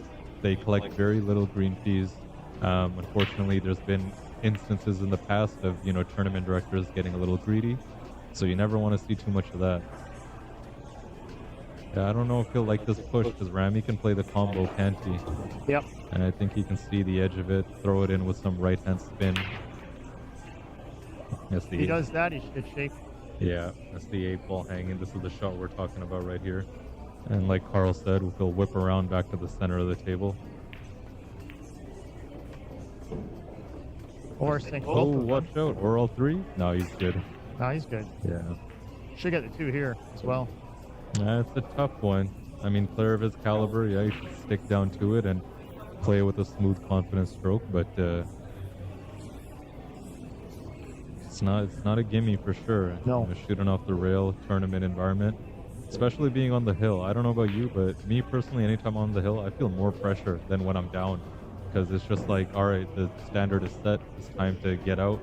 Wow, There it goes. look at this. And shape on the 3. That's what I'm talking about. Very nice. Smooth, controlled. Let's take another look at that. That was just such a nice stroke. You see the follow through? He didn't lift up at all. On the right side of the 3, he stuns that or draws it. He's got the 4, he's got the 5, the 6. He could be out. Oh, welcome, Carl, to the world of the commentator's curse. You see how it feels? Don't you That's feel terrible. You feel like an asshole, don't you? I am going to be quiet now. Trust me, man. Been there, done that. It happens. It's such a crazy thing. It happens, but yeah, man. That's After making the 2, you would think that there's no way he's going to miss the 3. yeah. And all the other tough shots he's been making. Yeah, that's this funny little game of ours. Nice little touch attempt there from Kellen.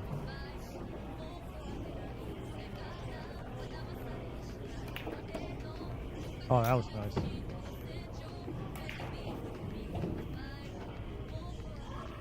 That was really nice.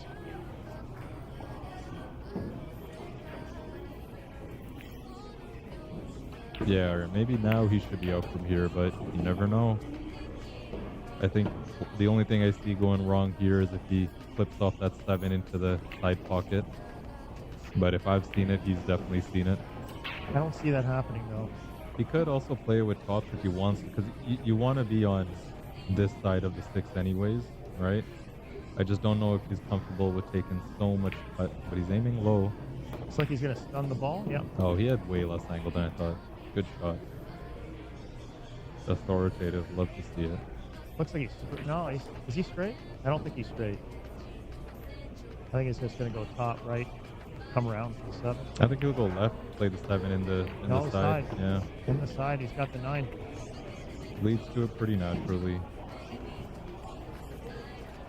Now on this one, I think he stun draws out, because if you go forward, you might clip the 9 and push it to the rail.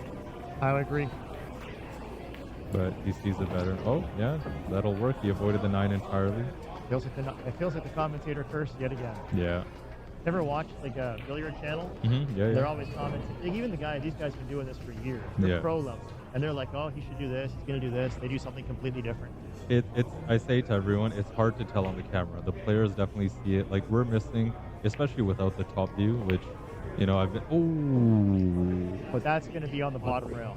He's good. Oh, he played it like that. He played he's it. good. Yeah. He played it smart. Rami, really impressive, honestly.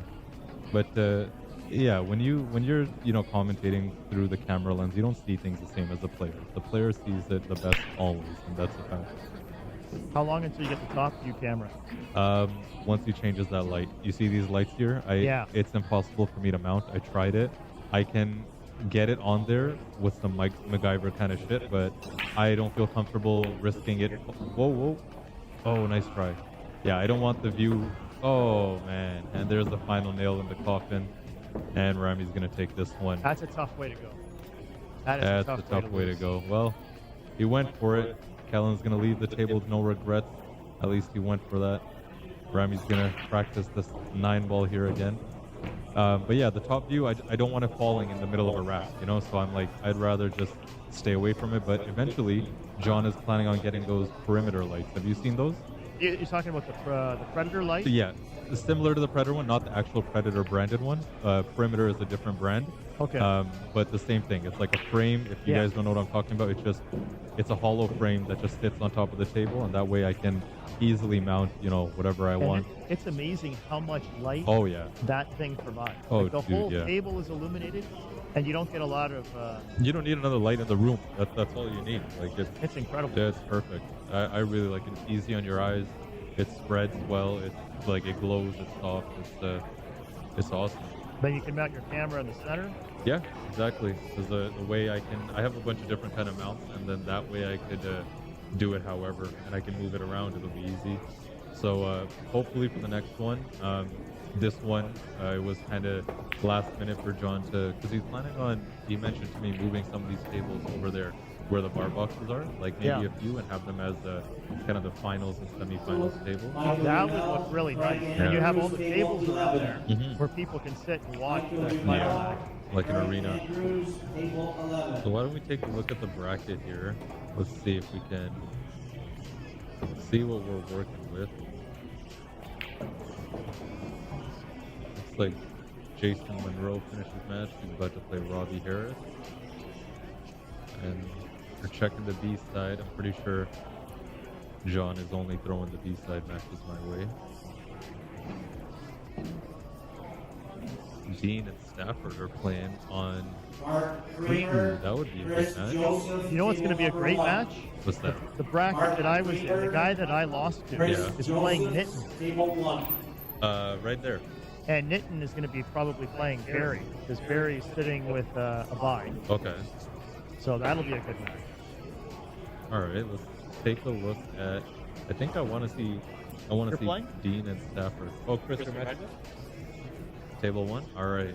Nice. That's what I was playing. Nice table. But everything in here is nice. They're all Remind diamond. your players And they're the the good second rails chance too. tournament Yeah, tomorrow. for sure. They take care of the place, and not Doors just open from at the pool front. They 9:30 take. or 10. Oop, Second chance will start at just gonna hear 9:30. John's announcement. Right, players 650 and under. Hopefully the join audio is not line. coming across crazy for you guys right now. Maybe just for a bit. Why don't I So again, I that's cut the that second audio right chance there. tomorrow morning at 10 o'clock, 650 and under.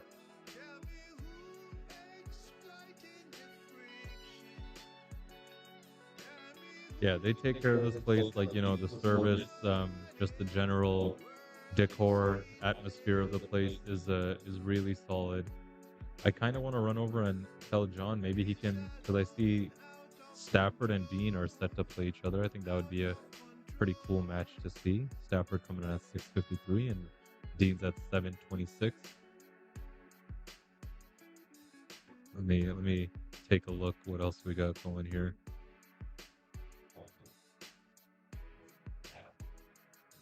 I know they haven't called that yet. I think they're trying to catch up on the B side right now. Andrew and John look pretty good too. A 704 and a 697. Andrew, Jonathan Lassard? Yeah. Yeah. Here, why don't we pan around? That's on.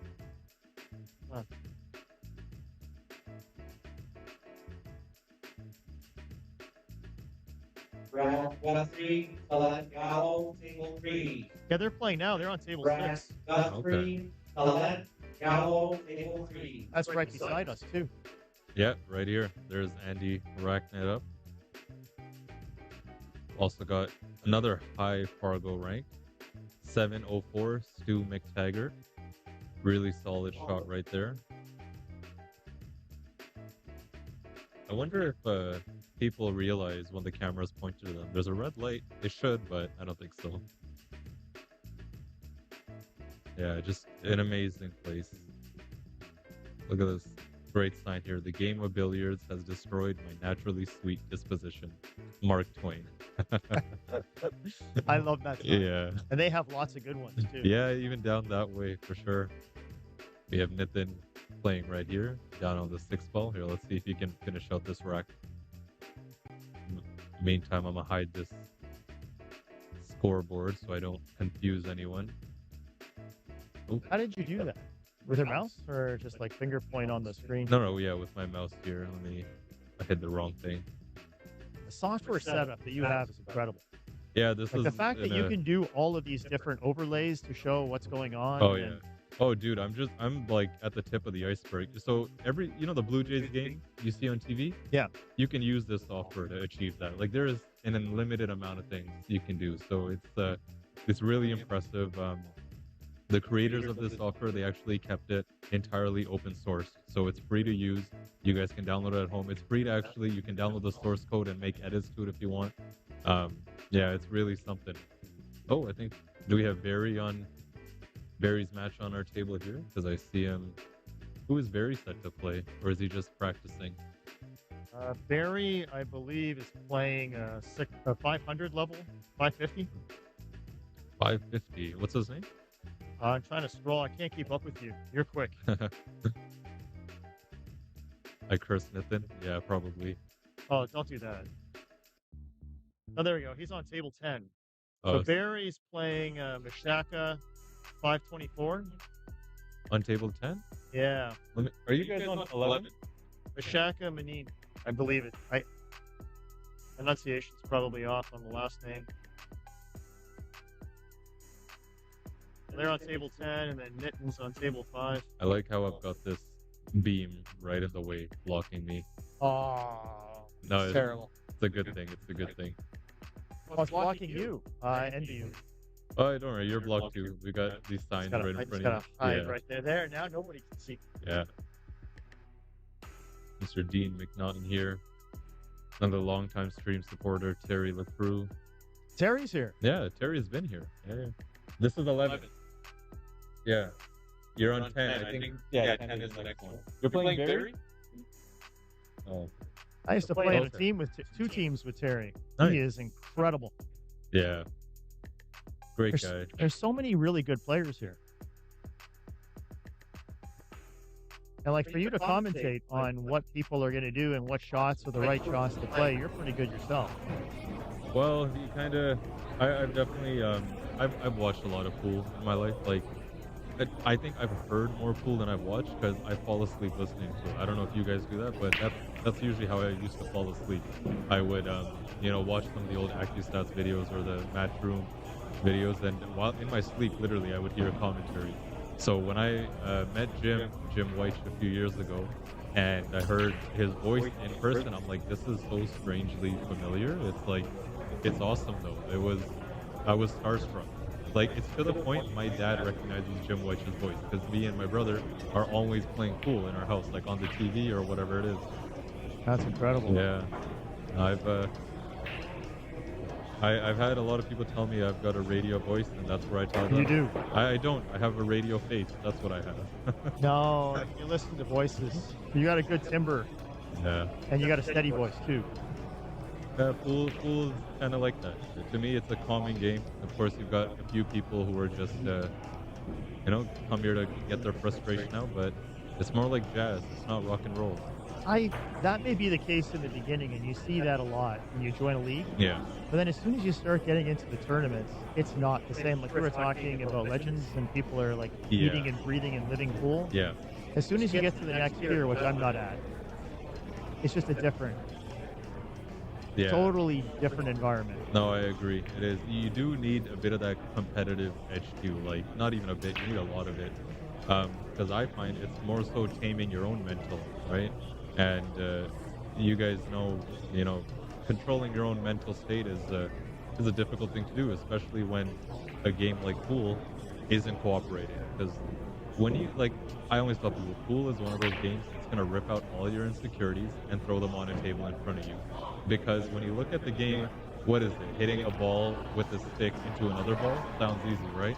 But It does. Right, but how hard is it to do? Like, how hard is it to actually master the intricacies of this game? Yes, you got the physical component Michael where you have to Liddell, aim. table 11.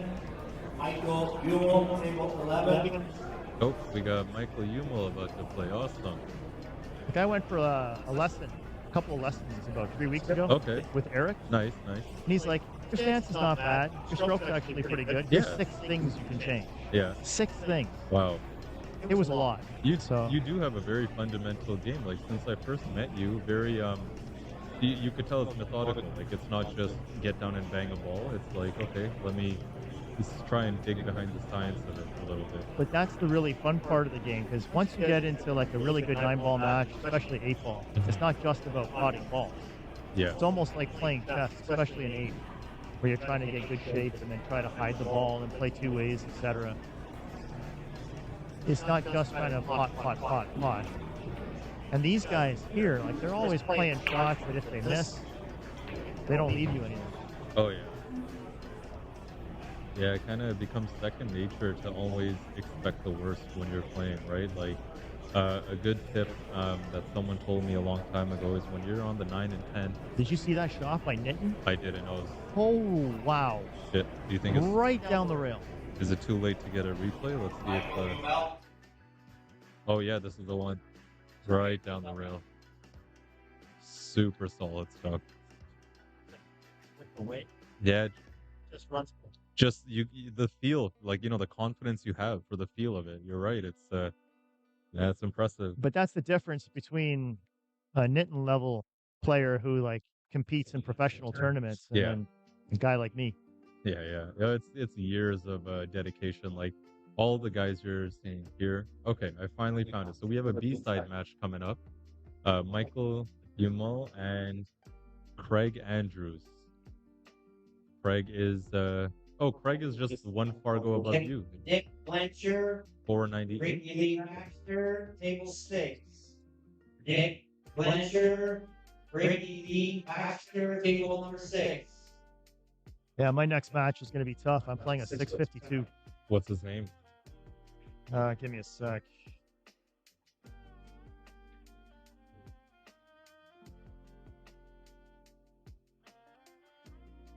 Bryson Ace Oh Menapula. yeah. Boy, is that a tough opponent. 652. So he just lost to Nitin on the A side. He missed a 9-ball while Nitin was on the hill, which was unfortunate, but he's good. He's the young kid. You know him, right? He's 18. He just turned 18. I think the guy that I'm playing? Yeah. Oh, I think I've seen him. He's really good. Yeah. He's solid. very good. He- If he's He played in the World Juniors with Antonio. Him and Antonio are good buddies. All right, so we've got our scoreboard ready. The players aren't here yet. Where's my board at? There we go. I don't know if this is this Craig at the table, because I know that's not Michael. Let me reset the scores. We're just practicing right now, right? Yeah. Could one of you viewers give me a sound check? I know you guys were saying there was an echo earlier. I tried to fix it between mine and the guest commentator's mic, Carl's mic, but Slide this over. it might still be there. And just overall, if it's here, Carl, let me fix that wire for you because it's really just getting tangled up. Got a whole plethora Actually, of wires. It's okay. It's not too bad.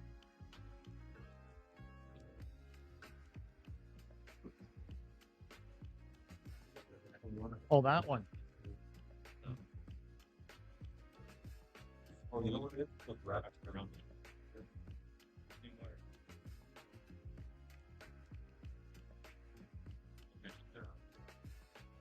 Yeah, we'll try and keep the mics away from each other as best we can. There's still an echo when you guys are talking to each other. Don't know what to do about that. Maybe we talk a little quieter. If we talk quieter, can you still hear us? I don't know. Oh, we got Vase Gulam practicing here. Well, I thought the players would be here, ready to play, but I guess not. So, what do we? Oh, That was a tough miss. yeah. I was about to say take another look at Nitin's match, but yeah, it's a bad miss. The one we pan over.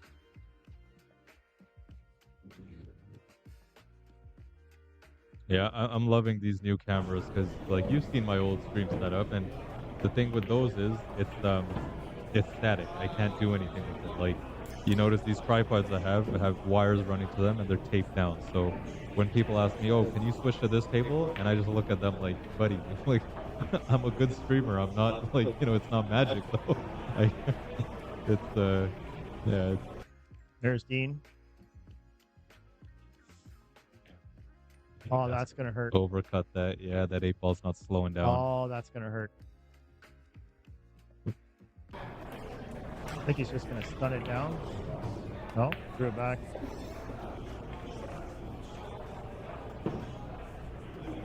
No, Savita, I'm not using the tiny mic, but maybe it is because we're close together. Nice shot by Nick. Let me try creating some distance. Maybe that'll help. There's not much space there.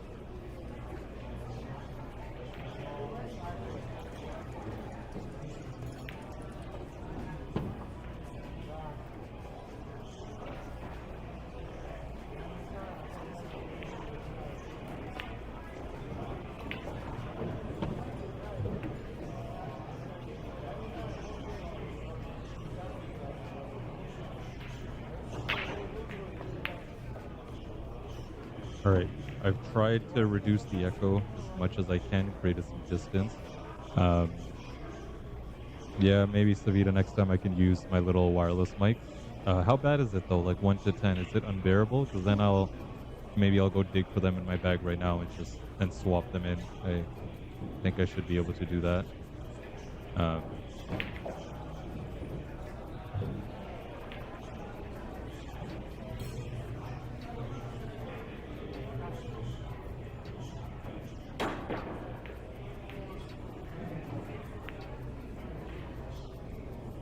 All right, at least this way people won't walk through here. That was getting real annoying.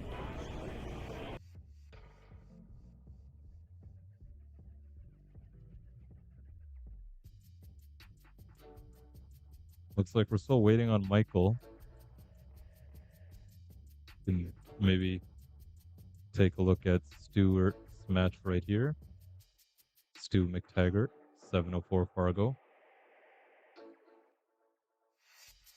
Just recently been added to the Massey Pro list. Have you heard of that brand, Carl? Massey Canada? You have, right? Yeah, Chris actually picked up one of their cherry bombs for Yeah, my brother installed it. Yeah. Yeah, it was a temporary breakthrough. He just got a rush. Yeah, okay, But nice. right before he did, he said it was. I actually tried it. It actually breaks really, really well, given Yeah. the fact that it's not even a break cue. Yeah. It's a playing cue. No, that tip is solid. You don't got to put much effort into it. I like, honestly, if I'm being real, when it comes to brake tips, I never notice a difference, truth be told, like unless it's really bad. But where it really stood out for me was the jump shots. Like my jumps were just really like smooth, effortless. I was just tapping the ball and I was in the air. And that's the Massey cherry bomb. Okay, Savita says there's no echo now. The distance helps, and yeah, I can see that when I talk, only my mic is going off. So I think that's all we need. Just some social distancing. How's Looks like Nathan's match is done. Yeah, it was 7-5 a second ago, and it looks like it's over now. Yeah, so Nathan probably won 8-5. Staying on the A side. Yeah, the guy that he's playing, Nick, that's who I faced in the first round. Okay, let's see where he's gonna be playing next. This is the B side. Let's scroll up to Nick Kordasevic. Okay. Yeah, 606 Fargo. Um, okay, so looks like Nitin is going to be playing the winner of Barry Hetherington's Yep. match. Yeah, that's he's a solid player. That's there going to too. be a great match. Oh yeah. Well, I'm waiting to see where Michael is at so we can maybe get the show on the road. I'm going to go check where I'm at. Oh, another really nice match coming up. Jason Williams and Rami. We just saw Rami on the stream here, and Jason, of course, a very strong player. He's been playing a lot of hay ball lately. What's his Fargo at? Jason is 689. So he's right up there with the 700 dogs. He's right up there. Where does he play out of? He doesn't really play much pool other than these tournaments, but he's from Brampton. Like he himself is from Brampton, but well, Georgetown, I think. But he plays hay ball. Have you heard of Master Q in Markham? They have hay ball tournaments, like tables. They got just in their renovation, brand new, and they've been holding some hay ball tournaments, which I think is really cool. That'll be a big step towards improving the talent here in our community. I saw another place in Waterloo, 24 Billiards. Anyone in the chat, have you guys been to 24 Billiards? I've seen their post on Facebook, and it looks really cool. I really like what those guys are doing there. They're just built Randy themselves a little Goldberg, community. Glenn Dragoon, table 5. Randy Goldberg, Glenn Dragoon on table 5. All right, looks like we're still waiting. We're still waiting. Not sure where Michael's gone because it's been some time now. I think I don't know how John is handling the late show ups and all that, if they're forfeiting racks or what's the deal, but yeah, it's definitely taken some time. So, quick question. Yeah. For everyone that doesn't know, including me, what is hay ball? So hay ball is pretty much a snooker table the size of a pool table. Oh. They've got smaller balls, smaller pockets. Actually, I think they're the same size balls. That's popular in Asia, isn't it? Yeah, that's where it's coming out. Like the term hay ball was coined in Asia. They had events there. Pagulian played in a bunch of those. I streamed those, not from China, but you know, sitting here, I remember streaming some Pagulian events, and he was struggling there. Like, and so if Pagulian's struggling, you know it's difficult. Those pockets are not the same. No, not at all. They're the rounded Yeah. edges. So, and the biggest difference I find is the cloth. It has a nap. Table It's 6. thicker. You have to know how to Blanchard, play it a table little 6. differently. But it's definitely a big challenge. Are the balls the same size as snooker balls? That I'm not sure of. I feel like I don't quote me on this, but I think there's a few different formats, like different ball sizes they play with. Because the pockets are like 3.3 inches, something like that. So realistically, you can play with pool balls; they'll fit through. It'll be a nightmare to do. That but would be masochistic. yeah, it's That would just not be right. like, have you been to in Brampton? There's a place called the Last Q. Have you been there? No. So it's right off Kennedy. It's not. It's a pool hall. There's they've got more so snooker. The scene That is was a nice shot. big there, but they've got those tables, and I played on them long time ago, and yeah, very humbling experience. Really humbling. There goes the first rack. Which one are you watching? The Table 11. Our table. Playing. Who's practice? no. They're just practicing. Yeah. Oh, I think Michael has just arrived. He was making some really nice shots in practice. Oh, he yeah. looks all warmed up and ready to go. That's Vase. He's a really good shot. Like, he used to train Fedor. I'm talking. He's that good. He's from Russia. real? Yeah. I'm being for real. He trained him? He was one of his junior coaches. Yeah. Does he give lessons? Ask him. I don't see why not. But so here's a fun fact. My very first Fargo tournament was Golden Break Tuesday Fargo Fishes, and I played Vase, and I beat him. You beat him. He rattled 2 9-balls, and then I just had, I was shooting pretty decent, and I didn't know who he was at the time until I came off the table, and Jose and Deep Singh were there, and they're like, "Dude, you don't even know what you just did," and I was like, "What? I got lucky." He's like, "It doesn't matter. He's a good player." The thing is, I've played you. When you're on, you are extremely difficult to beat. Oh yeah, but see, that's the thing. When I'm on, that when that's the key part. That Yeah, when. but when you're on, you play like a solid 7. Yeah. It's scary how good your potting is, Yeah. and you're getting shape too, which is Yeah, it's when it flows, but like I say, that's how it's like how a river goes. The river can flow and it can crash. I lately, been busy with work, been busy with family. this the has got to stream. be eating up all your time that you could be playing Exactly. tournaments at. I haven't really played it. Like I'm playing once a week, and that too is just for shits and giggles, but just shooting around. Nothing real competition wise. So I think they've started off here now. They're ready to go.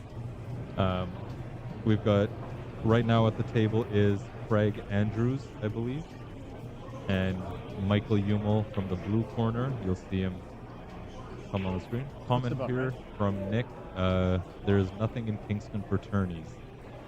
Really? So what's the closest thing to Nick? Is Sudbury? No, you could probably make your way down to like Either Ottawa or Scarborough. yeah, Here. Ottawa, or like even I don't know if Bigwigs and Newmarket's still doing anything. They used to. I haven't heard Trenton. much about them as of late, though. Yeah, that's unfortunate. Maybe it's a sign, Nick. How about you start running your own tourneys? If you ever need, some advice and guidance, I'd be more than happy to share some insight with you. You don't really need a lot. Well, you do. You need a good pool hall owner and a good community, which doesn't sound like a lot, but it can be challenging. For sure, it can be challenging at times. All right, there's Michael at the table. Missed it. Missed it entirely. So Craig coming in at 500 Fargo, just about. He's going to have a ball in hand. It's a really tough opponent. I think Michael, albeit on the B side, Michael might be feeling like he has his work cut out for him. 130, 140 Fargo difference. It shows, definitely makes a big difference. Bryson, Manipula, Oh, is that you? Carl Pringle. I gotta go. That's you. All right. Thanks a lot, Carl. Good luck, man. Be well. Thank you so much for letting me try it. Of course. Yeah. Anytime, dude. I'm glad you enjoyed it. Go get it. Play smart and get your money's worth. Get your lessons from Bryson. That's right. Table 7, he called. I think I'm right here. Oh, yeah. I'll pan over to you. This is awesome. All right. Good luck, buddy. You got this. I'm gonna leave my stuff here. Hey, Bryson, go easy on my boy, all right?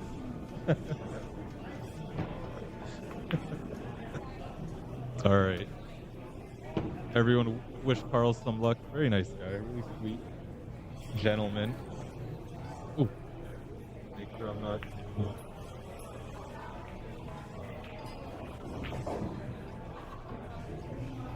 all over my wire here. People have been walking over it. The tape looks like it's coming off. How's it going, buddy? You all right? You fell asleep? Come on, come on. Michael fell asleep. That happens long tournament days. I want to fall asleep. Like legitimately, I want to fall asleep. But I'll keep y'all some company. Maybe I'll speak for a bit. I do want to get around to taking that break. I promised myself. But let's see how it goes.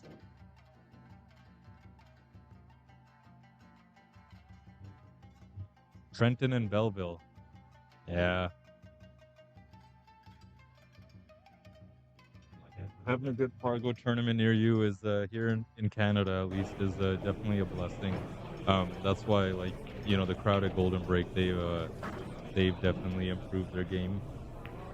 Just because the guys there, Sherlock, Richard, Brian, they really run some good tournaments for their community, and hats off to them. Similar to Cornerbank, we've got Crown Tournament, that's Larry and Queenie Chan. They run tournaments out of here.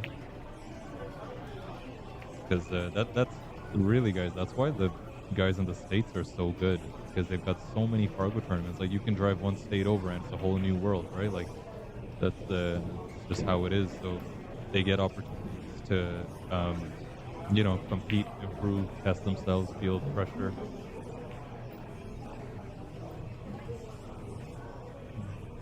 A little bit. All right. Oh, what's going on? It looks like it wasn't a ball in hand, but... Oh. That's unfortunate. Apparently, it wasn't a ball in hand for Craig, and he picked it up anyway, so that'll be ball in hand going the other way.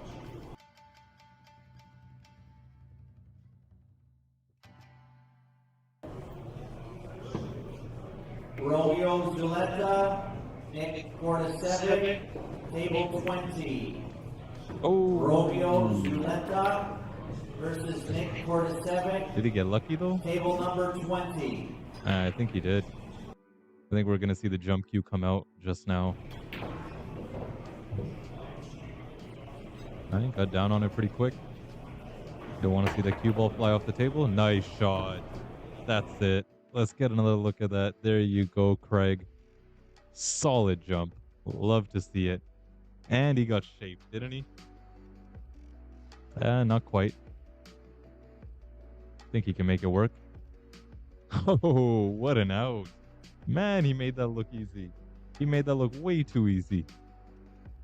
Good stuff. Yeah, I made a jump and the cut on the 9 down table. Love to see it. So he's going to start it off 1-0.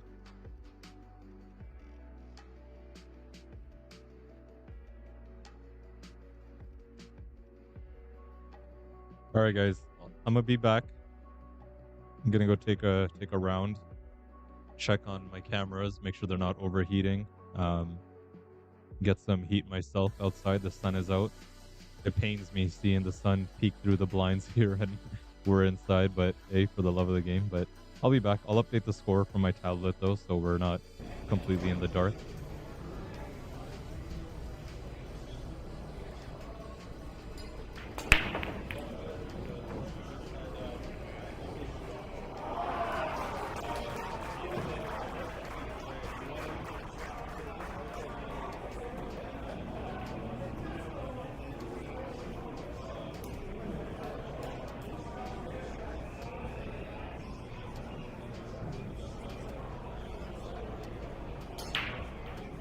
Roland versus Marius Nactus, table 8. Roland versus Marius.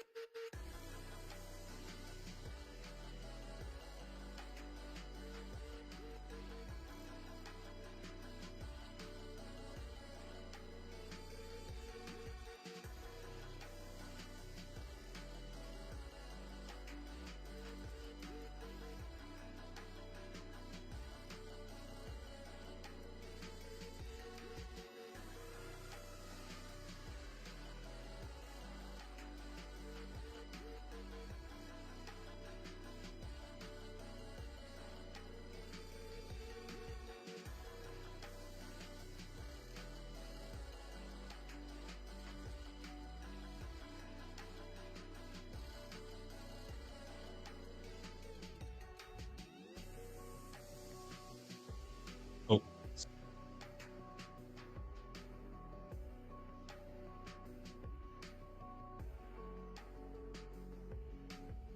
All right, guys. I'm back, even though I said I would be gone, but I'm back with another guest commentator, and he's actually going to take over for a bit. He's had some experience commentating before. He used to commentate with my buddy Louis back when Louis was streaming this event. His name is Anton Shu. If you guys recognize him, please say hi and welcome him to the stream. How's it going, Anton?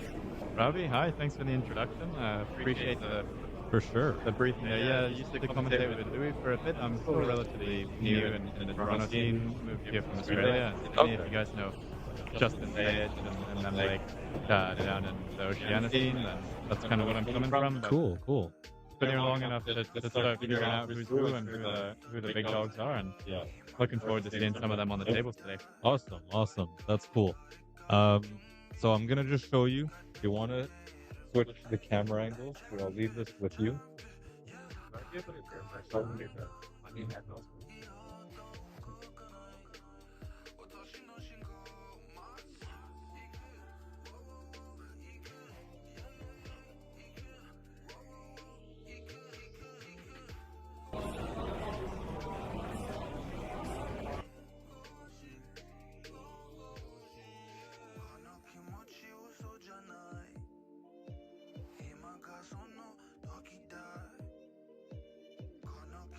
All right, guys, I'm gonna leave you in the care of my buddy Anton here, and I'll see you in a bit. All right.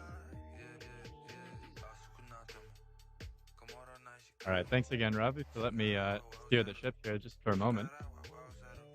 It's a new setup and new buttons and so on and so forth. I'm not so much a tech guy. I think the AV guru-ness all falls on Ravi and Louis before him, so you'll have to excuse me if it starts all glitching up on you, but I'll do my best. It shouldn't be too hard. Some buttons for the scores, you know? If I miss something or if I give the wrong person the score by accident, you know, do let me know. It's always helpful when some of the viewers can catch some of the things that we do on our end just because we are not perfect.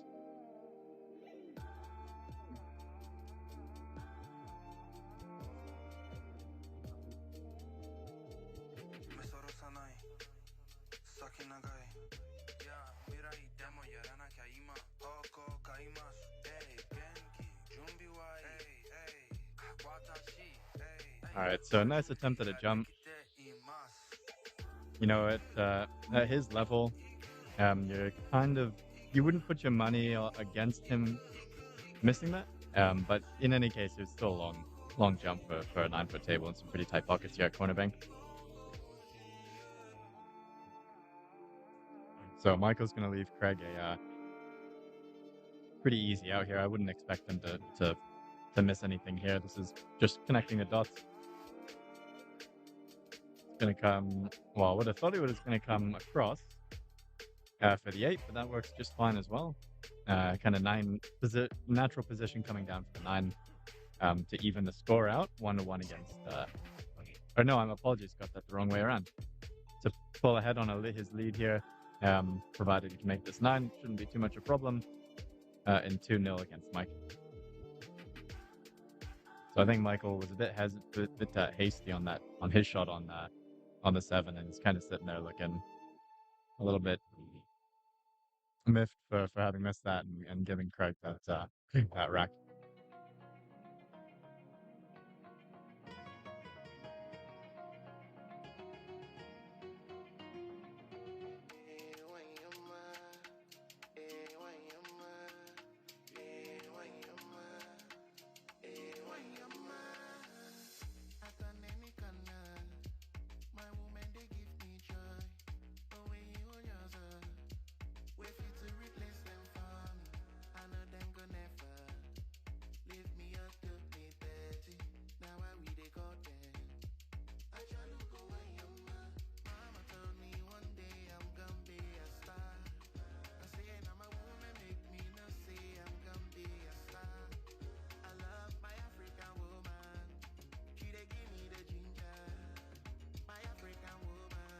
So it's going to leave Craig up to break.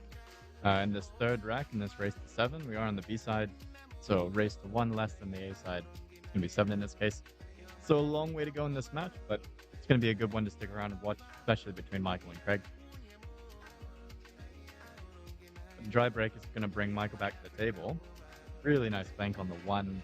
Position was always going to be a bit funny on the 2, but leaving himself long is not going to be too much an issue. You might want to float this for the 3 in that left side pocket or the right side pocket from our point of view. Looks like that's what he's doing. Trying to cheat the pocket a little, trying to hold that angle and slide the 2 in off the long rail, but it was just a little bit more than he could ask. So it's going to leave the 2 out on the table for Craig to come here and start trying to make this rack his.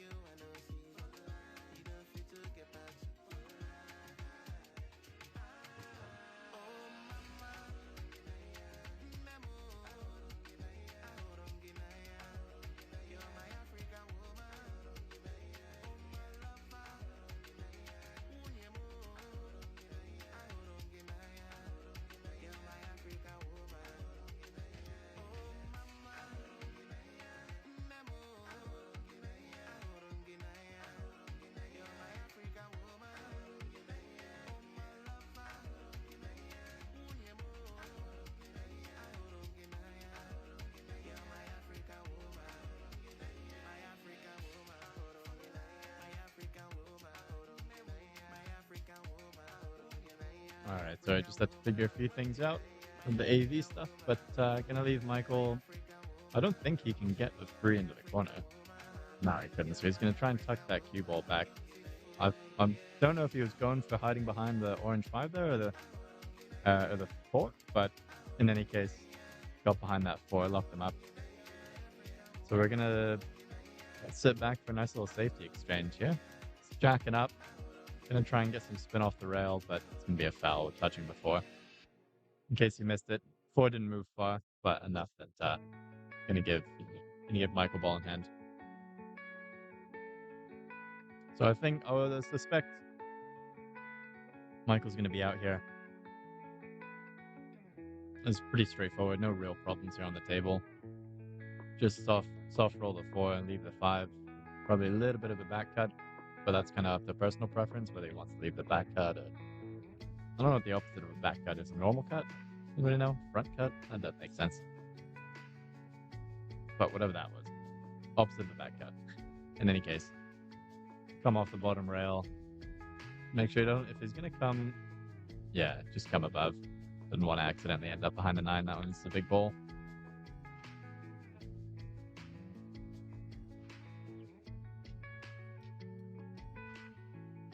Yeah, with cue ball control like that, pretty much write this one in the books.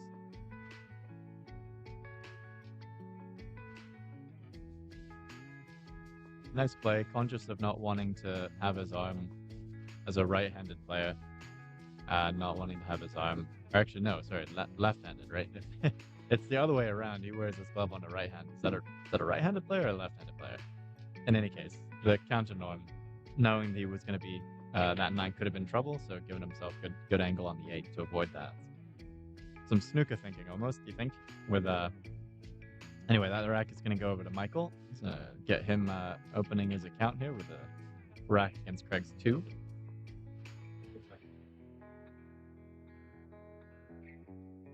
What I meant about the snooker player was more, you find the snooker players have to play into their own height and reach on the table, and they have to take that into consideration, their position play, a lot more than pool players do, regardless of whether it's on a 7-foot bar box or a 9-foot table.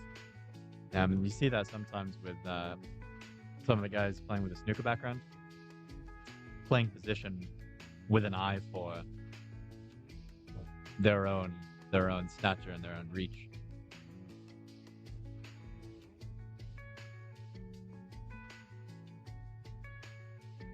So, dry break from Michael. That's 2 dry breaks in a row. Gonna give the table back to Craig. Of course, he doesn't have... I don't think he's gonna try and pot this one. The ball's gonna be running. He's not gonna be able to calculate position on the 2. Probably just gonna try and snook it behind. Oh, apologies. He was gonna shoot. Load it up on spin. Just try and help coax it in. But made the 1 with held off the 3 with decent position for the 2. So that was a nice shot, Craig.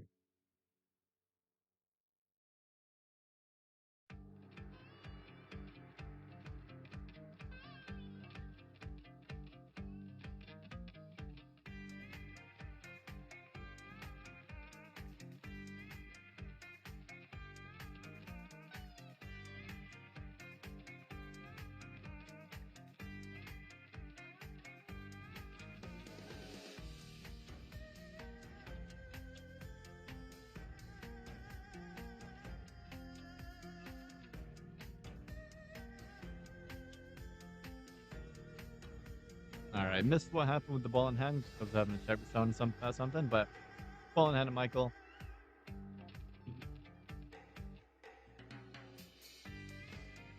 Needs to avoid being jacked up behind the 7, but that's going to work just fine.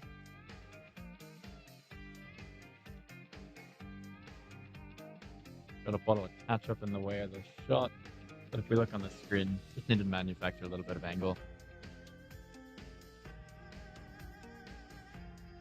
So whether or not he comes 3 rails and out, or just straight up and down. Okay. Or the third option I didn't have time to get to yet. Sorry, excuse the commentating, or the PA system. But in any case, the 5 hung up. Gonna give Craig a chance at the table here. Things are pretty open. I think I'd favor him to be out here, but you never know.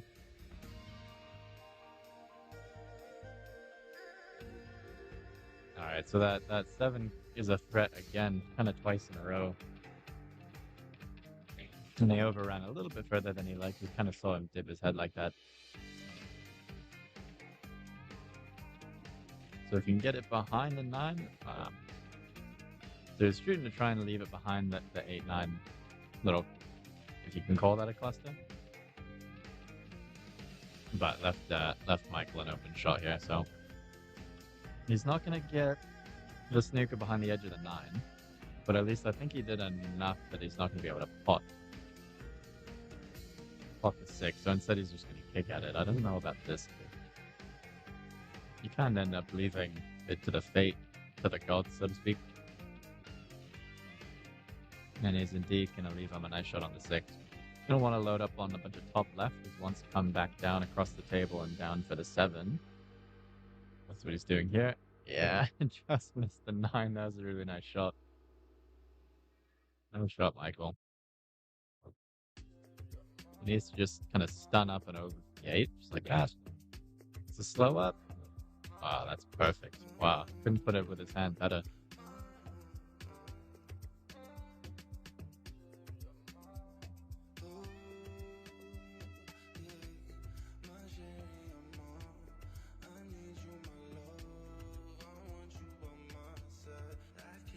Alright, and that's going to give another rack to Michael to even the score at 2 apiece in this race to 7.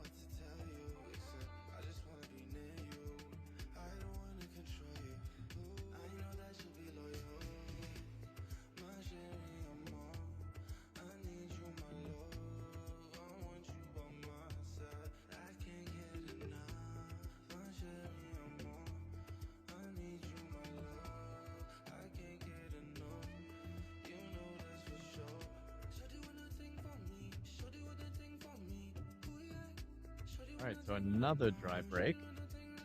That's 3 dry breaks in a row. See if Michael can send this all the way up into the top right. Viewer's bottom right. Pocket. Sorry, the camera angle is switched from the reality here.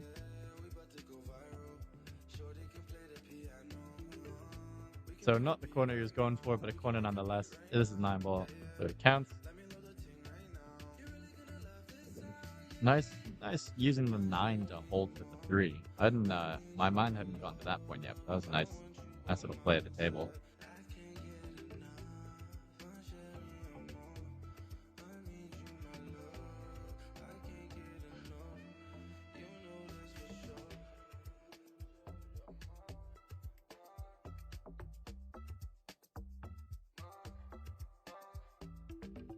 Okay, that was interesting. Maybe I couldn't see the angle quite that he was working with, but I wouldn't have expected him to have gone all the way up and down this table, especially when it's possible to leave such a thin cut on the 5 like this.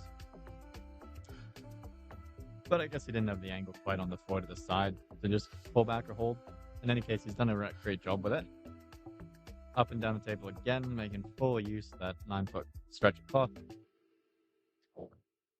A nice shot on the 6, so a little bit funny. It gives a funny face.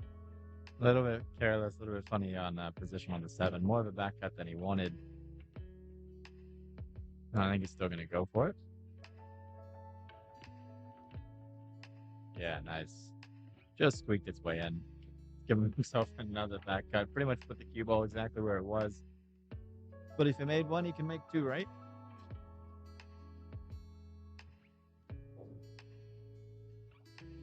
Yeah. Nice. Beautiful spin taken off of that side rail for position on the 9. Really nice way to unpack this rack and give him the lead. F3 Brax against Craig's 2 with a 1-point lead on our way to 7.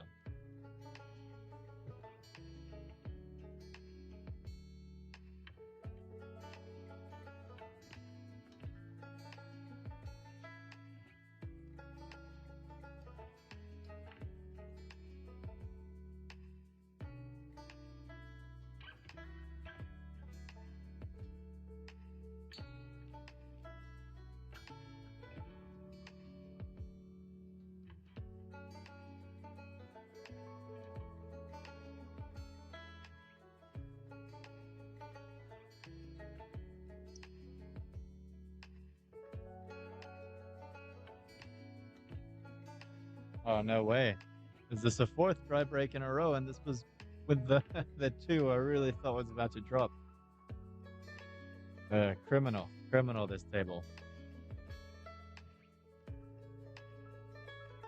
So, it's obviously well snookered on the 1. I didn't hear him call push out. I don't know if he's going for this. Yeah, he's gonna just try and mass at it and hope for something nice. As long as it doesn't leak out from behind that 4 for the corner, then he's done alright. Yeah, that's not too bad.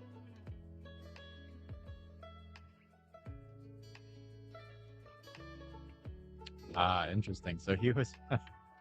Funny shot that. He was playing for the 2 hanger, just sending something into it. Sure enough, he did. He made... Gosh, what's the other ball he made? The 2? Something in the side. Yeah, it must be. I'm just hoping for something nice on the 3. He's gonna get it. I think he's got it. 5's getting in the way for the 3 in the bottom left corner pocket. I'll leave Craig on safety duty. Probably could send the cue ball down to this bottom rail. When I say bottom rail, it's more for the viewer's bottom, because you can see the head string there. It's obviously... Is that technically the top of the table? But I'll keep referring to it just as the bottom here, and then wanted to try and get the 3 close to that top rail. Oh wow. Wow. Big shot. Quite the cut into the other corner pocket, but it worked out. I think he's going to send this 4 down in the 8. Leave himself, try and leave the 4 out of that same pocket. It's a bit speedy for that. Yeah. I don't know why he played that so fast. I probably would have just tried to leave that 4 sitting over the corner pocket like the 8 was, but each your own. He's still got the other corner pocket for the 4 here. And 7's making position on the 5 pretty difficult. Yeah, he's just going to try and power through it like that.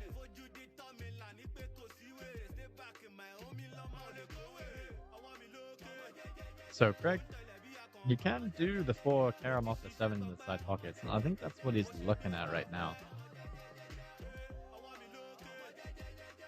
Yeah, that seems to be what he's lining up.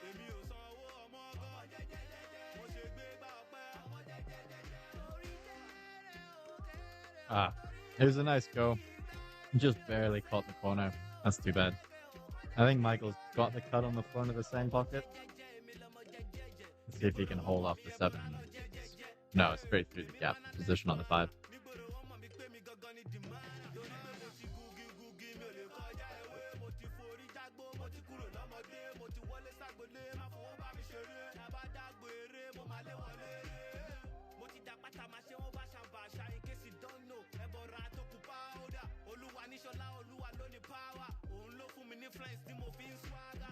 So he's just going to come across the table for the 7 and... stand corrected. He was going to play for the 7 in the same corner. I thought maybe he could just float across and play the 7 inside, but that 9 might just be in the way. There's a bit of a conundrum here with the angle on the 7. That's obviously going to go in the top left corner, or top right corner rather, but I think he's going to want to try and go down. Yeah, a couple rails back out for the... don't go in the corner. No way. That's too bad. So, Seward on the cue ball. I can't tell if he's giving Craig this to still shoot, as opposed to just forfeiting it. But yeah, Craig's just gonna go through the motions here, beat the 9, and it's gonna even the score back up. The 3 game repeats.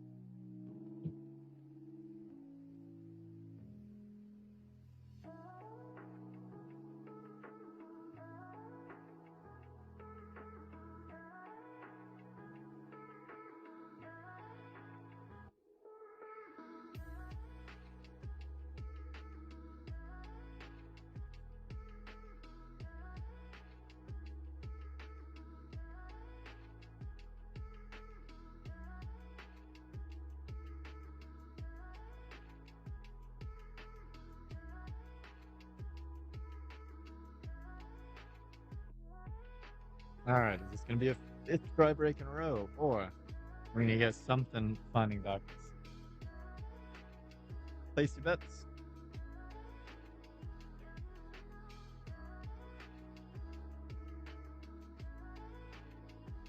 Can't quite see it, doesn't look good. Ah. There's another dry break. It's gonna give Michael the table for an easy start here on the 1-2 and the 3 hanging over that corner down there. It's a bit on the rail here, but shouldn't be too much of fuss. Just needs to float around the middle of the table and not end up snookered. Whoa, that was whether or not he was trying to do the breakout and get position on the 3 or not. That was a lovely shot.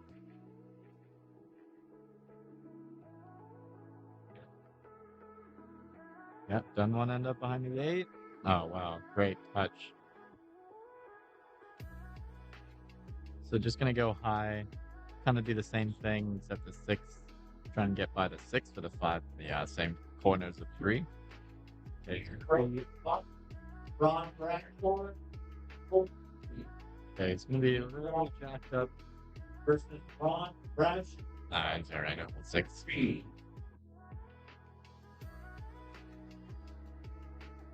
Alright, just connecting the dots here. Would feel pretty safe giving this rack to Michael. He's got just a stop shot on 6, 7, 8 in their respective sides, and easy position for the 9 in the bottom right here.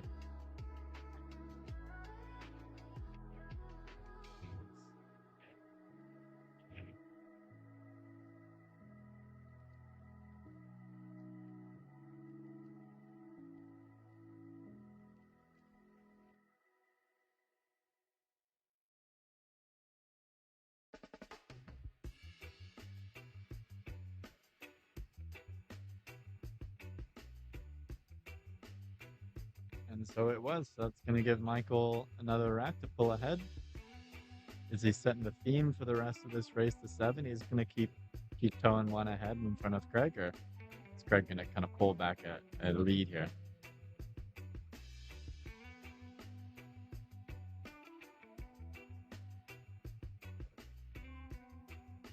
All right, are we going to see a 6th dry break in a row? Hopefully this time something's gonna find its way into a pocket.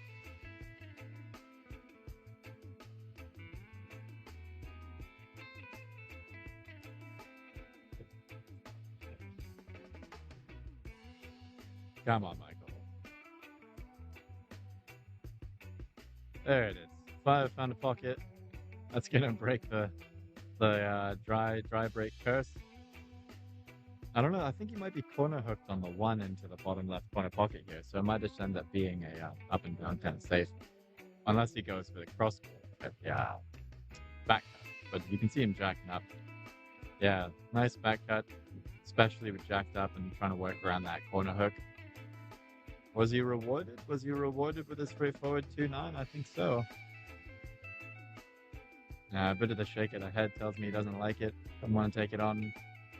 But it does look like he's lining up for it. It might be the case that the 2 slides right by them. Okay, I reckon he was playing for it.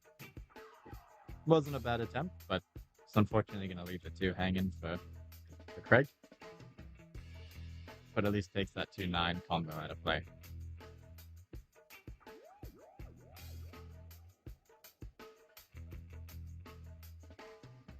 Bit of a mass jump, rather. Didn't see him go get the jump cue. Bit of a jump just over the edge of the 8 there, and wasn't too much of a fuss. No, I don't think he's going to look at trying to cut this 3. He's going to try to play the 3 down, or over to the top rail, yeah, just like that, and get the 3 all the way down.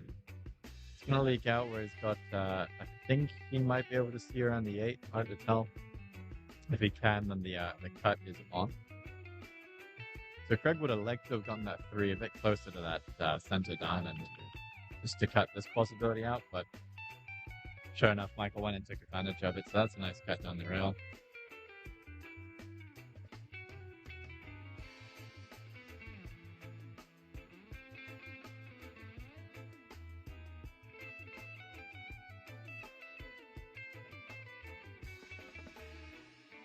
That's too bad. Tear him off the 8 for a sewer in the side. It's going to give things back over to Craig here. It's pretty straightforward, no real problems left. So I suspect we're going to see, maybe I manifested it earlier, Craig evening the score again in this kind of toe-to-toe, one rack at a time, climb up the rack scale.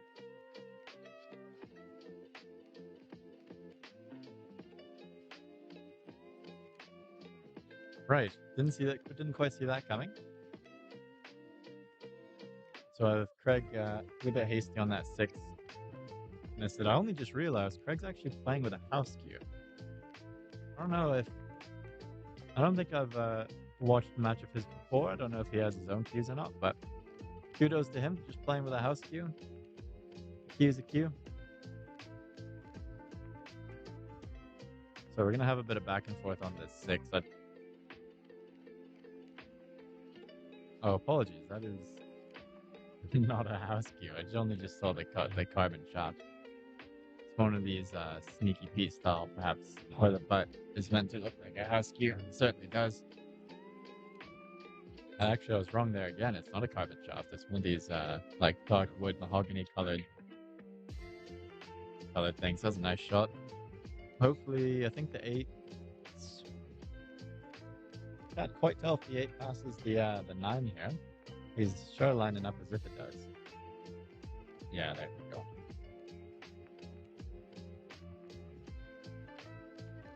So just formality of a 9 ball. That's gonna bring the scores even at 4 racks apiece and our race to 7.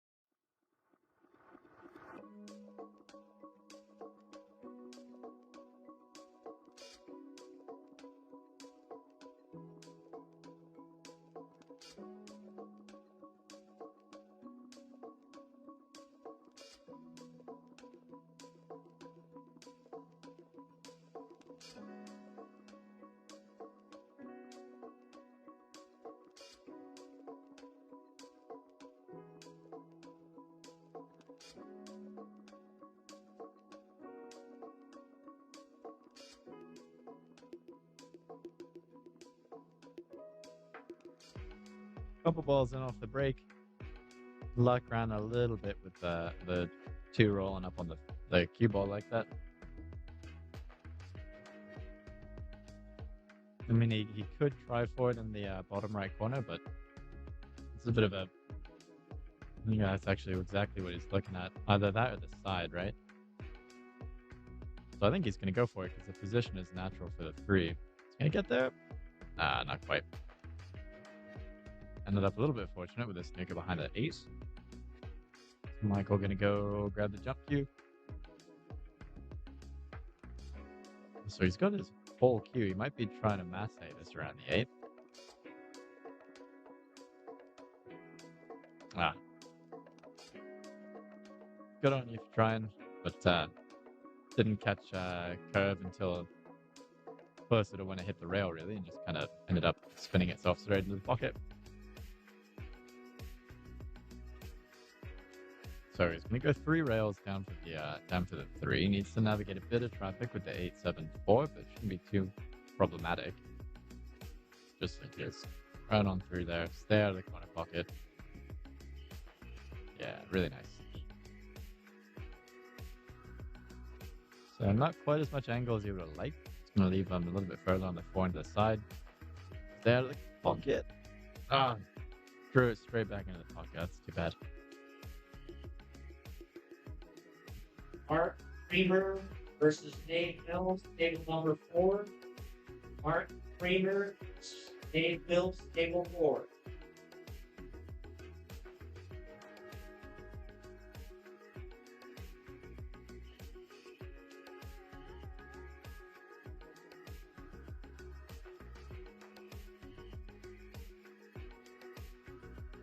So this one's going to be a big stretch for Michael.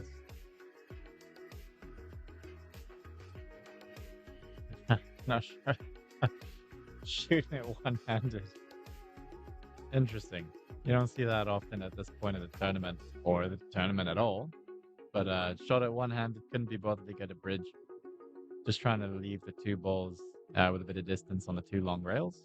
So didn't quite get behind the 8 for the snooker.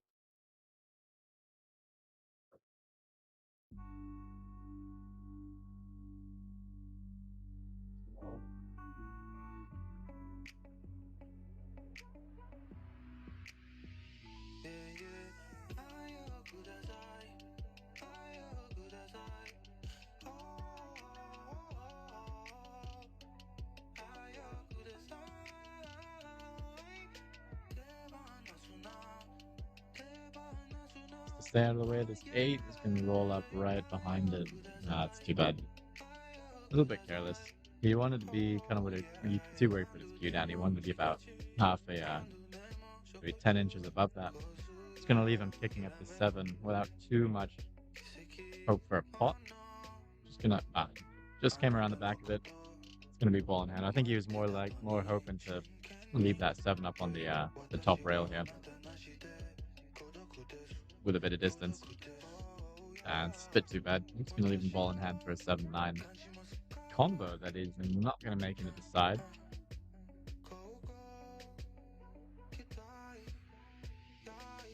Is this going to be another 7-9 combo into the corner?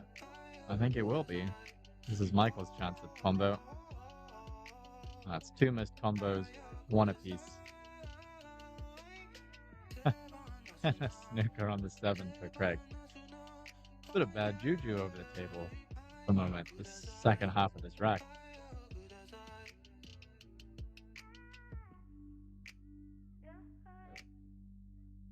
Alright, so the kicks landed well, but cue ball found its way into the corner pocket. And I think that's going to be the end of the sparring for this rack. I suspect Michael would finish these 3 out, not much of a fuss.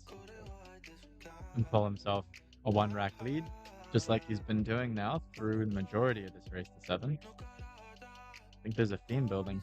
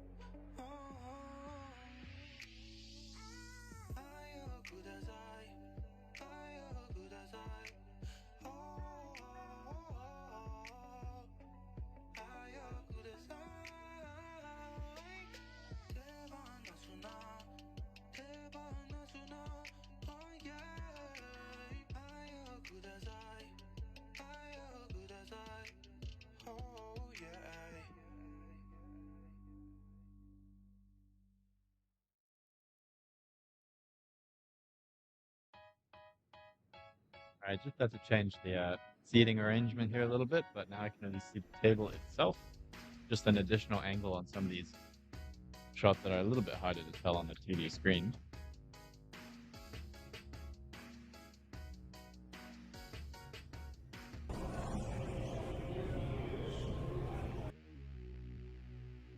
All good? It's still one, number 1 on this. Oh, yeah. Robbie Harris, can you please come to the tournament desk? Robbie Harris. Right, was hoping for a bit of a snooker behind the 9, but didn't leak out. Giving the 6 bank into the side here. Didn't want the cue ball running for position on the 7, but of course this is contingent on potting the 6 first, so. Skill up.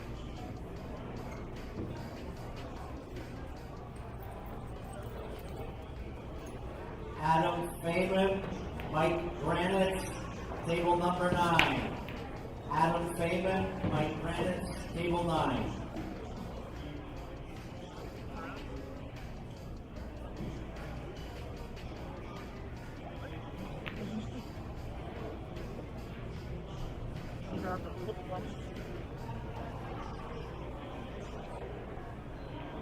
Like a really, really good player, right? I'm curious what's going to happen with the market.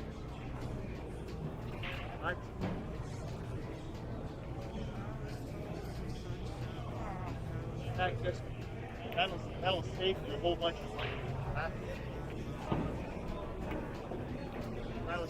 That was it. So nice bank on that 7 is going to unlock the rest of this rack for Michael. And this time he's going to, well, overrun position a little bit on this 9. Or speak too soon. I think he's going to go for the bank here. Try and leave the cue ball on the bottom rail in case he misses it. Oh. What am I talking about? Going for the cut, missed the cut, but played it with enough speed to leave the cue ball all the way on the top and the 9 Eric down. Levesque, Too Randy much prospect for a good shot. table number Actually, 7. not a bad way to play that 9. Eric You guys are thinking Levesque, about Randy the Lalonde miss just on as much table as 7. up on it. Means that Michael's likely going to have a chance back at this table. Balls.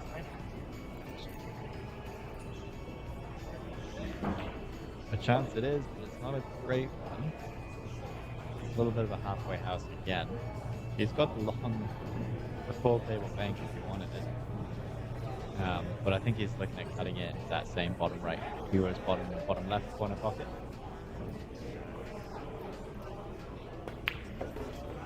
Wow, great shot. Thundered it in. For the first time in this match to pull ahead by 2 racks and put himself on the hill to raise the 7. He's got a little bit of work to do. He's got to win the next 3 racks in a row. Not entirely out of the realm of possibilities, but you know, he's 138 points trailing the Fargo rate, so it's unlikely, but we've seen crazier things happen here today. TJ Humber, Louis Fazekas, table 2. TJ Humber versus Louis Fazekas on table 2.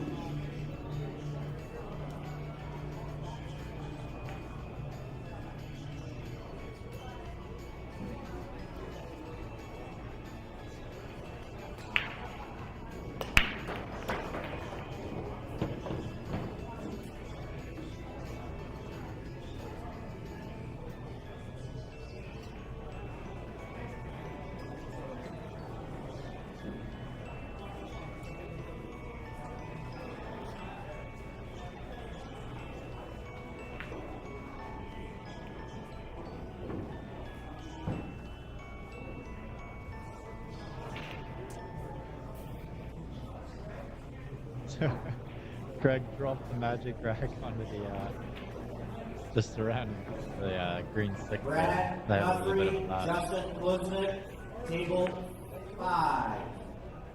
Brad Long and slow Guthrie in the corner, but versus it wasn't Justin used to be Bluznik, table number not a bad leave 5. though. I think you can see it around the 8, but it doesn't have an immediate pocket.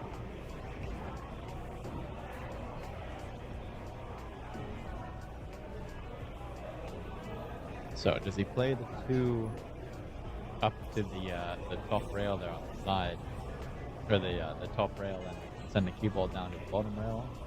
Ah. Or just miss the 2 entirely? Ah, correction. Not at this point in the tournament. Don't give up yet. 3 racks in a row. It can be done. Feeling a little bit hasty with his shots there, and you can see Michael's all honed in. You can taste victory here in this rack. Pretty close. 6 balls away. Make that 5 with the 3 in the side. Found the window between the 7-6. That'll work out just fine. Just go out to that left rail and back out for the 6. And 7, 8, 9 are pretty much in the book.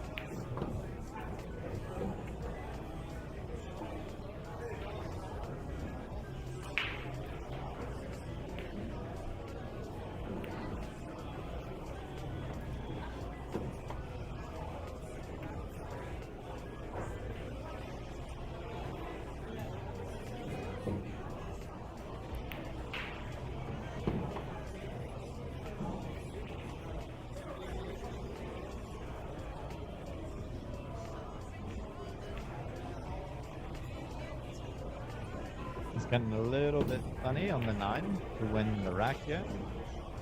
Drama right to the last minute. And look at that. Can hardly believe it. The cut is thick. And the 9 stays, and Michael forfeits the game over to Craig.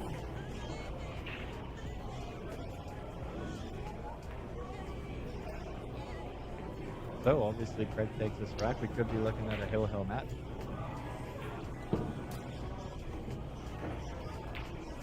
I think the only reason Michael's still at the table rack in a rack is just the position off the 8. Got away from him a little bit. Didn't mean to come off that long rail underneath the 9, not so close. Or with as much speed. So now he finds himself in a bit of an alternate reality where he's still at the table instead of off going for a beer, having won the match.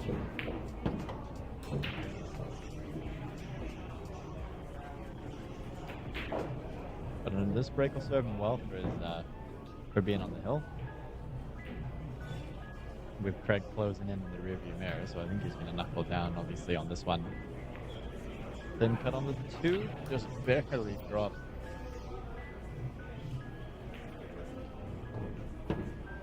Had some traffic on its way back out for the 3, but nonetheless found decent enough position. Come down to the bottom rail and back up to the 4. And as long as he can get out behind it. Right. A little bit unfortunate. I can't tell if he was trying to go around the 7, come up on the side of the 7. But in any case, things seem to be falling apart a little bit for Michael here. Snooked himself behind the 7. Missed the kick. This is a chance for Craig to take this rack and bring Kings Hill hill, and it's anybody's match. Hoping nobody went away when on the 9 in the previous rack, thinking Michael had the rack, because sure enough the match, because sure enough here we still are. If anything could happen. Pretty straightforward 5-6 and rest of the way out of this rack here for Craig. So we could be looking at the hill. And who doesn't like hill hill? Well, Michael. Let's address this. We're here for the hill hill.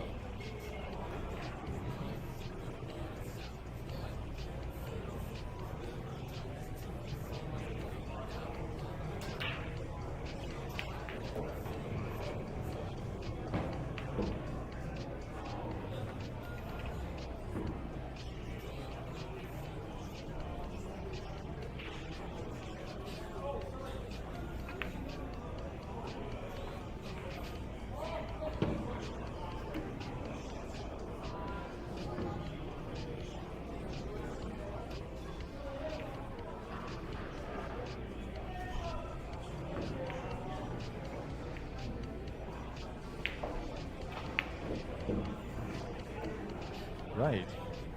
So I thought that was going to be pretty much the end of the rack to Craig, but that 7's just got it back out from the pocket. My narrating can hardly keep up with the drama happening here. I mean, you guys all saw it. Seward cue ball on the side, stroke of bad luck. It's going to bring Craig arguably undeservingly with having missed that. I mean, it's a hard back cut on the 7, but going to bring it back to table with ball in hand and a 9. an easy 8-9. So provided nothing goofy happens here, we are going to indeed be looking at hill for the match.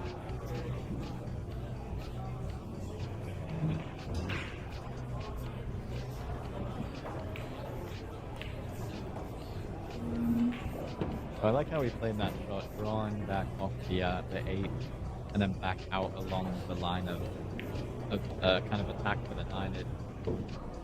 I particularly like doing position like that myself, and you also find, there's a lot of room there in a position play like that. So sure enough,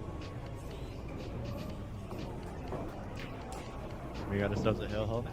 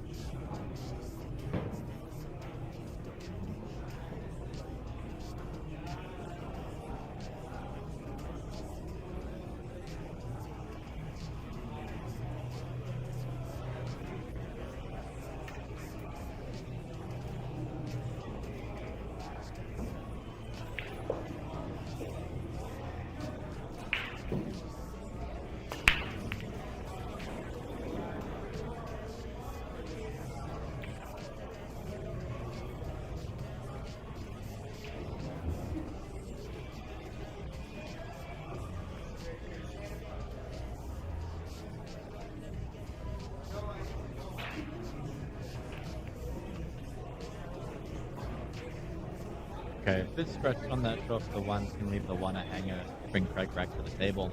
Things are starting to look in Craig's favor the past couple actions with the way some of these stroke 11 is gone. Is going to get the kick. No way. What a great shot. Craig with a 1-2-3 railer into the hanger of a 1 on a hill at rack. Brilliant shot. Ballsy shot.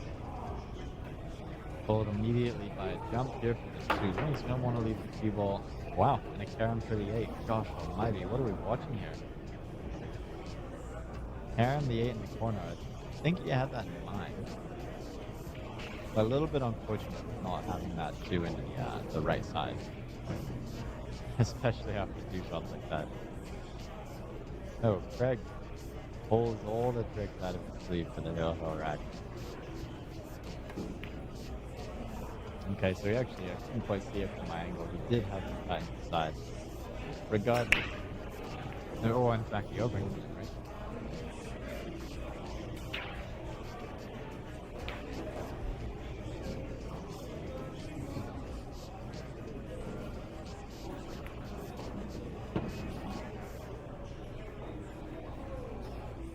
So it's a nice play, just working around the 7, getting himself the ability to pop the screen in the bottom right hand corner, just like that. Okay, Michael here back on the offensive, try and defend his likelihood of taking this match. It's meant to be his.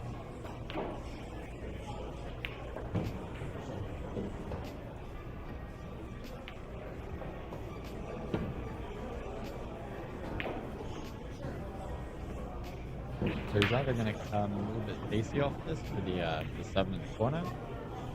Yeah, just like that. It's going to be cut straight across that room, that landing area.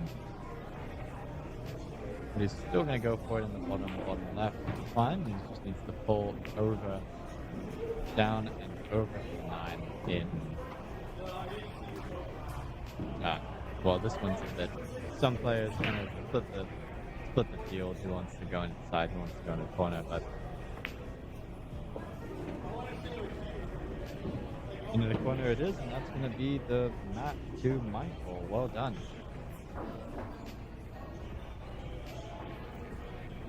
Michael's going to move forward on the B side here, and that's going to be all she wrote for Craig in this tournament.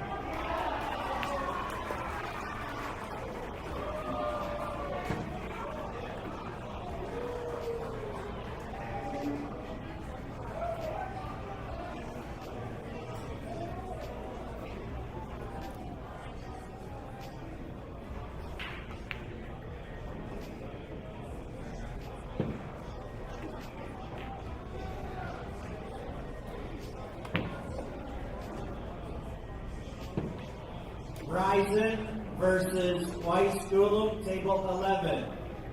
Verizon versus Weiss, table number 11.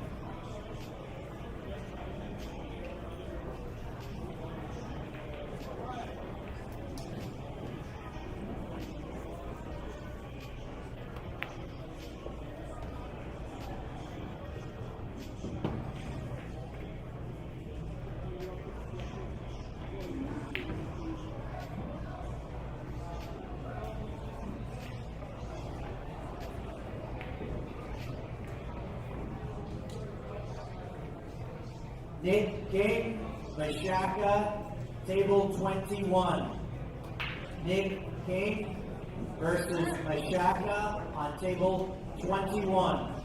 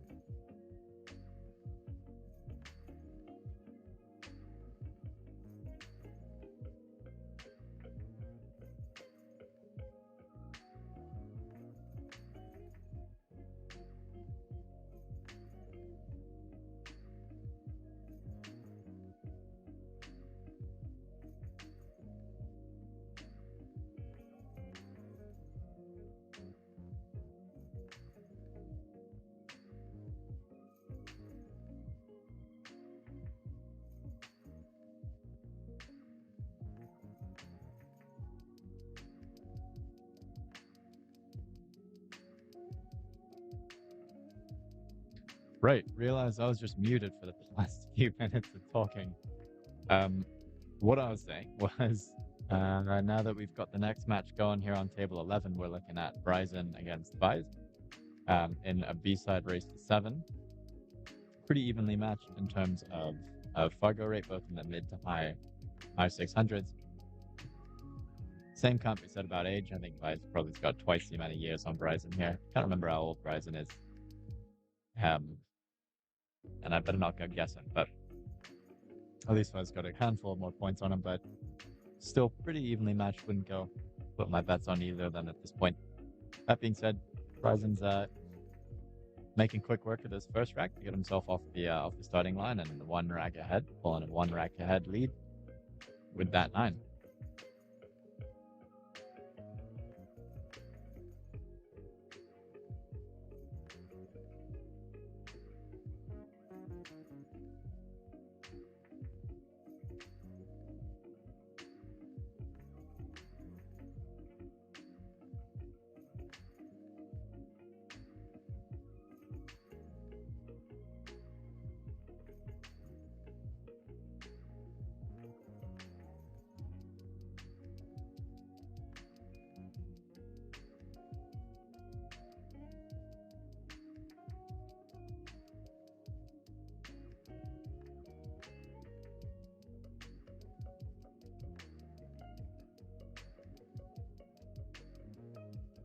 Textbook break from Bryson there. It was really nice. 1 in the side, wing ball in the corner. Even with the 9 on the spot. Not even a decent shot on the 2, but positions can be tricky on the 3, hiding behind that little wall of little Orion's belt down there of the 5-9-4. So he's going to make the cut a lot harder than it needs to be, but he's going to load up on top left. He's going to get around the 4. Wow, brilliant shot.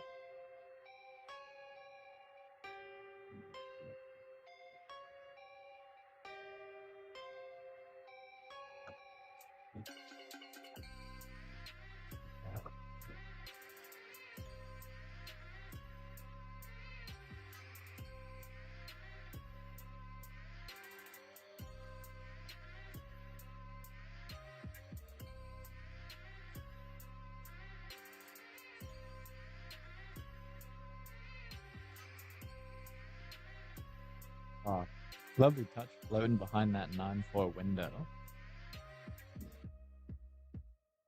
Just having a float through it and then trying to leave himself a bit of position to try and draw in the 9-5 and develop that, because at the moment that 5 ain't going anywhere unless he wants to pull back, clear the 9, not really interact with it too much.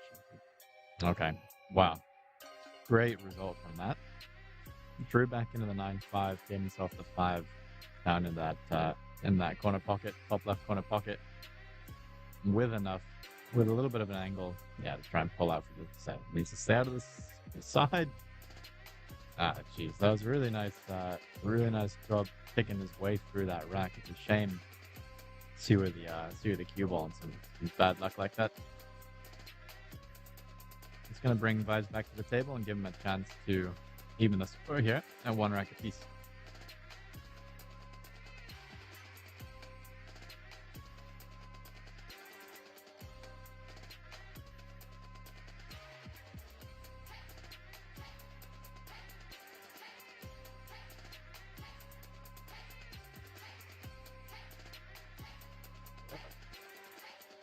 Just seeing a comment here about the light peeking through when the sun goes down onto the tables. Yeah, it is a bit of a funny thing. It's kind of a bit characteristic of Corner Bank, whether it should be or not. You know, there was where the sun was about 30 minutes ago was putting some funny stripes down the tables. Not only table 11 on the TV stream, but the ones usually get it even worse on the viewers right there. Well, they seem to have gone away for now. They might come back as the sun lowers again. It's usually kind of an ongoing battle in the second half of the day.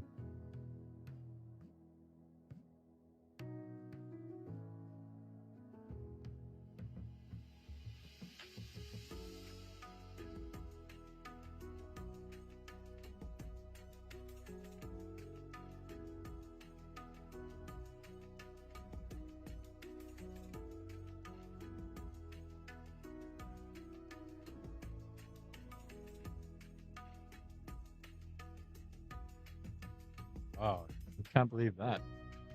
The 9 hung. Right.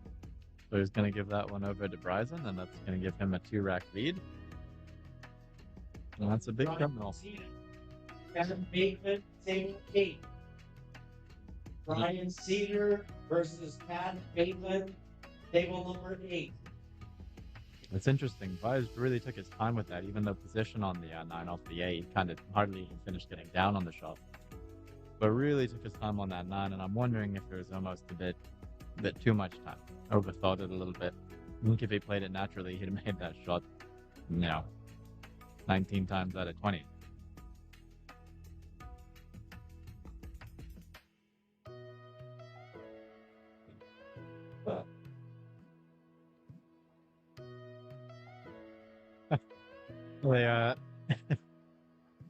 I think it's a Blue Jays game going on in the background. Yeah, it's Blue Jays game going on in the background. You can hear the non-pool contingent of the bar letting their voices be heard.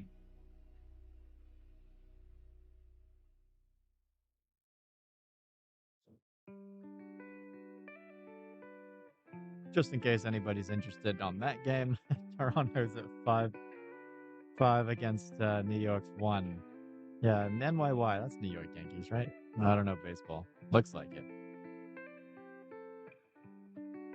Guess that's giving the crowd cause for celebration. Fair enough.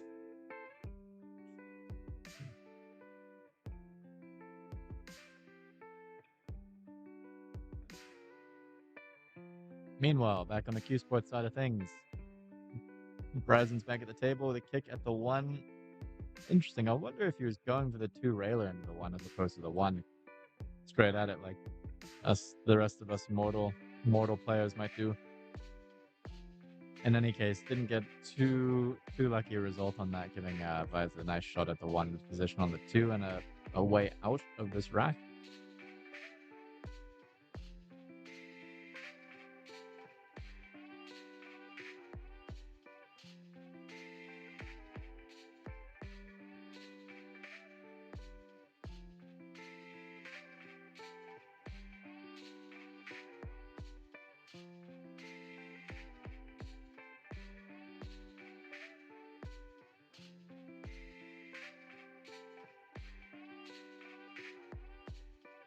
T-Ball's going to run away from him a little bit. That was a product of the cue ball taking off the rail a bit more than he was expecting with position after the 2. Or after the 1, sorry. Still possible. A little bit funny over the 5, but, he didn't like it. But I know, it's usually this wouldn't be something he'd have too much trouble with.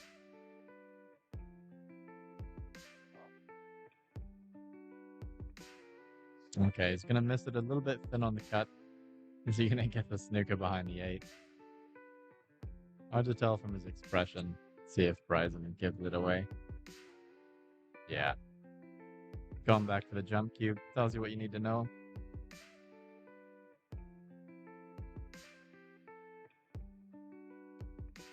Alright, wouldn't be surprised if he makes this.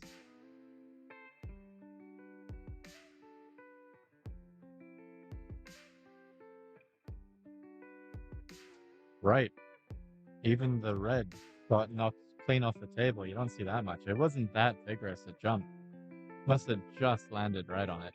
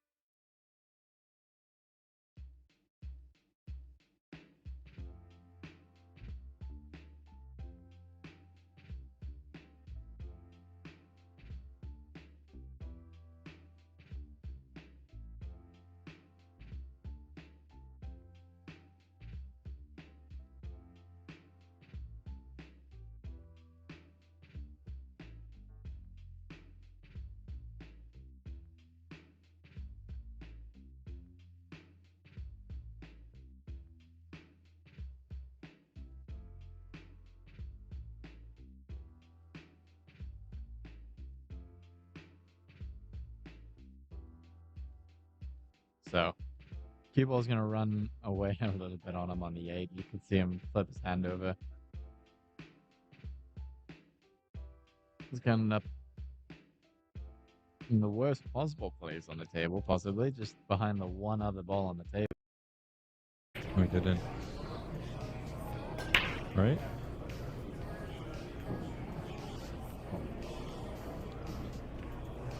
Hey Rod, how's it going, man? Hope you're having a great night too. Thanks for joining the stream, spreading some positivity.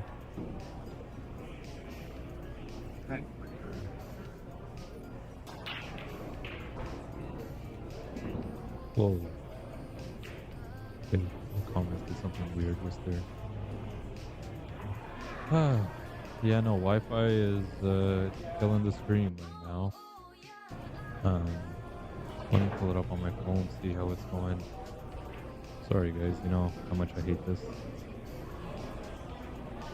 Yeah, that's no good. Definitely not.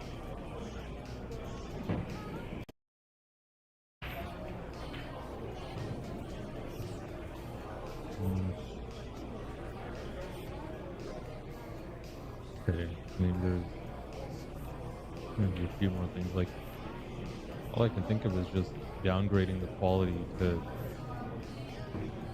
yeah, just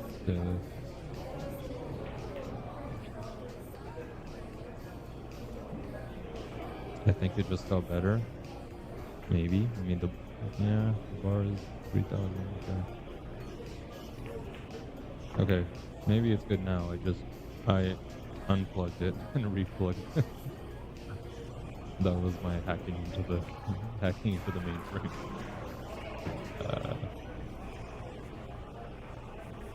Okay, let's keep it. Yeah, I'm not dropping any frames anymore, so I think it should be good. And my phone's about to die. Robert and Davida, whoever else, you guys are still there. Can you give me like an update in maybe a few minutes? Like, let's see if this sustains. I dropped the frame rate down, and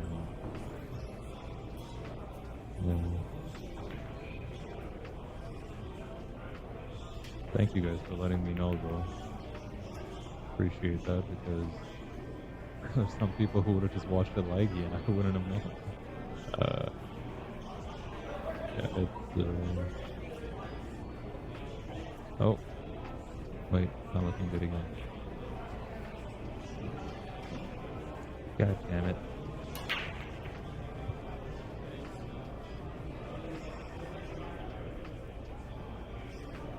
Looks good so far. Okay, let's cross our fingers. Everyone cross their fingers. Cross your toes. Cross your hair. Whatever you need to cross. Garland Tully, Nick Popola, table number 1. Yeah, dropping less and less frames. Versus Nick, table 1. Should be fine. This is one hell of a match too, isn't it?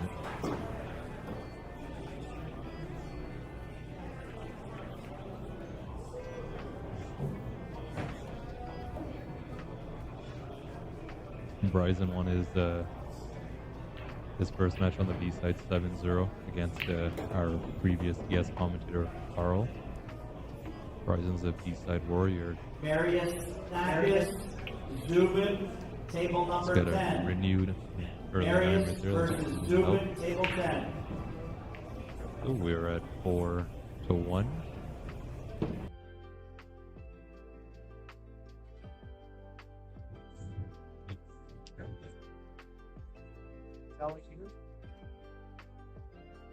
Stream is good.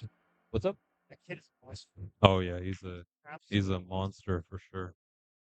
He's a monster, a superhero, everything all in one. I can't wait till Bryson's like, I don't know, 10 years from now. He'll be like, what, like late 20s? And then we can all see like another Canadian pro hit the scene, you know? One of these days, I got no doubt in my mind. Look at that break. It's gonna get a shot at the 2 right in front of the side pocket. Nope, the 2 is just gonna go in. No, right in front of the side pocket. That's it. Attaboy.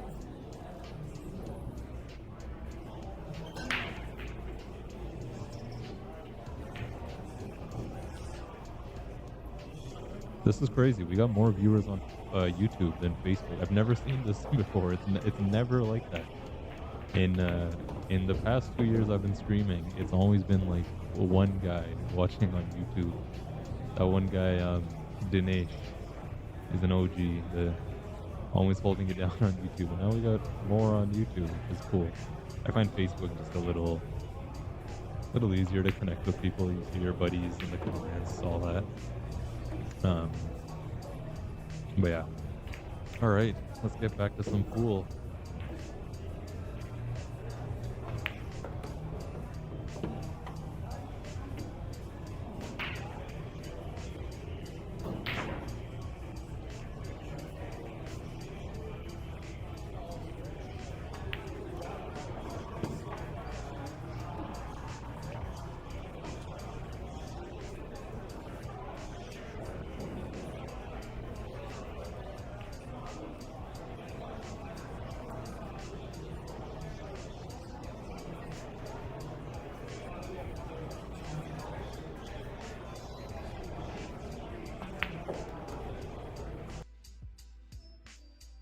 Nice draw shot there, pulled it back really nice.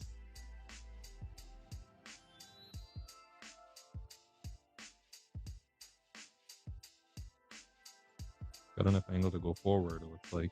It's hard to tell through the camera, but when I peek over the bar here, yeah, 2 rails, very nice. And then to get onto the mini hill, last 2 critical balls. Maybe a bit straighter than he'd like, but it's enough to pull back and touch that rail. Yeah, beauty. B-U-T. So good for the side pocket.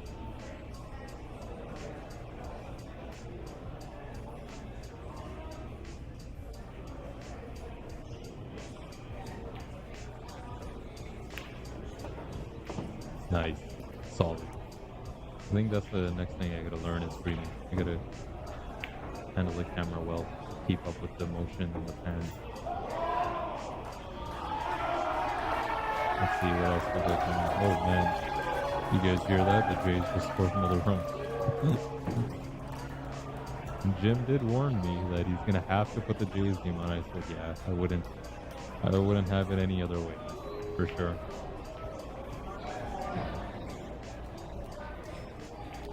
Got Nick Blanchard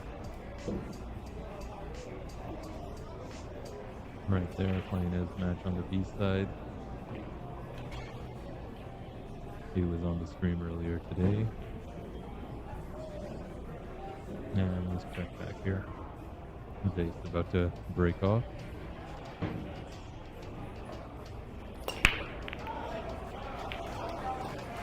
And that's the one on the side. 5 going to help him out to stay at the table, but the 9 is going to ruin the party with a good look at it.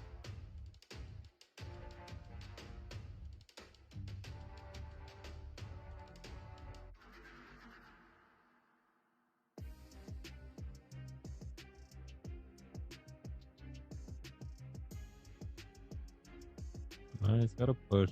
Well, like, where do you push with the 1 so close to you? Maybe you just jump it. Yeah, he's gonna grab the jump cue. Just jump it.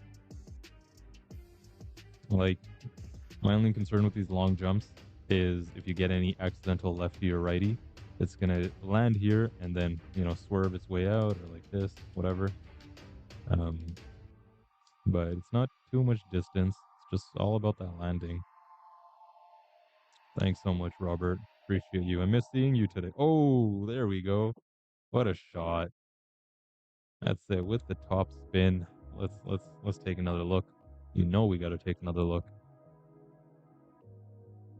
Beauty. Too good. Yeah, Robert, I miss seeing you today. Hopefully can make your way here tomorrow. I know Bryson's gonna grind and stay in till tomorrow, no doubt. But thanks, man. Really couldn't be doing all this without, you know, the support from the viewers, you know, the venue owners, the tournament directors, just the community overall. Like, we lost the scoreboard. We really need it. It's It's a big machine, and we're all playing a little part as the cogs. You know, big shout out to John. I'm still impressed that you know, he's gone out of his way to use his connections and his experience in the industry to set something like this, you know, up for us. Predator sponsored, you know, all the well-maintained tables, new cloth, new balls. You know, it's great to see. I may have some high hopes, but I'm sure one day we're gonna have a Canada Open on the WNT, the World 9-Ball Tour. Fun fact, I haven't shared this with a lot of people, but I actually had a call with an elite raiser some months back. We did a little video call discussing the potential of a 2025 Canada Open. Of course, ultimately did not go through. It's a big feat. You know, it's a lot of things to consider, a lot of money to be spent. You really need help from tons of different people in the industry, but one day we'll get there. I'm sure we will. You know, I think pool is really picking up pace more in Canada itself, just with more pool halls opening up, more players getting into the game, and that's what it's all about. Like, I had a great chat with John before, you know, we talked about, like, before I decided to stream this tournament, and he made a good point that it's really not about, it's not competition. One, if competition scares you, you have no business being in business, because competition's a great thing. I remember, like, when I started streaming, and of course Louis at GTA Pinoy Billiards had been streaming for a while, and people came up to me and told him the same thing, because he related to me that, oh, everyone's talking about how competition now, and me and him never saw it that way. Me and him were like, this is cool. Now we got some, like, I got someone to lean on. He's got someone to lean on. You know, we're growing. That's what it's all about. And in tournaments amongst different tournament directors, it shouldn't be, how do I get this player to come to my tournament or whatever. It should be, how do I get the new guy in through at the door? How do I get this guy to pick up the cue for the first time, right? An easy way to do that is, of course, you know, growing the community through our mutual connections. I like to think the digital age that we're in has a lot to play in it. You know, of course, you're watching a stream. Because like my own personal friends and you know, family friends on Facebook have said, oh, I see this full stream thing you're doing. It's really cool. Like, I had no idea, blah, blah, blah, you know, the whole spiel. And you got to explain to them, yeah, there's this, you know, secret world under the carpet revolving around pool. But that's exactly it. For some reason, it's there's a larger barrier to entry. And us, as members of the community, it's all of our duties to reduce that barrier to entry. Right? Anyway, all right.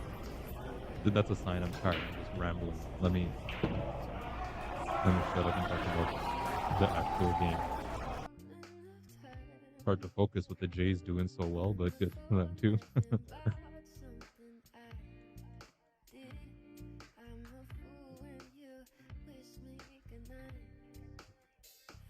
I like how Bryson gets back up and realigns when he feels the slightest bit of, oh, what a shot. Man, stun draw over. That is nice.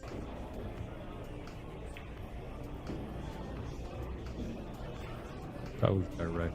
Like, you can just see his stroke. Like, I talked to him a bit after his loss against Nitin, and he said, yeah, he just wasn't feeling his stroke. He just wasn't feeling it to completion. You know, everyone has those times. And you can tell now he's definitely has been rejuvenated. You know, he's had a good match, first match on the B side. And you got to remember that A-side match they played, both players have been sitting for a while. And different players accept that in different ways. They react to it in different ways. You know?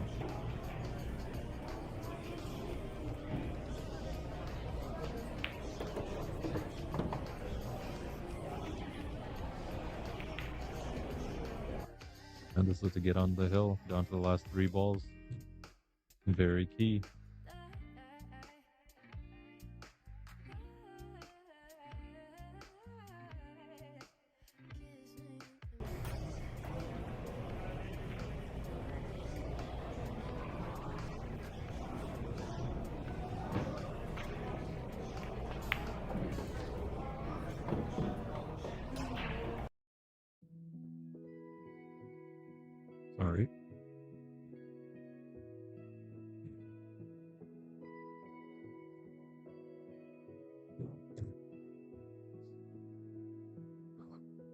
you guys are just joining in the stream, welcome to the pool stream. If this is your first time, I'm glad to have you.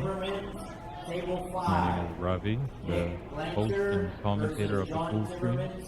Table 5. If you guys want to learn a little bit more or just get in touch, feel free to add me on Facebook. You can search me up, Ravi Trivedi.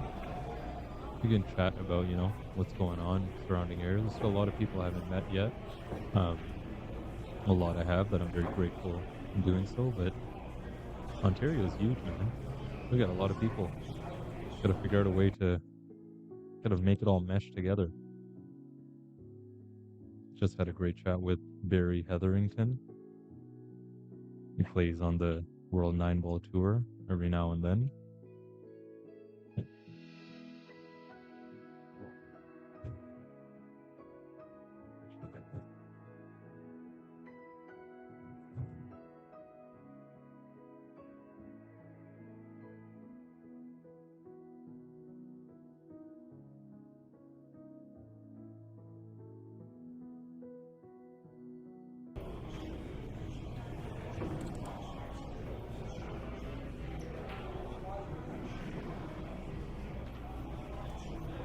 I like Dice's glove. That is an awesome glove. Vibrant. Speaking of gloves, what do you guys think of those new wristless gloves that have hit the market? You see a bunch of people releasing them. I kind of like them. I only have one gripe, and this is for most of the half finger gloves that don't finish all the way. They need to extend a little bit more, because sometimes I feel near that first indent of my fingers, my cue will still rub against my actual skin and not the glove. That's my only thing. Otherwise, I like the low cut wrist. That helps a lot. If you're wearing a watch or a bracelet.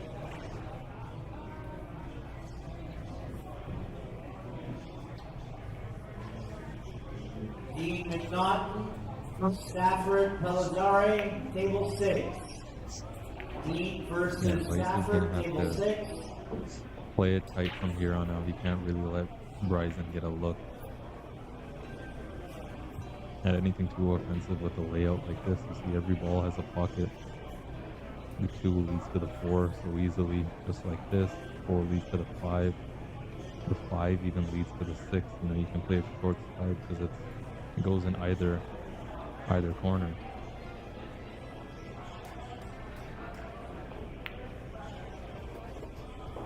Oh, too good. Too good, this kid.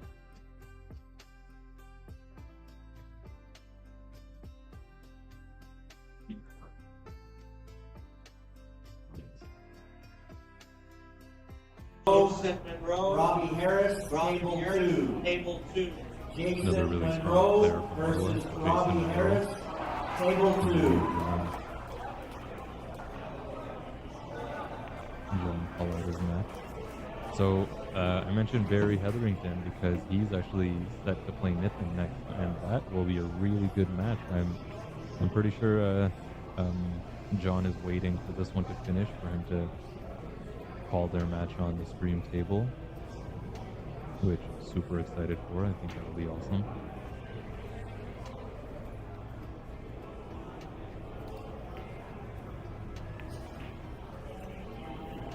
Clean. Held the pace nice.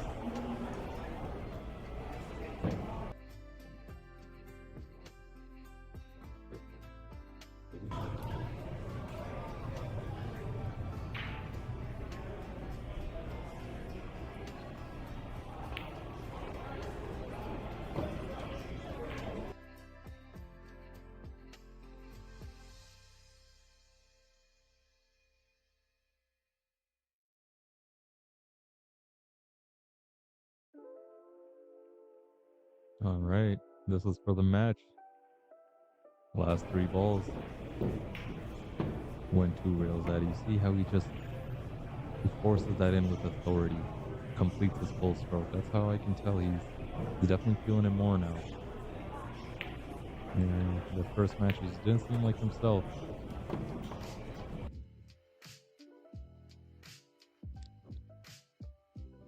Yeah, this will be a Goodbye to Mr. Weiss and Gulan. Oh, I think got his name spelled wrong. It's Gulam, I believe.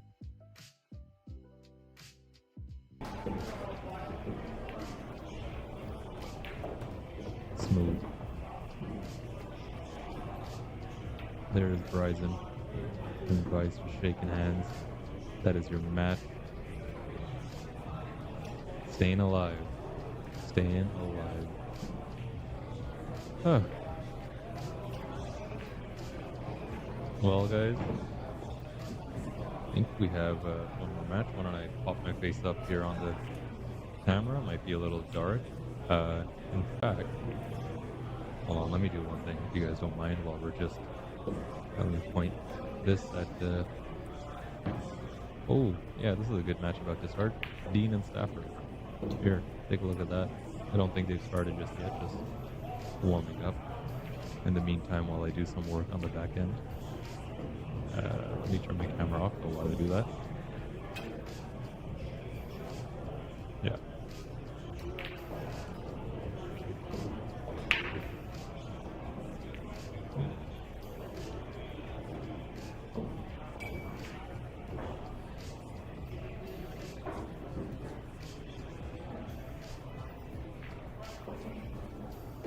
Oh, that wasn't supposed to happen.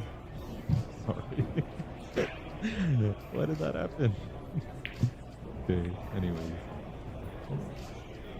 Yeah, this is how it should be. Yeah, and then put right there.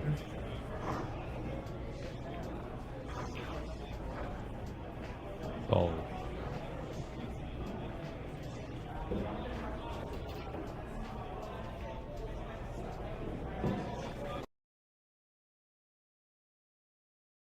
Hold on, everything's going haywire. Alright, we're good now. Okay, there. Now it's on top. I'm not gonna I have a little ring light, but I don't want it to... There's a table right back there. I don't want to disrupt them, so I think that's fine. You guys don't need to see any more of my ugly mug anyways. Like I said, face for radio. I can just get rid of that. Yeah, that's what I was looking for.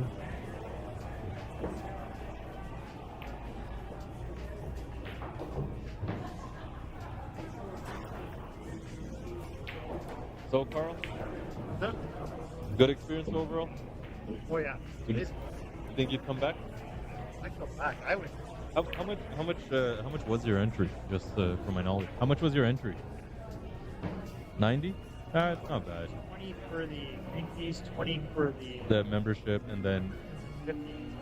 Yeah, under 5. Yeah. Michael Umel, Maybe. Ron Bradshaw, table 20. Oh, no, Michael I'm Umel, Ron Bradshaw, Yeah. table number The next 20. one. The date isn't set. I know he posted it for November. Yeah, still live. Yeah. Hold on. Let me turn this one. It's not the same at all. What do you mean? Okay, so when you're playing like in the smaller league tournaments, Yeah. you get lots of bad safeties, you get lots of bad misses, Yeah. you get lots of chances.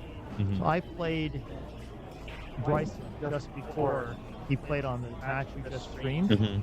and I missed a few shots here and there, and he just punishes you. He just runs around. Yeah. Like you No, don't for sure. get to miss against him. I safetied him.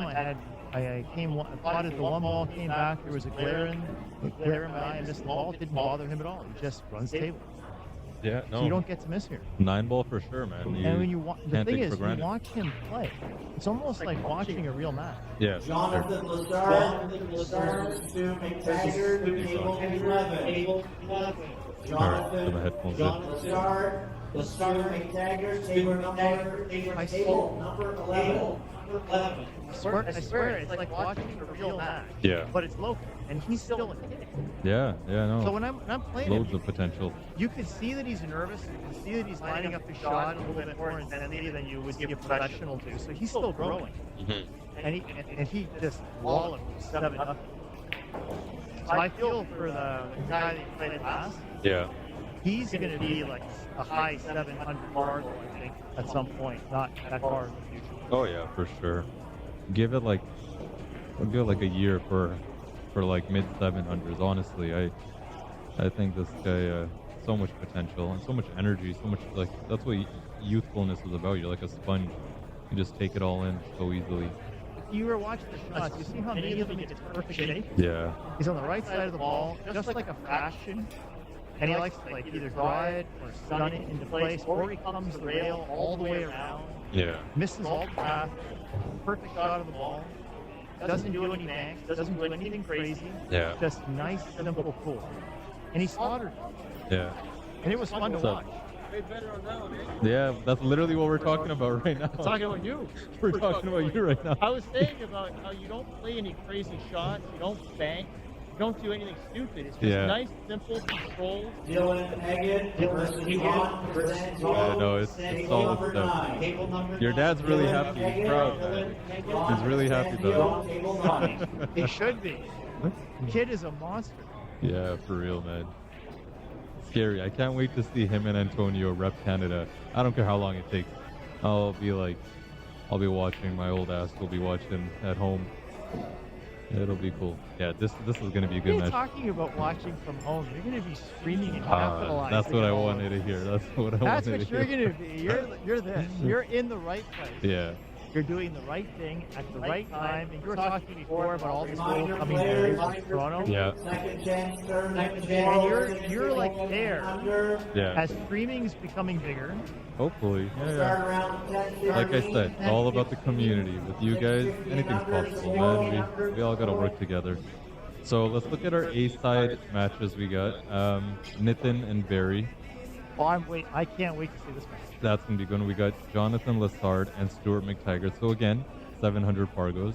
And I think Barry is the lowest in the Barry and Stafford. Barry's at 667, but he's close enough to 700. Barry on his game is very good.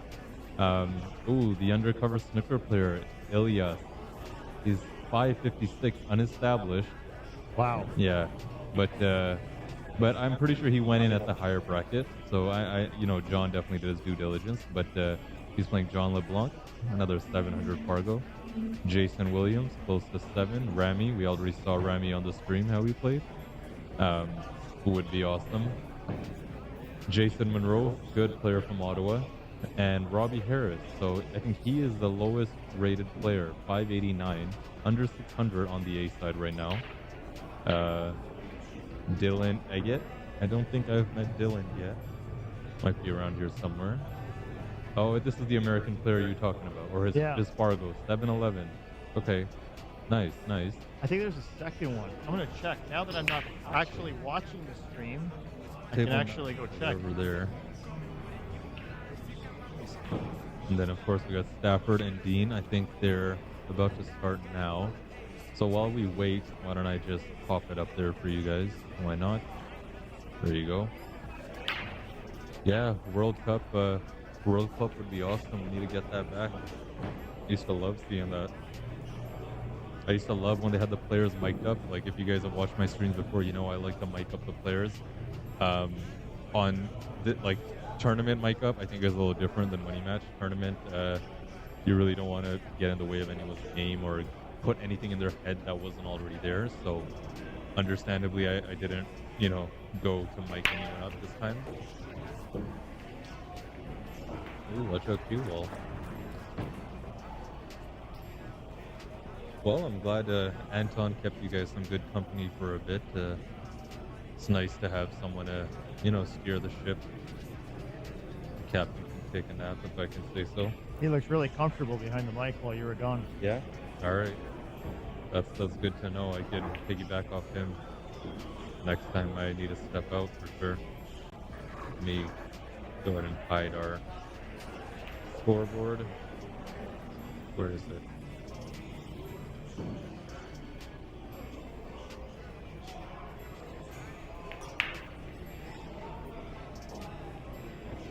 Ooh. So this is an A-side match. Based on the numbers say Dean would win it, just due to solely higher Fargo, but we know that's not everything. That's not nearly everything. Stafford is a very strong player in his own right.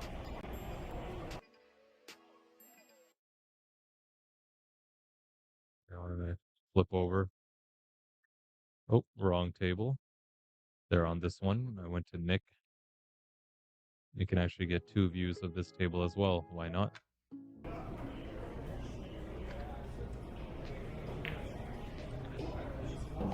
Nice combo by G.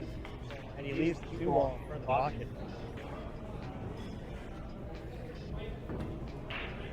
No, I'm gonna go ahead and turn this off. Oop.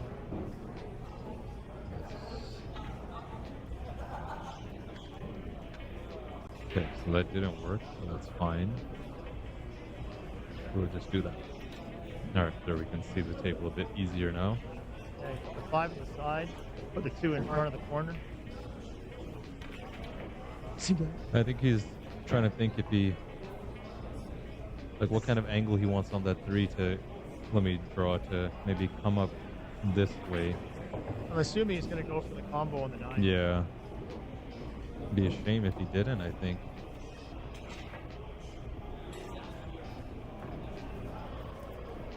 I just floated down. Sorry, hold on.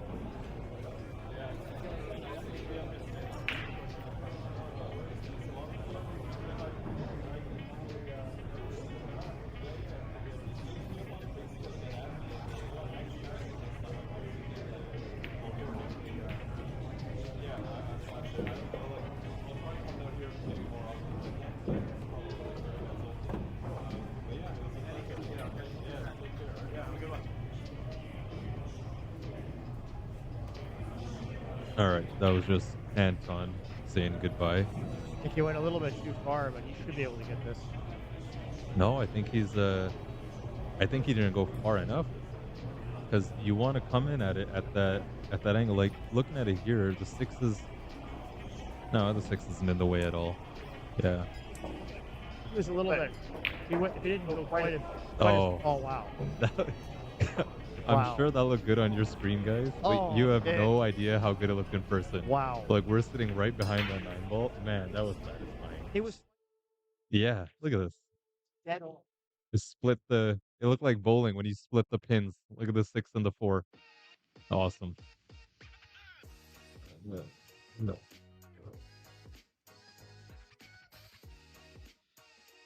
Racking it up. So you're in quite a conundrum. Why 'Cause is you're, that? you're sitting here like Wizard of Oz. You get to watch all this stuff. Yeah, I don't get to play. I know. And it's fun to sit here and see all this stuff. Trust but me. then when do you get time to actually play? People have been saying this to me ever since, and I tell them, I'm like, it used to kill me when I would be streaming, and I'm like, man, I want to go to the table. I want to hold the cue. I want to feel the cloth under my palm and all that. But I don't know. You got to do what you got to do, man. You know, those who can't play, they stream. That's what the deal is. Or you play on your stream and get somebody else to comment on your stream. Oh, yeah. And then you can avoid the whole league situation and just focus on play. Yeah. So what I have planned is I ordered those new glasses. You guys heard about them, the Facebook Meta ones? Yeah. And I can wear those and I can record my gameplay. So I'm planning on doing that. They were supposed to be here by now, and I was really hoping I'd have them for this tournament. But They're supposed to be really good. yeah, I didn't get the, like, there's new ones with the little screen in the lens. I didn't get those because I don't think I'm ready for that, I read a review on these things. for glasses to take over my life. Way back in the day, Yeah. my friends and I used to do VR. Okay. So we had cool. our own VR company. Nice. Like nice. years and years ago. Okay. So when the Oculus Rift came out, I was Yeah. never impressed with that. Okay. The new Facebook glasses are supposed to be what Google promised but never delivered. Interesting. They are cool. Like, they are very, like, I have a friend who has them, and audio, video, sound, and like I see the new one, you gotta wear a bracelet. It syncs up to, all that, which is cool. Every time I think of that, it's just like we're getting closer and closer to the Neuralink stuff, like chips in coming. our brains. And They're already doing that now. The only problem is that you have to have severe disability Yeah, yeah. to get it. But the things that they're accomplishing there are insane. once it reaches It's all coming. consumer grade. Are these guys playing? This is a Stewards match, isn't it? Okay, let me get this. We'll check. Yeah, let me.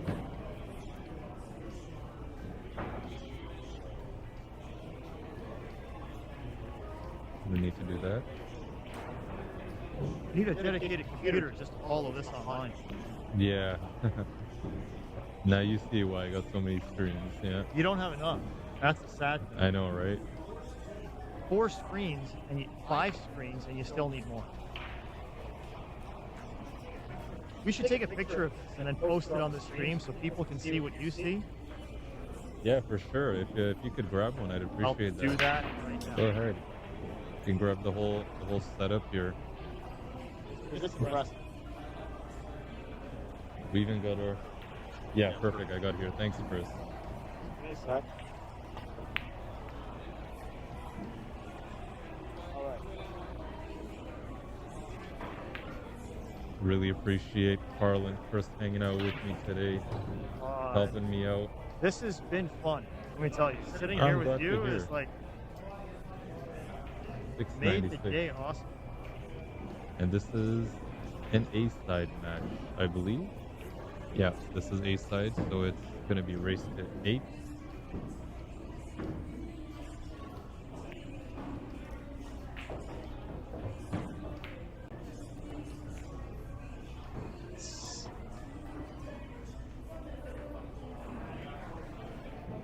Get our board on. Let's go back to our main camera here. Oh, our main table, I mean to say. The score is currently 0-0. Let me reset that. All right.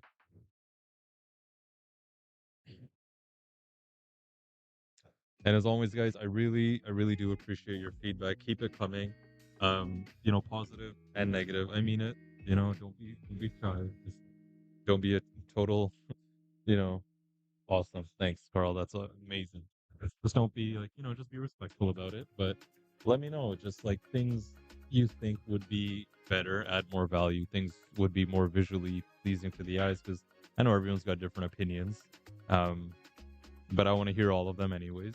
I think everyone deserves to be heard, so why not? And there's no stupid opinions unless it comes from you, Savita. No, I'm just kidding. I'm just joking. Fuck, I'm gonna get a slap for that later. This thing here. The only thing you can add is the thing that you got coming in the next tournament, which is the top screen. Yeah, Top. I know my. Then it will feel like you're watching like a professional Ooh, match. we got a ball off the table. I think that's the first of the day. I think Dean tried jumping over a ball to into the rail. Looks like. All right, Jamie has got 100 tomatoes on stew. Any takers?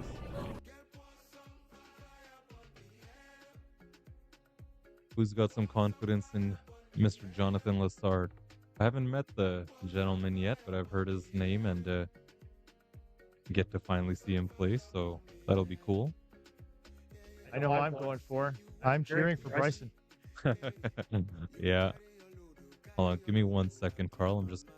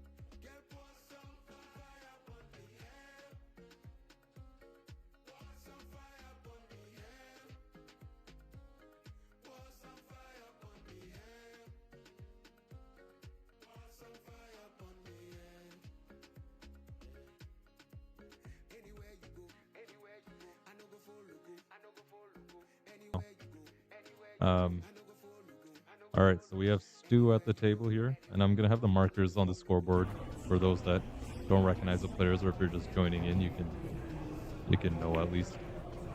Wow, that's a nice touch.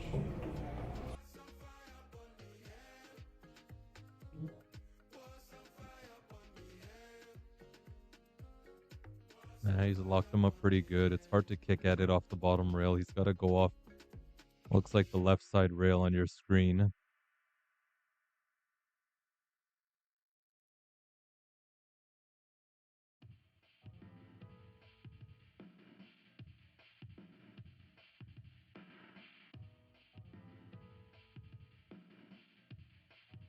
Oh, nice touch and separation. He really pinpointed where he needed to touch that. And I think I'm losing my voice, man. One of the hazards of live streaming for a living. You heading out? Okay, alright. Drive safe, buddy. I'll see you around, man. Yeah, you're muted, brother. No, he's on. He's on. I don't know what he's gonna do here.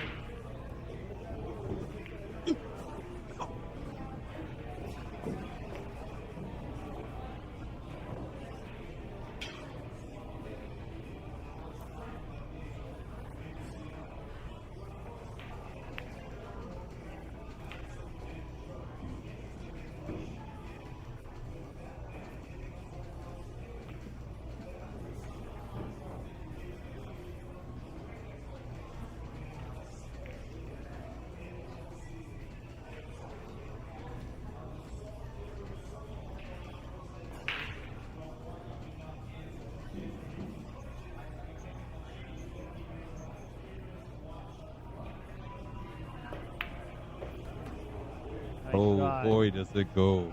Nice shot. Let's take another look at that rifle. Down the table center of the pocket. Really good stuff. Oops. I think he was trying to play the safety. He just missed it. Yeah. Or he kicked out the one too far and left it open.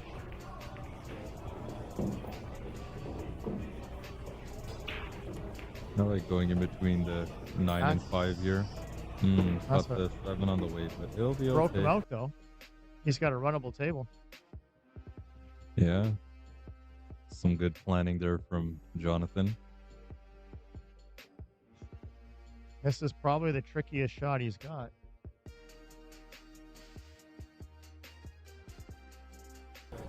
I also got to give a huge shout out. I can't believe I haven't done it yet, but big shout out to all the players today who've been super respectful of the stream. Truthfully, I thought it would be a little bit more bumps on the tripods and getting in way of the lenses, but it hasn't been. And that really just speaks to how much they value the tournament and decorum of it all. Really nice to see, refreshing. Yeah, he's landed weird here. It's gonna be a recovery. I'm gonna have the replay button ready. I'm sure he'll line up the one real kick.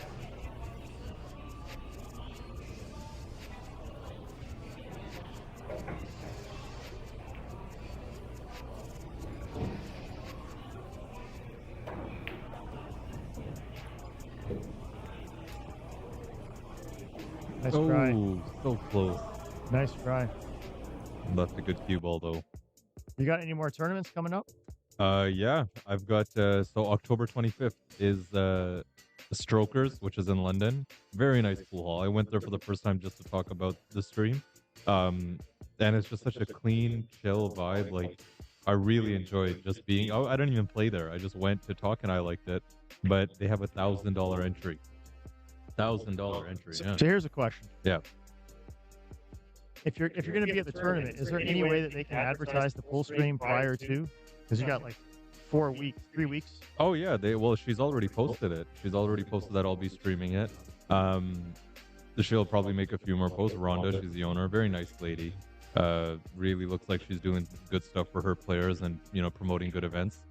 Got a full field of 48 players, right? But I'll be dropping some more promotional stuff too. It'd be nice if I could, honestly make it out to London and maybe even film some stuff there. But yeah, it's just a bit too much of a trek for me to make, regularly. Oh, that was nice. Yeah, Stu's got a really cool, delicate touch going here. So Stu is also he's out of London. He's out of Strokers. He plays out of there. Very close friend of Rhonda's, and she mentioned that to me. So that tournament is 600 and under, which is pretty cool. I know a lot of guys 600 under that are going to be playing there, and I'm excited to see them sweat it. Cue-ball's got to pick up some speed. He's not going to like this. No. The saving grace is maybe the awkward queuing over the 9, but I think even then, yeah, it's not that bad. You can Still see not an easy shot. the jersey. Stu's a really tall guy, by the way. He's pretty tall. The jersey, McTaggart right there on the back. Yeah, slight awkward queuing. Nothing crazy because you don't got to do too much to get to the 7. It's just it's really just potted. The 7 goes in 3 pockets here, here, and here wherever you land. Yeah, He had the side. he had the side. Atlanta, table 21. Nick, Romeo, table number 21. Table number 21.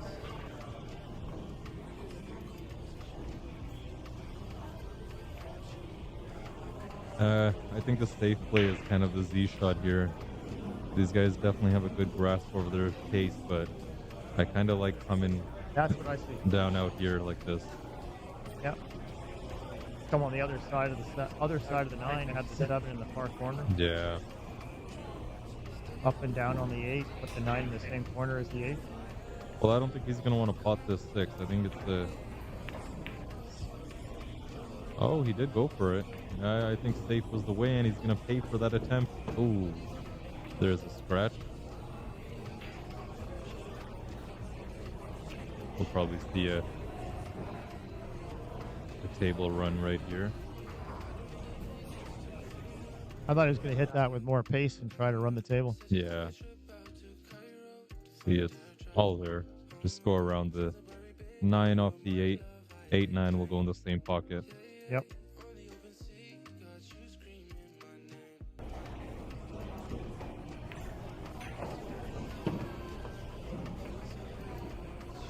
No, actually, I thought he didn't try getting too close to the 8 there. So maybe he'll just float up. Yeah, he'll just float up off it. Oh. I don't think that's what he was going for. Yeah, you never want to get that weird little bump on the 9 ball. Now, what do you do? But this guy, look, I don't know, there's some shrieking happening here. Got a nice win, but he's feeling pumped. Like to see it. Nice. Oh, I take it back. yeah, a little jumpy, a little jumpy. That one's gonna sting. I thought that was in. I think there's no way Jonathan thought he'd get back to the table. And now he's up 1-0. Not yet. Now he is. Yeah, I've learned many mistakes. It's never over. Actually, we held the U.S. Open qualifier last year, and Nitin missed a ball like that was hanging, and he, like accidental side spin, and we're like, oh, it's over, but he missed the ball. We're like, wow, it's just never over till that ball drops. Yeah, I don't think. I think Stewart maybe should have tried getting a little closer to that 8 just to open up his possibilities, so he doesn't have to play it with the real touchy stroke, but. Nothing he can't recover from. Gotta just brush it off and let it go. Respond with a nice big break and run. Let's see how many balls go down. We got the 2 down in the corner. 1's making its way up to the corner. He'll get a look at it. He's good. Yeah, it's a good spread. Take a look. The 5 goes down here in the side. I don't think it clears the 9. It does. The 5 goes everywhere. Yeah, 5 goes. Yeah, even the 4, I'm pretty sure he can play that in the side. Oh, this is a beauty of a break. Yeah. Everything goes. This is all about just staying down and staying within your line.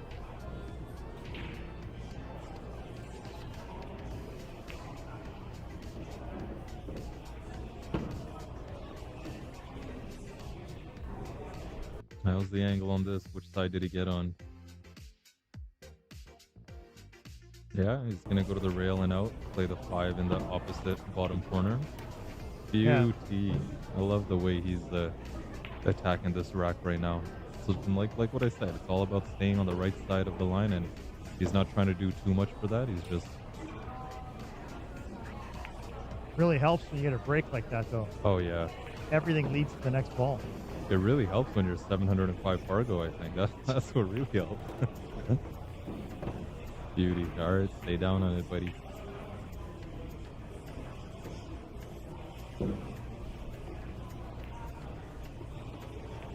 There you go.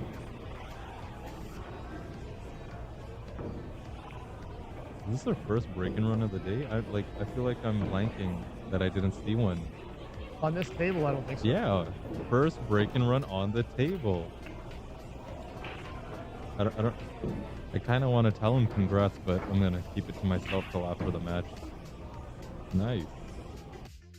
Look at that. What did I say? You gotta respond with a break and run, you know? I felt like a statement. Yeah, that was a statement and a half. That was like, I don't need to worry about rattling nines because I can just do this. Amazing break. Even better run. Simple, clean and cut. As my good old beloved friend Bill Hong would say, keep it simple, stupid. Kiss. That's all he did.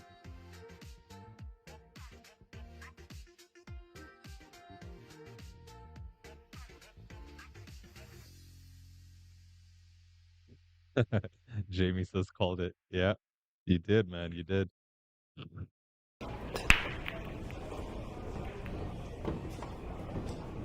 Oh, wow. That's gonna hurt. Yeah, that opponent breaks and runs, and you scratch on the break, and look at his break. Everything, again, has a pocket. It all goes. The only thing is got to work for the 4 a little bit. Other than No, that, I like the 3 in the side. I think it's more work for the 4 to the 5. But it's like, yeah, he's got so many options. He's coming off the 2, you know. I think he'll be okay.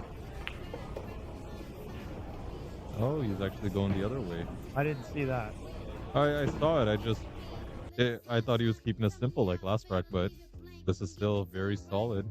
He knows his game best, you know, and sometimes I think we've all been there as a player. You want to take the shot that kind of you feel confident in, you let your stroke out a little, you know, that it compounds, right? Throughout the rest of the rack. Each ball, you just start feeling it better.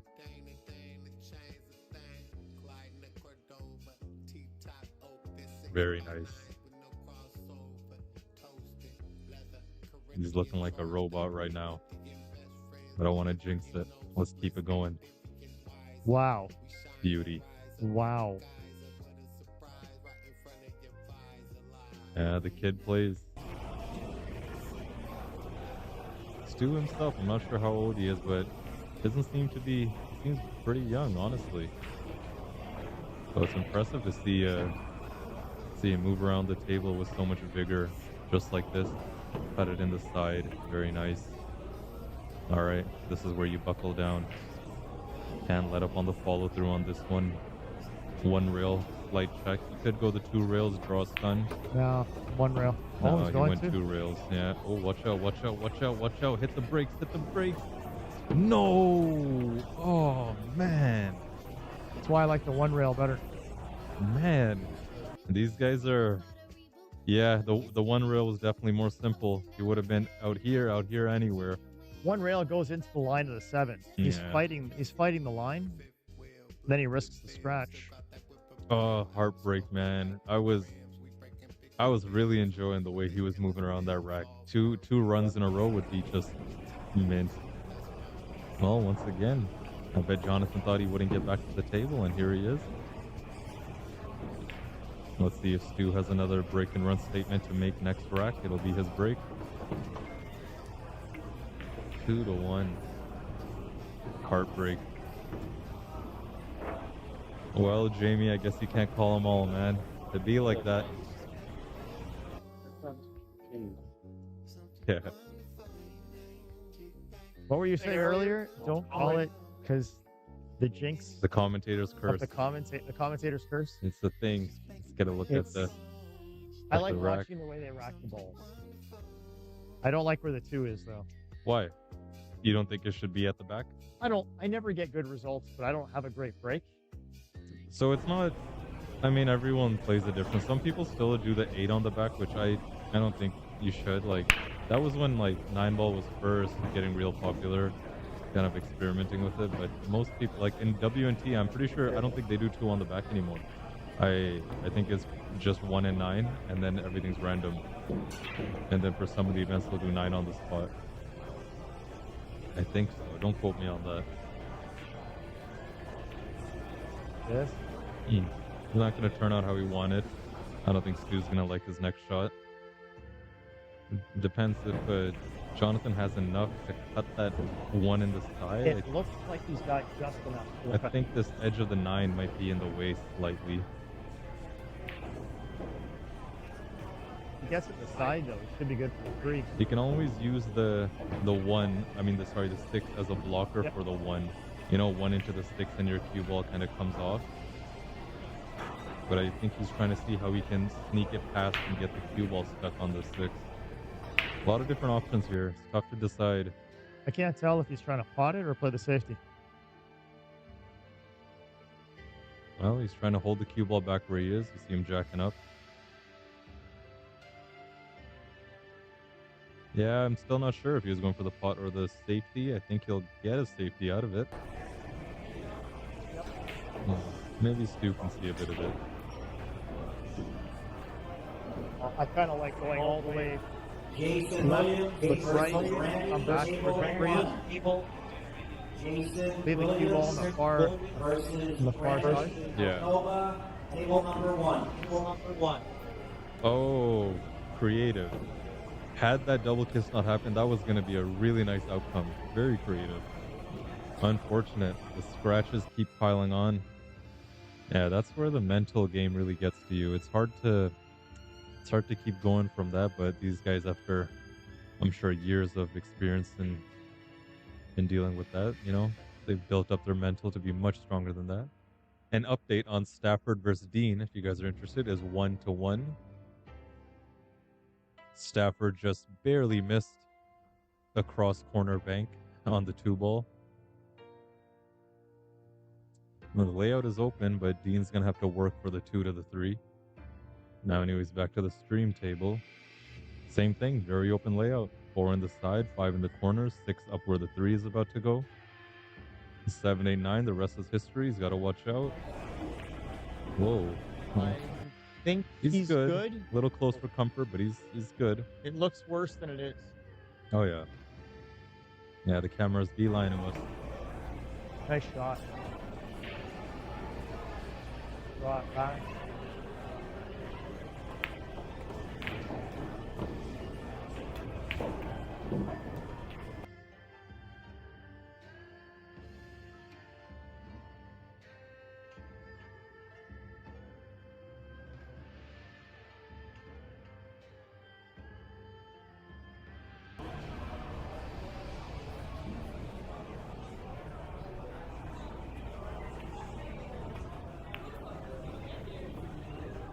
Whoa. That is a terrible, terrible lead.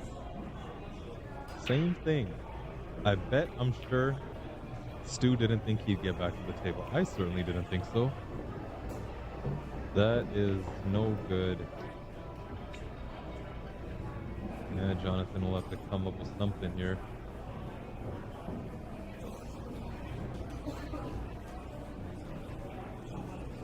I thought he was going to leave it a lot shorter than that and just come up behind the 9 on the left-hand side.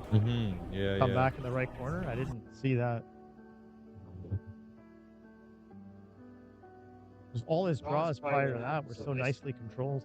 Yeah. So I can't tell if he was trying to pass the 9 or if he just lost it.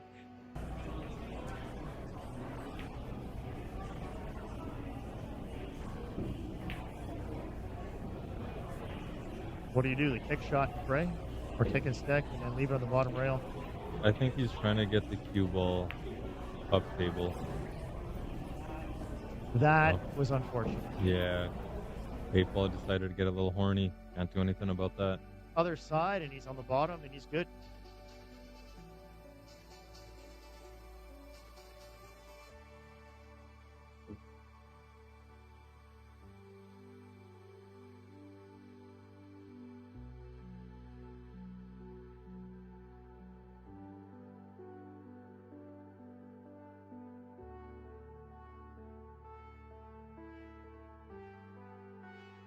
Ooh. Unfortunate.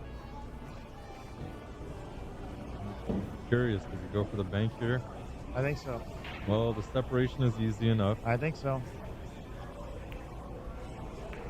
No, Nope, separation safety. all the way. Very nice. Yeah, always give your opponent the bait. Let him take the bait. I think the only time you really need to bank a ball is 8 ball. Sometimes you just have to, but honestly in 9 ball, there's always, like in rotation, there's always separation tempting your opponent to do that. Bryson versus Mike Francis, Michael Bennett, table 8. That's one thing I love about watching. Mike Francis, table 8. Table 8. One thing I like about watching pro matches Yeah. is how much they resist taking the shots that we take. Yeah. Those long banks that sell out, they don't take them unless they feel. Oh. And this is what happens. No. No way. They sell out more often than they get made. Man, I thought that was going for sure. Great attempt, though, It from looked like Jonathan. it was going in the beginning, and then it looked like it changed near the Yeah. end. Here, let's take a look. So, looks like it touched the rail right around there. And that just goes to show you. Diamond table, deep shelf.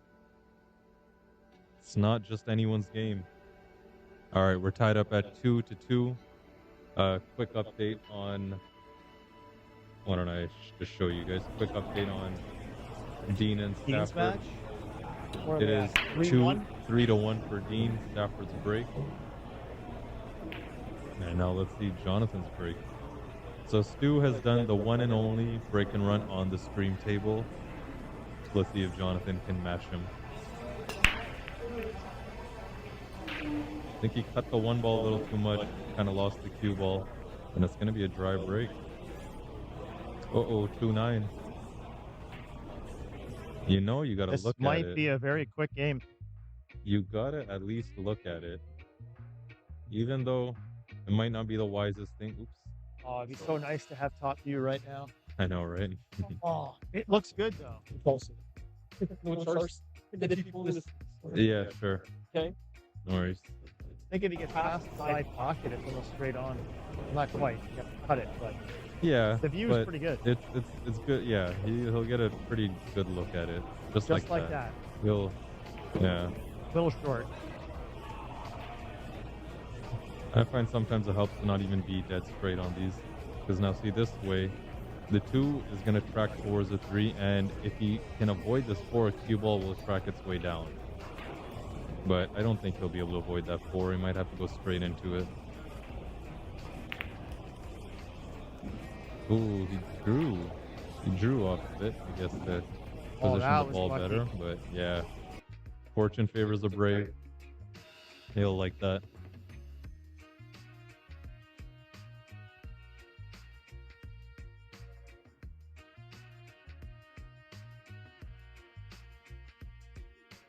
No, 2. That's a tough kick.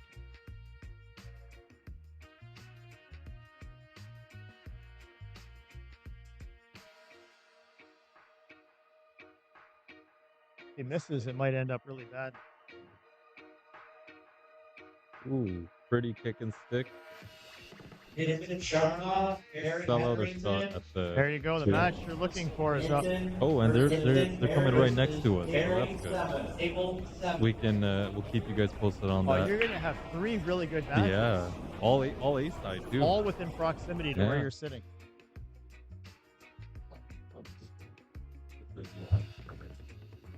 You just need more cameras. I know, right? I wish. I'm telling you, streaming I think is going to be just as addictive for you as like pool. Oh, it already is. It has been. You'll have as many cameras as like some players have pool cues. I did at a point. Well, when I was doing it on the old setup, I had 5. I would do 5 camera angles, and I wanted to do more. I wanted to do 7 because get full view. Like it should feel like you are there. All you guys doing at home, I want you to feel like you're here inside corner bank. You know, like that's the goal.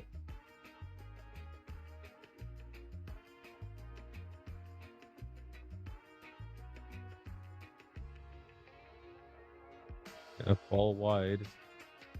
No help from the 5 ball this time. Nope.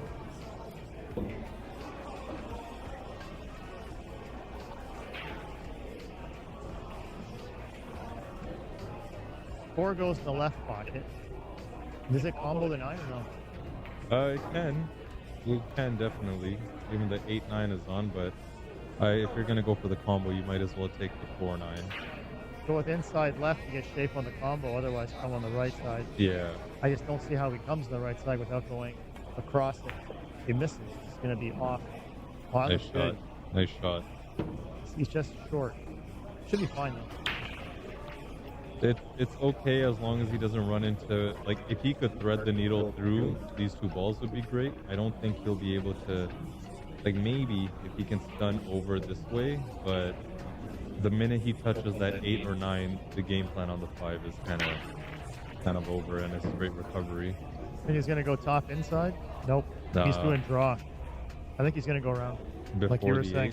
8. I think he might try and dodge the 8 entirely. I think he's go all the way around. Yeah, See? all the way around. Very nice. Good stuff. So when I was talking to Barry before, he mentioned that Nitin has beat him the last 2 times they played. So he's really out to get him. He's got a vengeance, a debt to be repaid right now. Ooh, the cue ball wiped his feet, but I'm not cue ball. 5 ball wiped his feet. And in the corner, we got Bryson. Yep, Bryson versus Mike Granite, I believe. Yeah, that 8 ball doesn't clear the 9 past the 9. You can take one. They're just stickers. Yeah. Jean Yes. Lenon, table 4. No, it Playing doesn't it clear. short side. Jean Lenon, table number 4. Got weird. That's not a good lead. Got a little weird. How's the hook gonna be? Maybe you can get him underneath the 9. If he draws it, he can come in behind the 9, I think. Savita says, what happened to Facebook stream? Oh, I know what happened to Facebook stream. We crossed 8 hours. That's why everyone's on YouTube. I think Facebook auto shuts off the stream after 8 hours. Yeah, I totally forgot about that. Shit, we've been live for over 8 hours. Damn. I told myself I was going to take a break, turn all the equipment off, but sounds like that's not happening. Let me see if I can make a quick post.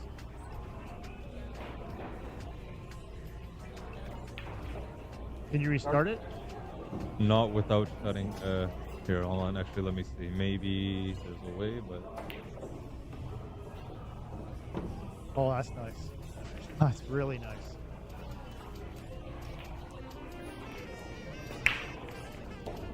yeah, no, I won't be able to restart it on Facebook because they need a whole new stream key and all that.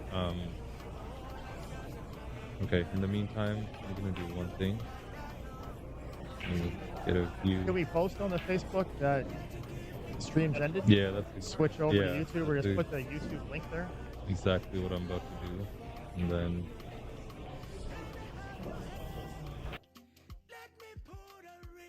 I'm just gonna pan over to Barry and Nitin's match, and we can check in from time Oh, to time. there they are. Yeah, I played Barry once at Petruna's where they were doing like those one match things. yeah. But I lost. I was on the B side. I met Barry, and I was talking to Chris. Chris is like, "Have fun. This is gonna be over fast." Yeah. I lost the lag break and run over. Oh man. Just done. Guys, if you know anyone who's trying to watch the stream on Facebook, just let them know to check the YouTube link. But I'll make a post on my story right now. If I could remember how to make a post, because I'm on my personal, if that makes sense.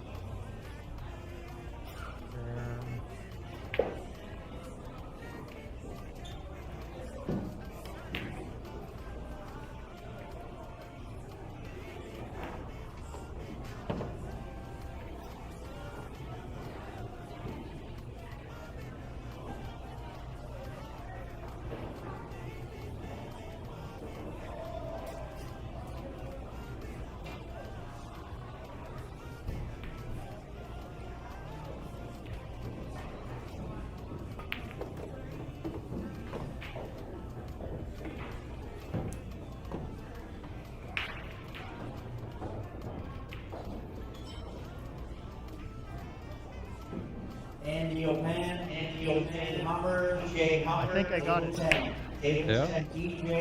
DJ Andrew O'Pan, It's on table Facebook? 10. No, that's gotta be the old recording. I just posted the Oh, YouTube like link the link? Okay, perfect. and then said Facebook stream ended at 8 hours, switch to the YouTube live feed. Yeah. So it looks like Stu is at 4. How do we check what these guys are doing? It's still 3-1 for Dean and Staff.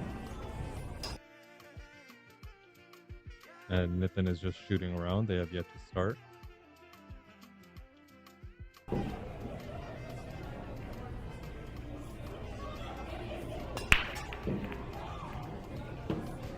He looks raring to go.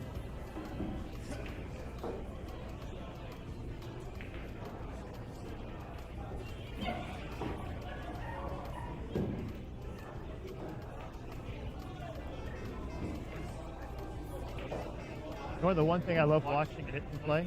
Hmm? There's like almost no hesitation How from the fast he time that plays? he Yeah. sights and he drops into a stance and bang. Yeah. And he doesn't miss. That's the years of core fundamentals. Like so he's from India, of course, if you guys didn't know. But in India, snooker is a big thing. Big thing. Pool is non-existent. It's not a thing. Like it's a thing, but no one plays, let alone.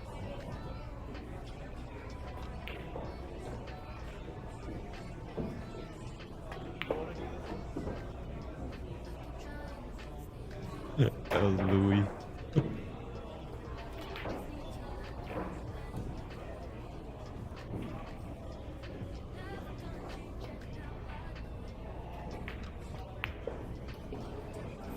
Yeah, look at him go. Just not missing anything. Wow. You're saying pool's not a thing or billiards is So pool is like not really a thing. No one plays pool. It's all snooker. You know, of course, from British colonialism. Yep. So they get trained heavily in that. Like Nitin, a lot of the other Indian guys that you see play at such a high level, most of them have a snooker background, and they get trained since when they were kids. You know, like it's treated as a legitimate sport that you know have coaches, you have competitions. Like there's the India Junior Nationals, and then you know all that. There's many different levels of competition. So the speed at what he plays at is literally just that the core fundamentals have been baked into him for so long that he plays at a very natural level where, you know, it doesn't take much to predict and to think of the iterations. Of course, he's human too, and mistakes happen, and we're all human. So best practice, because you look at even the pro players, they've gone through the same thing. Fedor Gore started playing when he was like, what, 4, 5, 6, whatever it was. Shane, just like that. They can all play fast, but of course, when it comes down to it, everyone needs to take a beat. You know? Yeah, but if you look at Federer, you look at Hitton, they're two totally different Styles, yeah, He yeah. takes his time, he lines up, he thinks that he walks around. Yeah. Nitin walks up. It looks like he You thinks ever- about it for 2-3 seconds, he drops, then he fires. You ever seen a guy named Tony Drago play pool? I believe so, but I Old. can't remember him by name. If you see, he's an old guy. He Yeah, I've plays seen him. like that. He's quick. You know, he wastes no time. Like, and same thing. He sees it, gets down, bang. Sees it, gets down, bang. That's what you Alright. shoot like too. when you're Yeah, on. exactly. That's what I'm saying. It's a river. A river can flow. A river can crash just as easily. You know, it happens. All right, let's take a look. Yeah, they're starting. Yeah, and Nitin was just pounding balls in practice. He missed a couple near the end, but like prior to that, he wasn't missing, and they were tough shots. Yeah. There's Barry racking up the balls right there.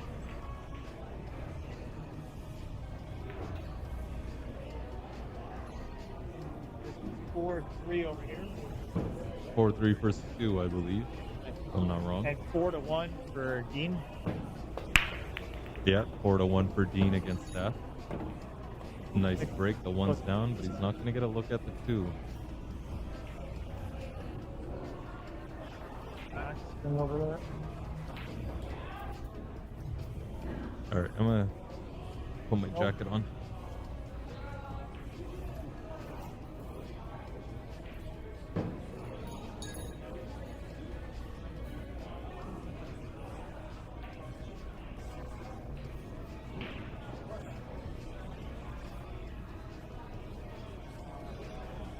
Does he go between the 6 and the 9?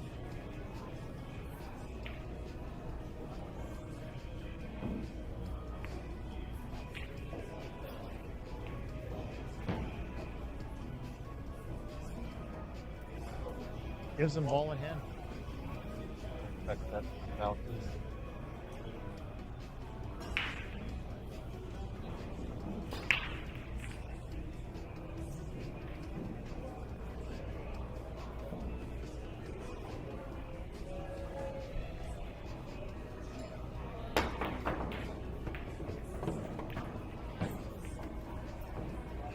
Got a dry break on Nitton's table.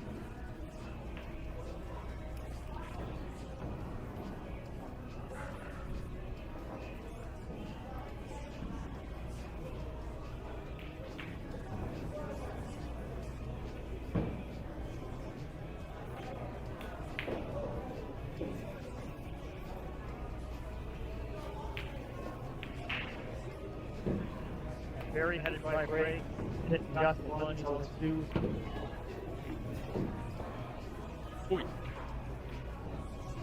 Like that on. Alright, I'm back. Oh, I just got a message from Rhonda what happened to the event. She was watching Stu. FB Live shuts down after 8 hours. It's still here on YouTube.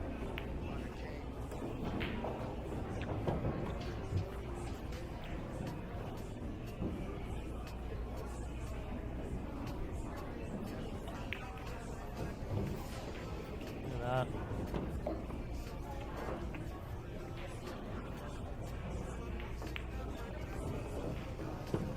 Oh, that's so nice.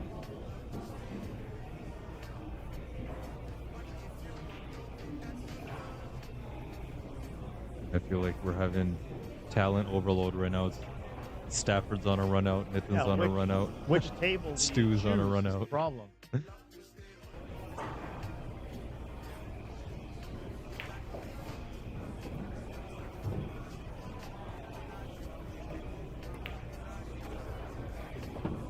Stewart gets to 5. Let's take a look at Stafford. He's on the 8 Hefner ball. Robson, Hefner Robson, Eric Lemeth, Eric table Lemeth, number 2. table number 2. Eric Looks Lemeth good. Eric Lemeth versus Hefner versus Robson Hefner on table Robson 2. on table 2. Now let's take a look at Nitton on the 6. Oh, very nice. Yeah, Nitton's timing is really good. His that's one thing I noticed about his stroke, because sometimes you'll see he doesn't even follow through his stroke properly. He really hits it like a snooker ball. But when you time that contact with like the depth perception so spot on, it doesn't even matter at that point. Look at that. A little close to a scratch, but that'll be the first one. Here, let's take a look at Jonathan's break. 5's down on the side. Cue ball's gonna stay up.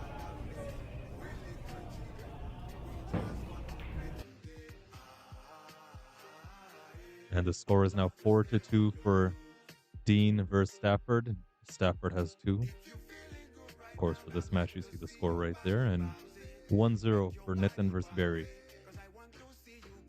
Yeah, he made quick work of that table.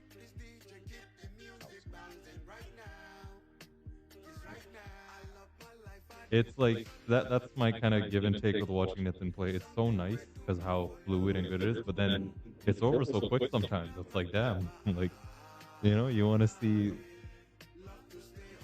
Oh, thought the cue ball was gonna go down, and 8 ball's not gonna help him out. Nope. Getting scratched. Uh-oh. All right. Scratch off the break. Let's see what Barry can make of this. Always gotta make it a statement. Opponent scratches on the break. You either run it out or slap him with that 3 foul.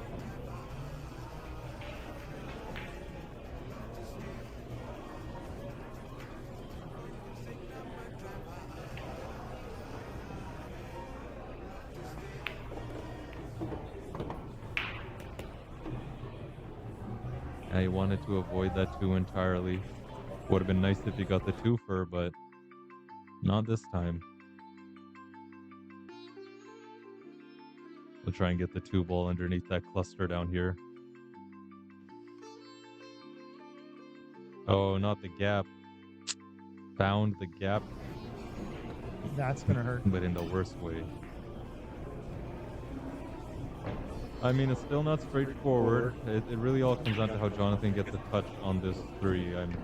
I'm sure he can pot this, but if he can, you know, push the 3 over, the 4 on the side really helps, leads him towards the. Well, he didn't like the pot and he went for the safe. Did he get it? Yeah, just about. He got it right behind the 7. 8-ball helps, reduces options for kicking.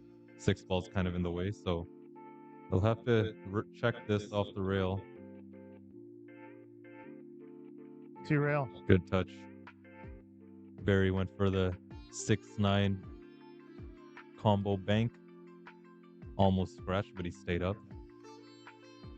Now this is something I've never done. Commentate 3 matches at once. That's a Brian little Cedar, too much Dave for me. Mills, table number 5. Brian Cedar versus Dave Ooh. Mills, table 5. That was a Wow, lucky a break. lucky one. And you can see the disappointment in Nathan's face off that. So what we're talking about, guys, is so Nathan scratched on the break. Barry played it out till the 6th, and Nathan just barely avoided a scratch. Got lucky with the horn. Shape looks pretty good. I like the 2 rails sending the 2-ball down back to the cluster, but you want to watch out for that 6-ball. But to me, it looks like he's queuing to play it straight down. Oh, he checked it. He checked it. That's why I didn't like the check. Oh. All right. We got it. So Nathan's going to go up 2-0 while Stewart looks to get his 6th rack.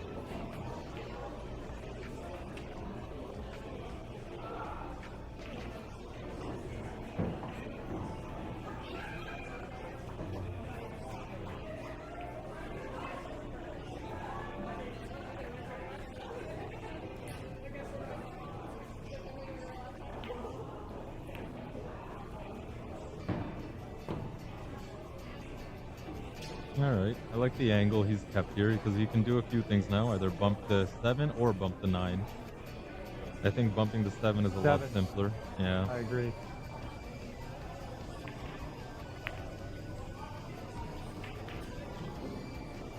Ooh, That's it too. yeah, I thought about it, but he did drop.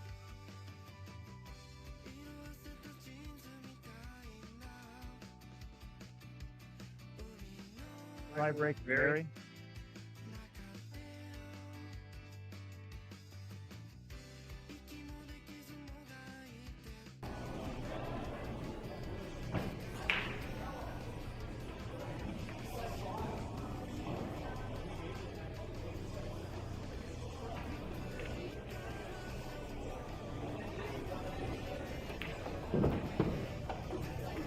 Swing it around town. Perfect.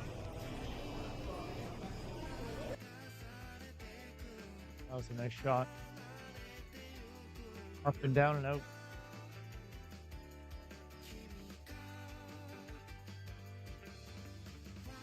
Look at that.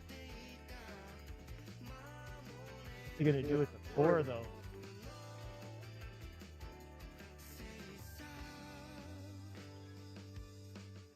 Wow. Wow. Unlucky. Made a good effort for the breakdown, and Stu's gonna drop this 9 in. Get rack number 6.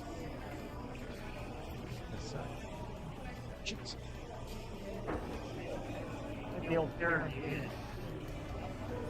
Yep. Yep, Karen. went for it. Nice shot.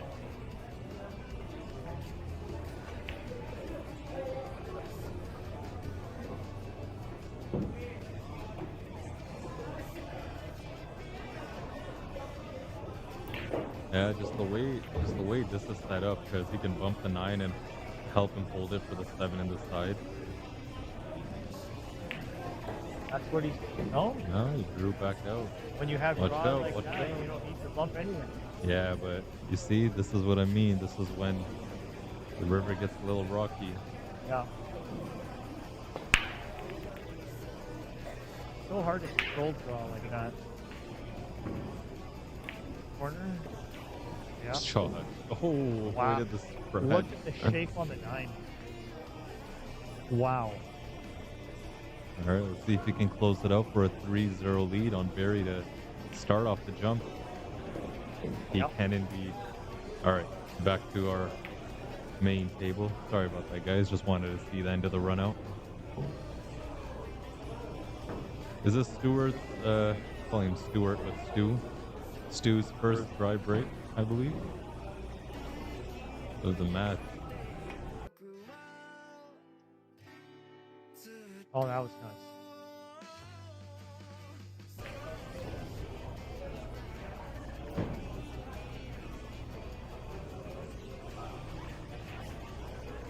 Also, if you guys are interested in seeing the Dean and Stafford match, Dean is streaming it on Facebook through his just his personal profile. So if you guys are interested, go check that out. Go spam him, leave him a comment, say the pool stream sent you, and spam him.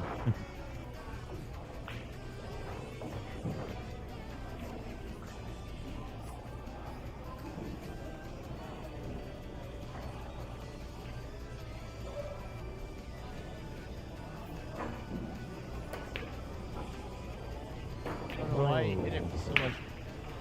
I don't think his mind was fully set up on that because there was no follow through. He got away with the lucky hook, but I saw no follow through on that stroke. Looked like he just flicked it up and jumped. And Nathan is on demon time right now. The shots he's making. Look at that leaf. It's Got him. good touch. Yeah. It's My first time seeing both these guys play, but honestly, I'm a fan of Stu's game. Like he is solid, man. Really really fresh, I'd say. You can just see he's got this energy to him that, you know, doesn't slow him down. Little hiccups here, not at all. 'Cause if you watch the recap of the match, he's got more of the bad rolls, some, you know, misfortune, but he's still coming out on top. I want to see what Nitin does with this. Oh, Wow. he went for the full table Wow. bank, made it, but he scratched Scratch. in the corner. Unfortunate. Just unfortunate.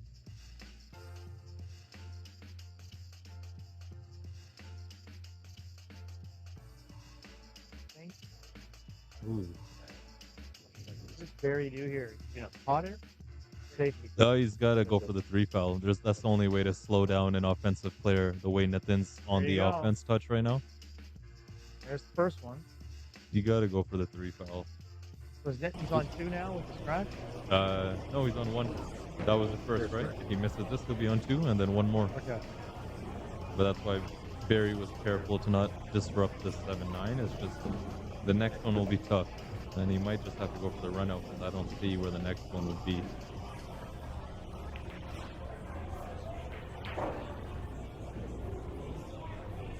Now he's on 2. And I think Barry would just much rather go for the run out. And look at this. Look what Stewart's coming to the table to right now.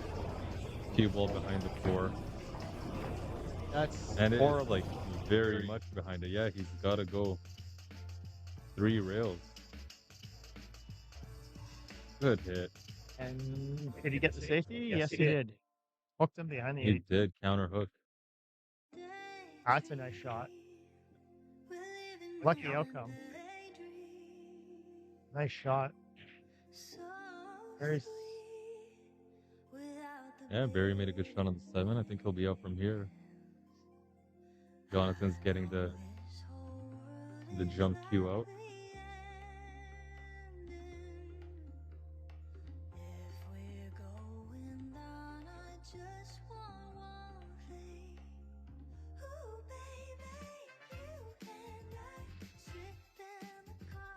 Just missed him.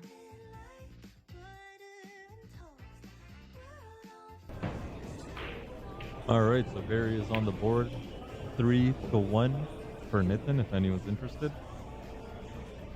And Staff is chipping away. It was 4-1, and it is now 4-3. That's what I'm talking about, buddy. Keep it up. Keep it up. Oh, that was nice. That's the jump cue again.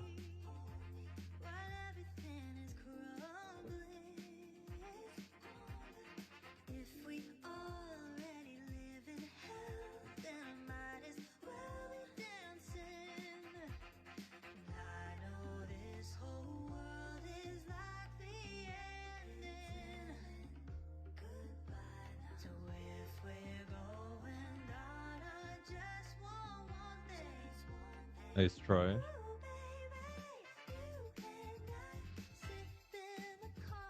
Not a bad lead.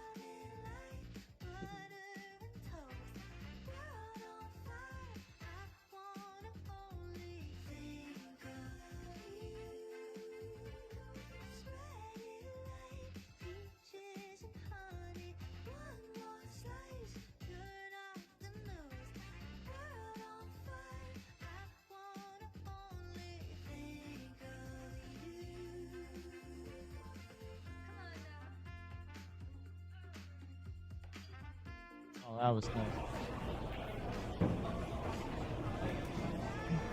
Yeah, but he's landed kind of straight here. Some angle would have been better to go forward with it, but he'll have to draw out of this. Should be no issue. Oh, Get enough? yeah, not at all. I jinxed him. I jinxed him big time. Commentator's curse. Yeah. It's amazing how often that comes up. Oh, dude, I know. I used And to you call don't even it. make very Yeah. many comments. Like I you've used been to. restraining yourself. I used to call it baloney. Like when Jeremy Jones would say, I'm like, get out of here. Oh, let's get a little look at that.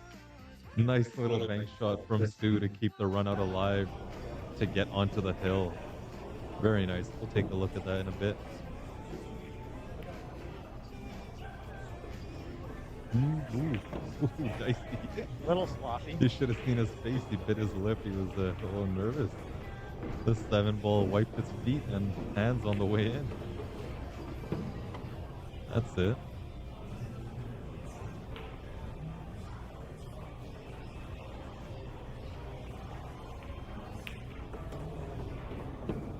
All right, let's take a look at that bank on the 6. Solid stuff. Gotta love it.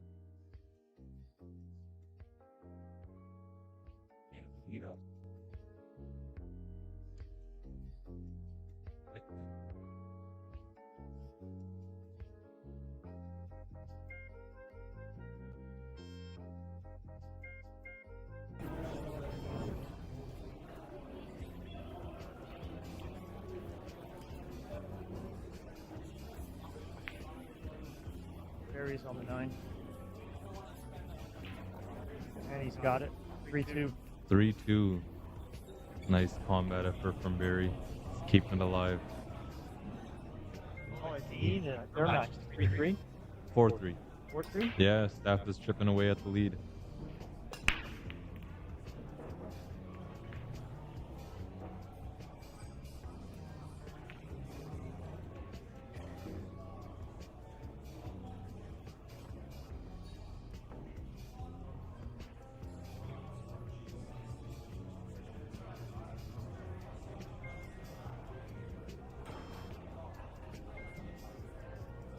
Between the 5 and the 6? Yeah. Nudge on the 5 is going to help. Oh, that's a nice lead. Yeah, I think I think that's lucky break. I don't think that's what he was trying to do. yeah, the 5 was a paid actor. Just helped him get right underneath it. I like that phrase. Yeah.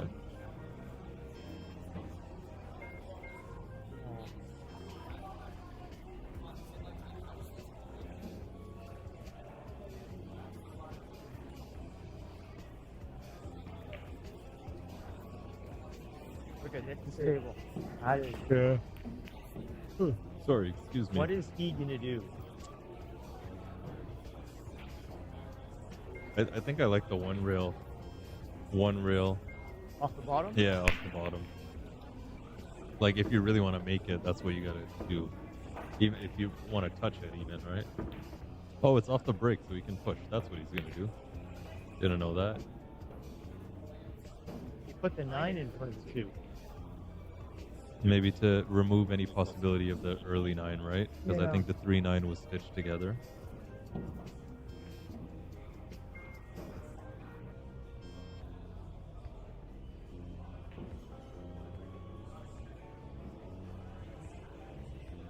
Back to the side. Nope. Safety. Well, Right behind. Oh, he missed it. no, it's gonna find cover. Sorry, it's not gonna find position.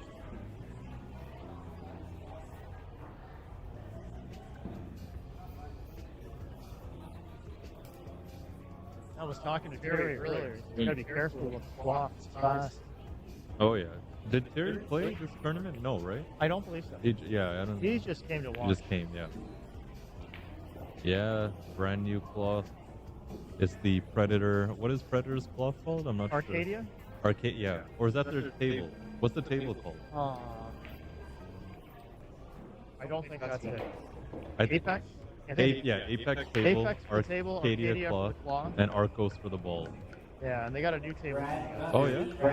Yeah, they're going at a lower price point, trying to compete Nice. with the rest. The rest, yeah. You know, shout out to Predator because honestly, they're like I don't have a Predator queue. They're cool because they make a lot of a lot of items and products for the pool community, the industry, and That's a nice hosting shot. events, all that. But one big gripe I've always had about Predator is their 1080 chalk. And It's good and bad. yeah, and It's a love-hate relationship. and an even bigger gripe is what's the new one they have released? The budget house chalk. It's like a square, whatever it's called. That's better than the 1080. I thought that was the same composition as the 1080. But no, it's not as messy. The 1080 is like you look like a Smurf after The you. 1080 comes right off on the tip, covers it, coats it great, kind of like the Yeah. Kamui chalk of old. Yeah, it's Then it's everywhere. it's like the Kamui everywhere. chalk of Like old. your hands, your pants, your shirt, the table. It's what the fuck's going on? Like, sorry, pardon my language. But Paguline and Town do that to a degree, but not quite as bad. I like the Paggy line. It's very little, if any, but I like it. I used Town for about a year. I'm on like a few months with the Paggy line. I switched to that. I had the Town V10, and I went to the Paguline. My only problem with the Town was the round chalk. Once you You drop, drop done. it, it's gone. It's done. Gone. Yeah. You'll find it on the other side of the pool hall if you're lucky. Yeah, so that Predator table, Apex. Yeah. You seen the pictures of that thing? Like the new one? No, I had no Yeah, idea. the original one. Oh yeah, the original. It's all steel, Yeah, yeah. the whole frame. Yeah. And then it's got like 24 adjustment points to level the slate. Oh, okay, The cool. new one is supposed to be like 5,800 US, Not bad. and it's supposed to be incredibly adjustable as well. Nice. So they're coming after the budget market. So, just because you mentioned steel, have you heard of the table Clash Steel? Have No. you heard of the Clash Steel table? So I was scrolling Facebook and I came across an ad that said Clash Steel Canada, and someone in the chat, let me know. Have you guys heard of this table? European base. I was talking with the Canadian dealer, and they say it's very premium and all that. I just and this was just like a few days ago. I haven't had a chance at all to read into it or even talk to people about it. But I was just very curious. Clash Steel, that's what it's called. It looked like the Wrestling, similar enough to the Wrestling. Gonna look this thing up. Clash Nice Steel. shot there from Stu. On the hill, ready to close it out. 2 balls standing in a way from sending Jonathan to the B side when he progresses. And if Stu is to win this, let's see who he plays next. Well, they certainly win the aesthetic award. Looks nice, right? Does look nice. The question is, how levelable is the table? Yeah.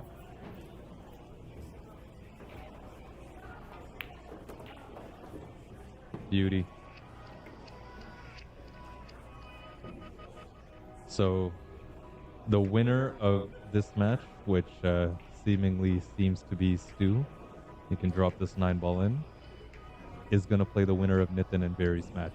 That's going to be a great match. And that's going to happen tomorrow, though. There it It's is. going to be a fantastic match. Nice handshake from the players. What is this match at? Is it at 3-2 Looks or to be 3-3? 3-3. 3-3? Yeah, it looks to be 3-3. And on Dean and Stafford, here I can pan back to Dean and Stafford. Stafford's racking it up. It's You are his getting break. remarkably good at that, by the way. Thanks, Carl. It's 5-3 for Dean. So Stafford was chipping away a bit, but Dean's still in it, of course. Remember, race to 8 for these guys, but while we don't have a match, why don't I He went for the safety. update our scoreboard here, and we'll follow Nitin versus Barry I don't like that shot. since He's tied him up. Now look at 4. And he's got it. Look at that. You see that? I didn't know. Sorry. Let me see if I can get a. Oh, it's awesome. Go back. It kicks it. So the 4 knocks the 7. Why didn't it take me out? Nice. That was a nice shot.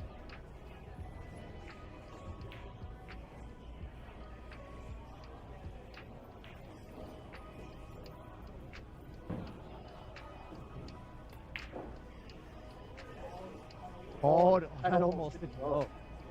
That almost didn't go.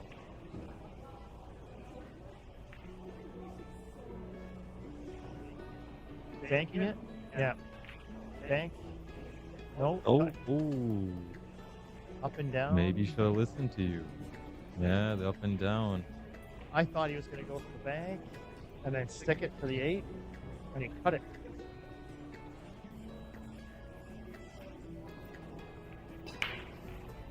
Right. Pan in over here, we can see Barry. My exposure is going to give me a hard time. Sorry, guys, but better than nothing, maybe. Still got this one. That was great. Dead straight. This is a tester. Like I said, dead straight is a tester. Those diamond corners, Yeah. the pockets are hard. You have to be dead on. You can cheat it a little bit, but you don't have a lot of margin for error. So it's amazing when you watch some of these guys just drilling it center pocket, Oh, yeah. hammering it. Tough shot. There he goes. All right. Nitin's going to make his way to 4. And I'll be right back, guys. Carl's going to keep you some company. I'm just going to find a menu. Stomach's grumbling. What are you getting? No idea. That's what the menu's for. All right, I'll be back. You can stay on. It's still, yours is still on. All right. It's not the same with Ravi gone.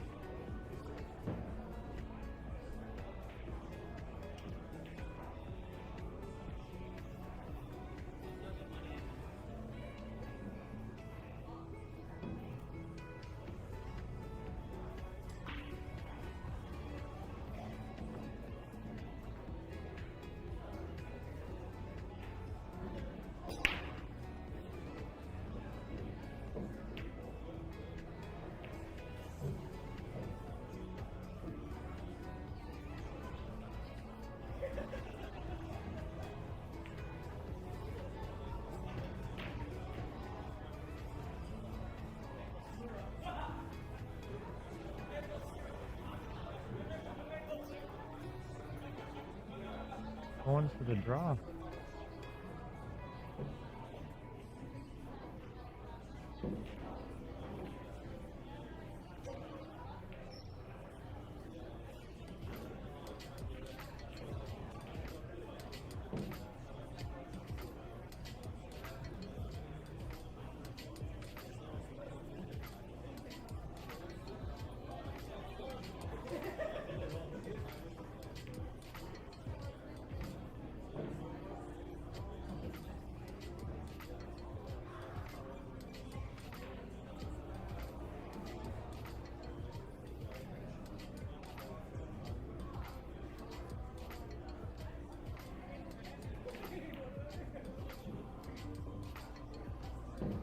That was an incredible shot.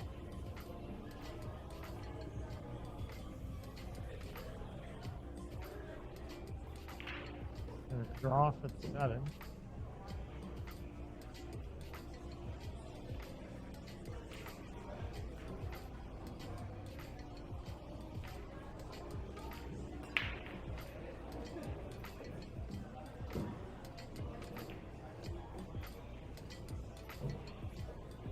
He's overcut it.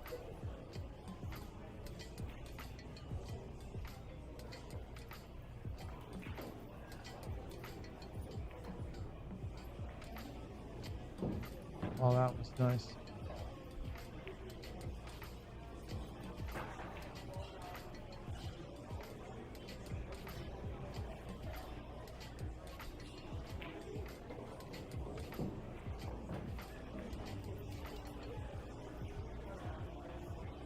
Hitton's got 5.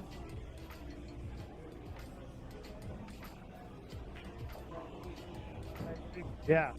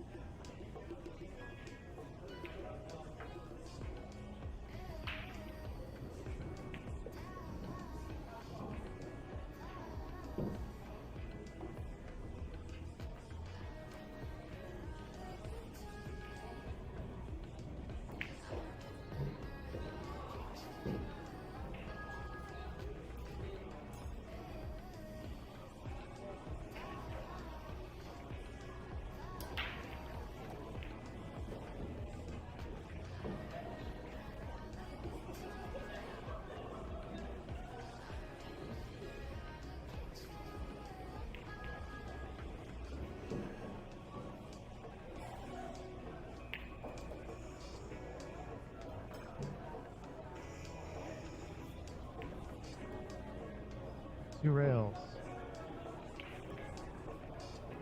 Perfect shade on the 7.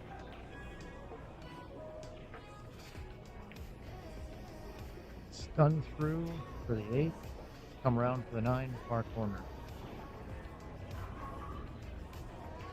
Nope.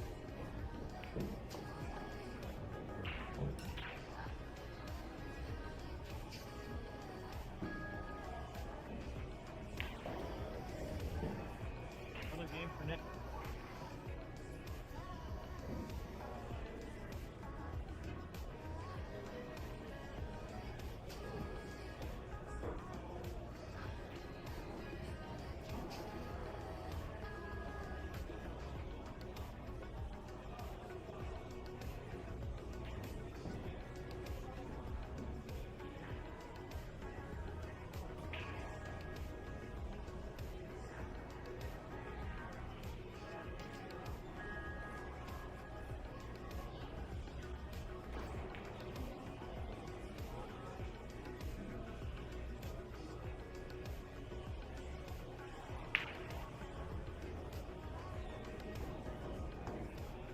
In the other match with Dean just knocked in the 8, 9 balls in the corner.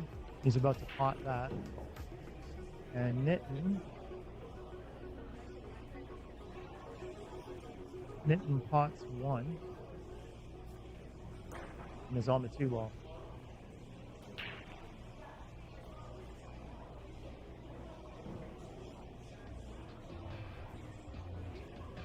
Oh no.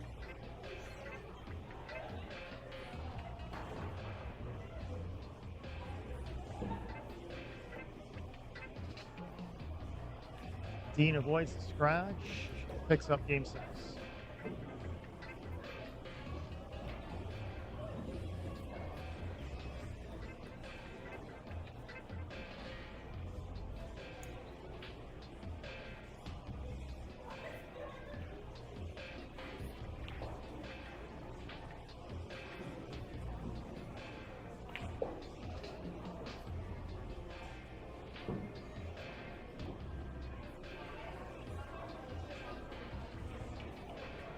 That's a terrible lead.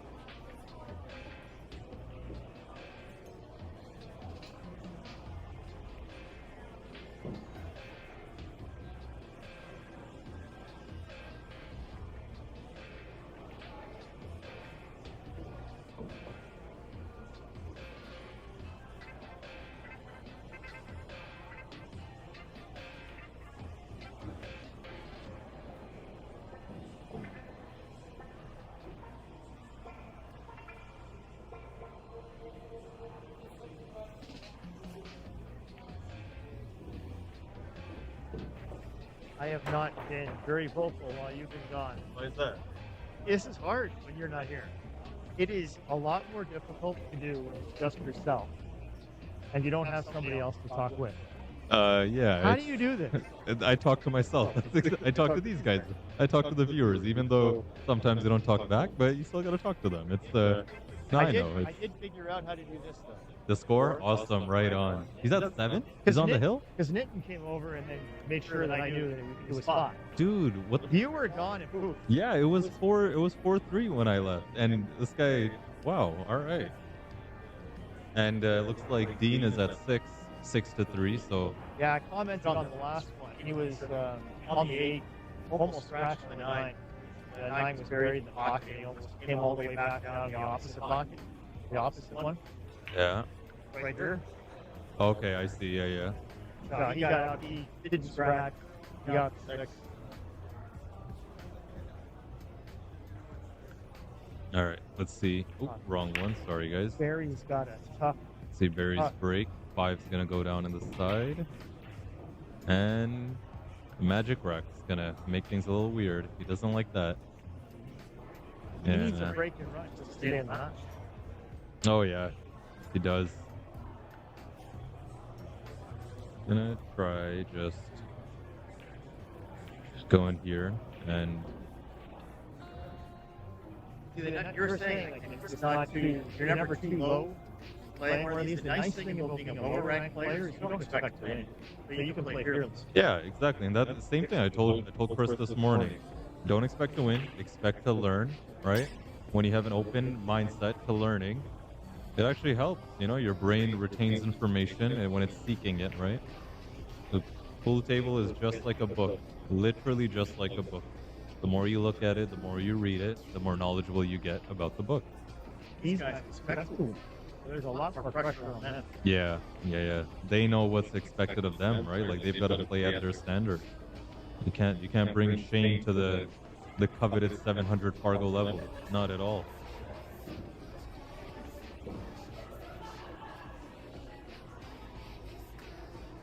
Barry's had some just bad luck on the last couple of laps. A couple of times didn't work out his way.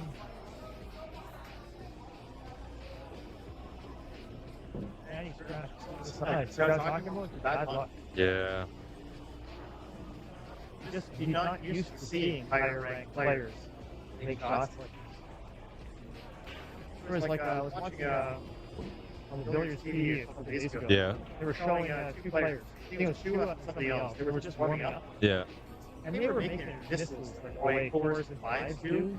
With battles, like Yeah. back and forth, 3 in a row each. Wow. Like And in a match. In a match. Wow. It was like the first game in a match they've been spitting. And the commentators were like, you don't see this very often. Yeah. And then the next rack was breaking run. Once they warmed up, it was over.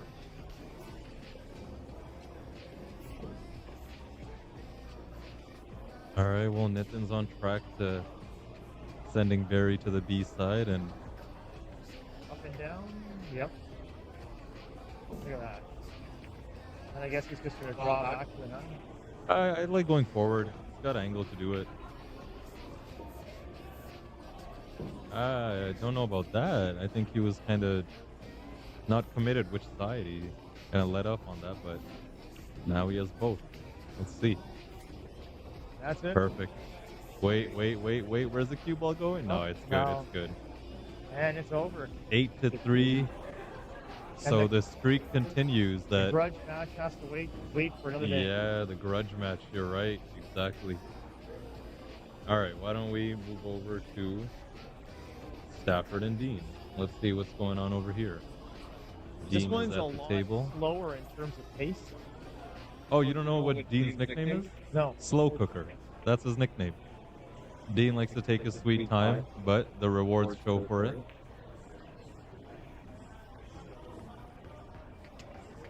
The thing is, I don't think that's going to affect a guy like this at all. Oh, you think so? It definitely does. I mean, Really? the more you play each other, you kind of you get more comfortable with it and more used to it. But it did once upon a time. I don't think it hasn't affected anyone. It's that's a big weakness of mine. When I play, you remember Devin used to play on my team. Yep. I could never practice with Devin because he would just take I would go out of my way to practice with him just to build that patience. But yeah, it's an important part of the game, patience, and you hone it best playing a quote unquote slow cooker. I was playing a sudden death match from the 9-ball tournament, the Okay. CPA a little while ago. Cool. Yeah.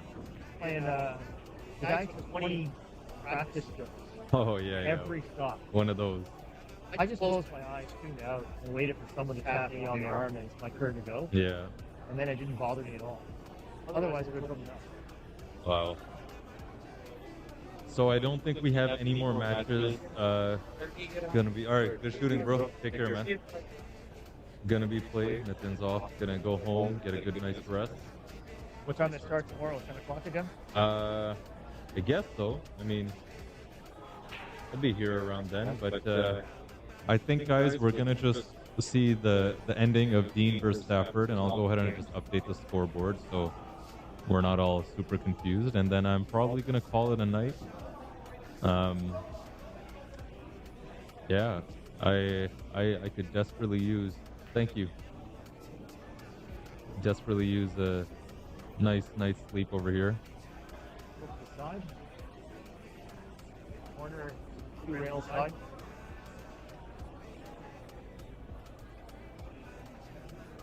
Oh no, there's 4 ball. Sorry about that. Jump. I'm like, Sorry.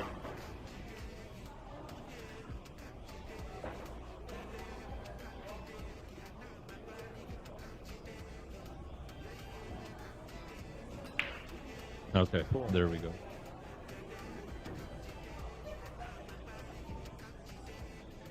It was a weird bounce when he jumped it.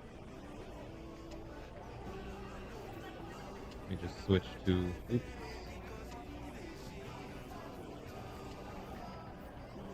I didn't touch that while you were gone at all. Yeah, no worries. Even if you did, that's fine. So you turn it to zoom in and out, and then just move the joystick to pan it. Yeah, exactly. Pretty simple. Sorry. It's just you gotta coordinate the different views and all that, but there we go. We're fine here.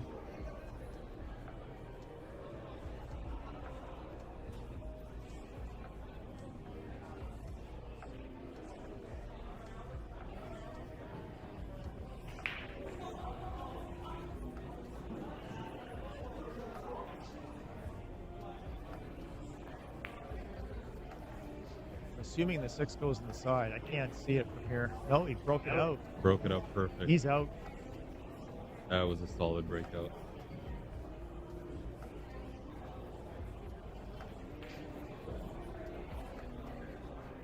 Oh, you got Dean at 8. Oh, sorry. Let me fix that.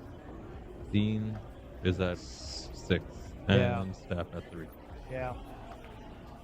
Although,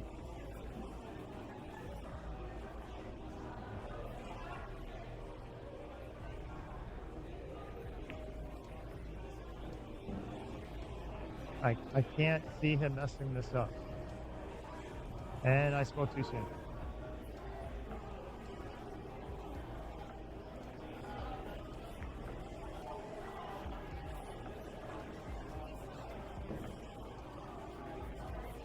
Looks like he's gonna stun out to the side. Cut it on the inside corner for the 9. Like that.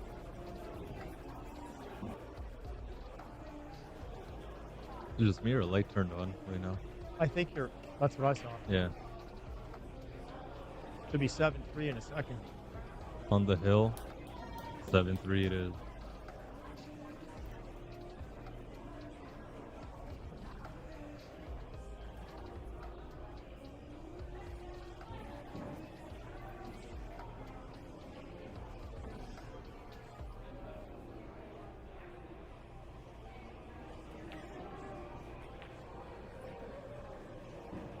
Here's a dumb question. What does the 8 on the side of Stafford mean? Oh, that's the race. I was supposed to get rid of Okay. that. Thank you.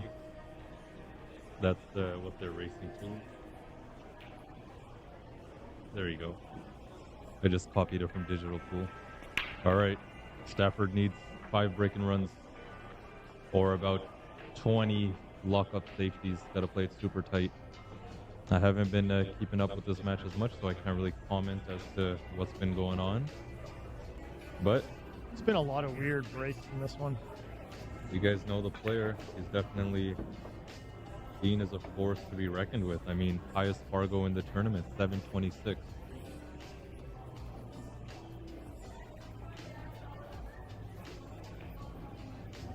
How many people are left so far?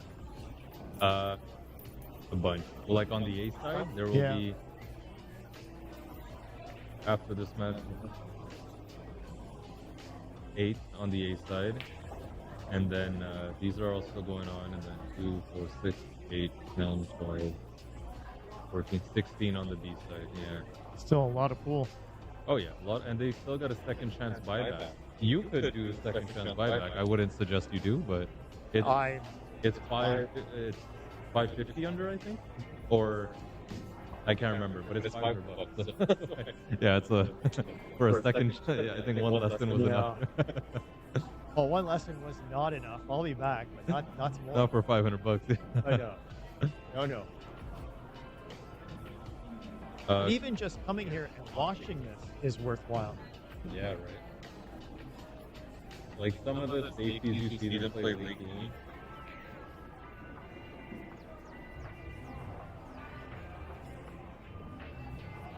The nice thing about this one versus the pros, because the pros are almost perfect on almost every single shot. Right? Yeah.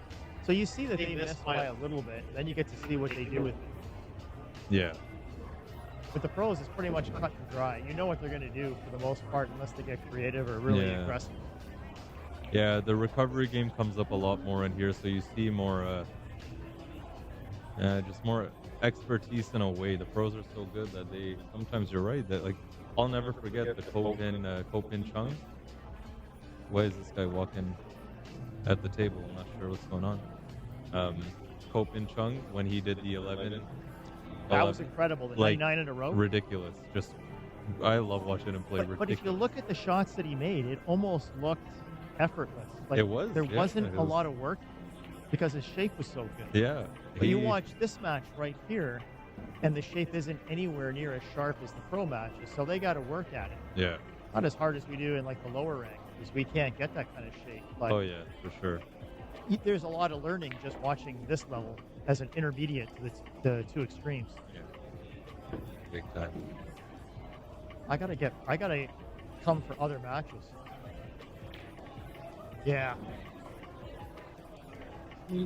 Help yourself, man. It's a cauliflower bite, so I don't know how it'll be, but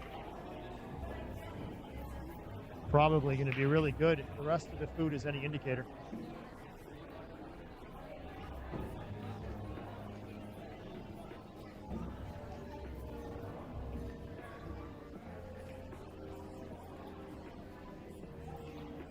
I'm assuming he's just going to go up, down, 9 on the side. Depending on how this goes.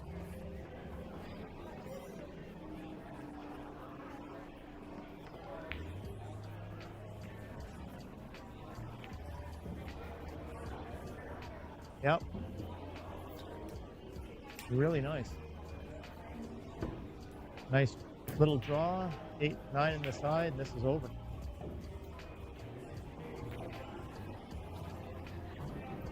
Yeah, this is it. Stafford's gonna concede, Yep.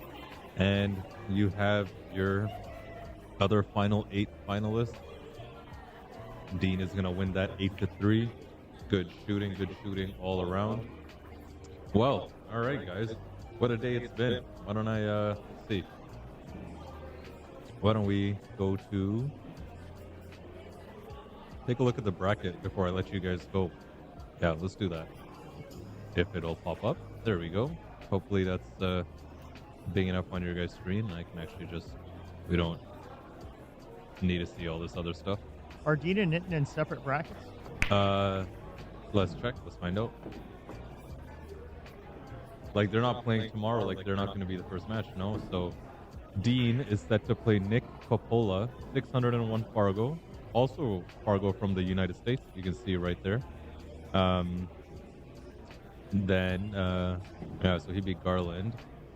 We have Ron Cezanne, I think I'm saying that right, and Jason Monroe. So Jason still on the A side. Solid shot. Jason played in the US Open. I think I mentioned that. Yeah, you did. And I think we're waiting on. We got this match. Jason Williams and Rami are playing on table 1. Now, you know what? Why don't I keep that match open? I don't know what the score is. Looks like 6-3 for one or the other. And then the winner of that will play John LeBlanc. Of course, we saw the match between Stu and Jonathan Lessard. Stu advances, and Nathan likewise trumped Barry in their 3rd grudge match. So we'll see a 4th, and they'll be playing tomorrow. And on the B side, we've got a whole bunch of matches. We've got we're gonna have 16 players in the 3rd round. But still some good matches going on right now, right? Like Kefner is still playing. Bryson unfortunately is out. He lost Mike. Was it Mike Gravitz? I can't remember. Oh, TJ Humber. He's still in. All right. He got sent to the B side in the first round, and Alpan. Who else do we got? Ron Bradshaw. Barry will play winner of this match. I see Brad is playing right over there against John Timmerman. Nice guy, John Timmerman. Had the pleasure chatting with him during my break. And Zubin hanging in there somewhere, table 9. So, right down there. Okay.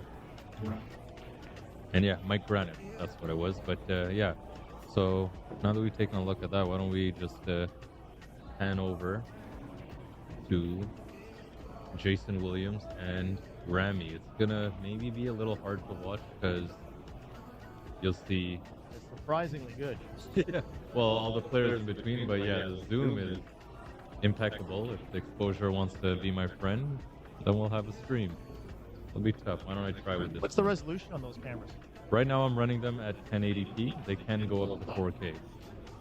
It's pretty phenomenal zoom. Yeah, I didn't want to spoil these guys with the 4K just yet in case the Wi-Fi didn't want to cooperate. So you can see right there, maybe see a whole bunch of the matches there. But all right, guys. Well, maybe I let you guys just watch this and play out. I've got some food here, so maybe I'll sign off before letting you guys go. Where's my little webcam? If it wants to turn on, I'm gonna have to do it. Where'd it go? Ta-da! There we go. All right, what's up? What's up, guys? Still here, same seat. 12 hours later, more than 12 hours later. I got here at 7:25 exactly this morning. 7:25. Yeah, and That's how long it took to set everything up. no, well, I got here at 7:25, and I was fully set up by 11. Yeah, yeah. That's a lot of work. It's a lot of work. I know. Just all this. Because see, the thing is with all my equipment, I don't like rushing it because if I break something, then that's my pocket, and it's like, uh-oh, no more stream, right? So you gotta be careful, delicate. But yeah, I don't think I'll take all the setup down today. I'll probably leave. I'll check with John first, but if they're not gonna have much foot traffic, I'll leave most of the stuff here and then just take down some of the cameras and whatnot. Like leave the stand and take the camera Yeah, down. exactly. Because I don't want to have to re-tape wire, right? That's Well, you got it set up really well. yeah, and it's honestly, it's thanks to just the layout here is pretty good. Like I was able to just make everything work. You know, the tripods fit. Didn't get hopefully in people's way too much. I'll get some feedback from John and the players, but I played on that table on 7. yeah, That did but not yeah, interfere this not at all. Mhm. And I don't think it would interfere on 11 either. Yeah, yeah, and like you know, got the space next to the back washroom here, which is not bad because it gets some foot traffic coming along. Got some nice conversational people, but yeah, it's been great. Anyways, guys, here. Ooh, that's great. Just want to sign off before I let you guys go. You guys, I'm gonna keep it on for a bit. Feel free to keep watching. I'll have the camera pointed to these tables there. I know it's not the best. Sorry. I wish I could move the table, but I can't, and I could move the camera, but I won't. Sorry. But yeah, enjoy. Remember, I'm going to be streaming tomorrow as well. The final 8 on the A side are coming back tomorrow. Final 16 on the B side coming back. There'll be a second chance. It'll be better. I'm going to try figuring out some of the little kinks and, you know, tweak the stream a bit because I know overall I think it went good. Like I said, I was super nervous about streaming here because I never have. I didn't know, you know, if all my setup stuff would work, all the planning I did, because I did do a lot of planning, you know, I got the weighted sandbags, the table, whatnot. Wasn't sure if how well the stream would be received from the Corner Bank crowd, and you know, of course, I'm filling in some big shoes of GTA Pinoy Billiards, Louis, who's you know, ran an awesome stream out of here for so long. So just trying to follow on that. But yeah, I'll be back tomorrow. Hopefully, it'll be better. I've got to see a friend for her birthday tonight. Queens, you know Queens, right? Yeah, Queens' birthday.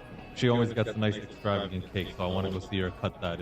She got one of them like a pool table and all the balls, so that was really cool. Nice. Yeah, so I definitely want to go see her, maybe spend some time with my family, and most importantly, get a good night's rest, because boy, am I beat today, but it was all worth it, guys. Truly, it was all worth it. Great day, great conversation.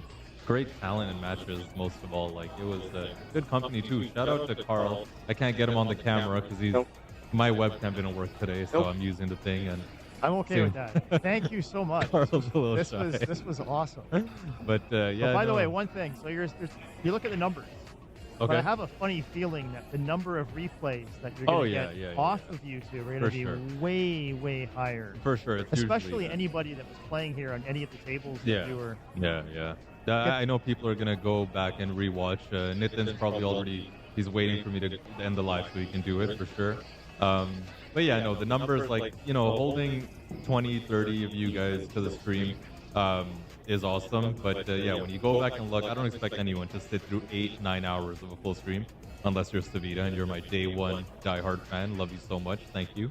But, you know, most people will go back, rewatch it, watch some clips and just little bits here and there. So yeah, it'll be cool. And truth be told, I've never really been concerned about numbers, like viewership, because it's more so about, like, when I think of I got 20 viewers, I imagine me in a room with 20 people and just watching pool. Like, hell, that seems like a good time to me, you know? It's really all just for just the production of it all is cool. But Anyways, guys, I'm not going to hold you too much longer. I've got food getting cold. I know Carl wants to get home eventually. Yep. I should start setting, taking the setup down, and yeah, I'll see you guys tomorrow. All right.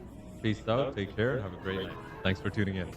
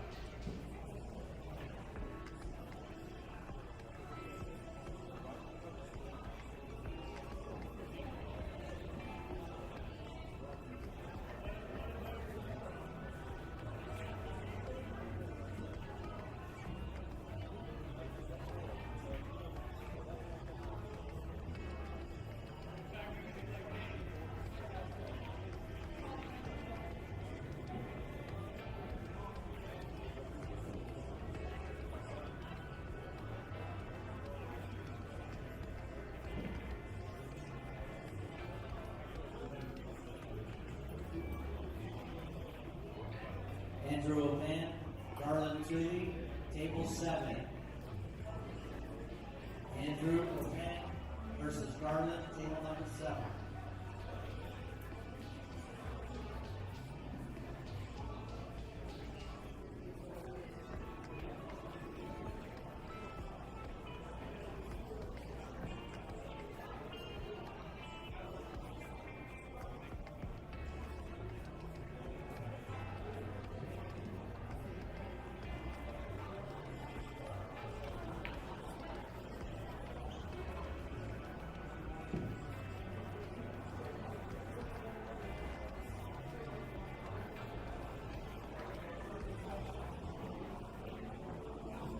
Ron Bradshaw, Stafford, table number 6. Ron Bradshaw, Stafford, table 6.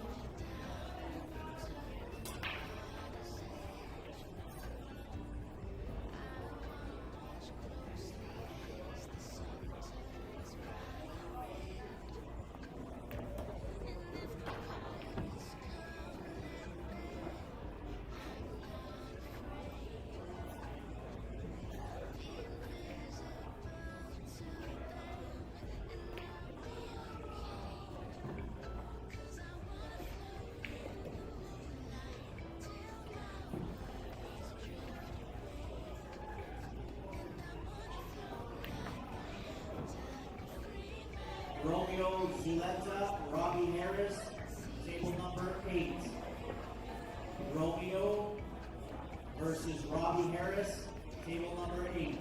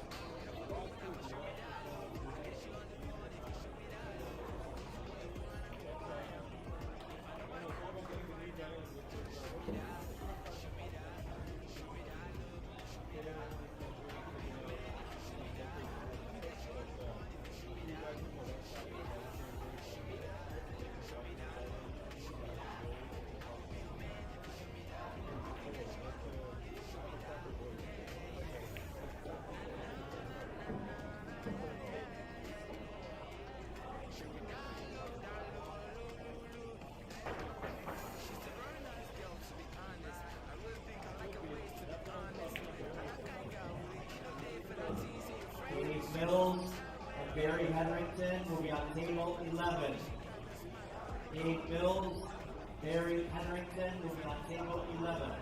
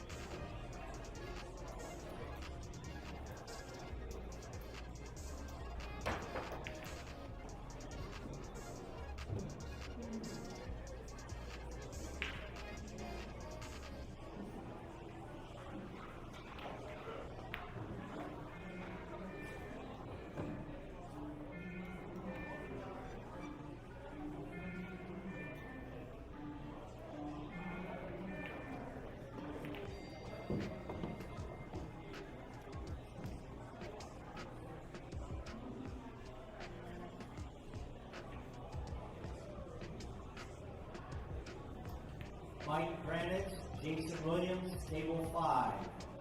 Mike Granite and Jason Williams, table number 5.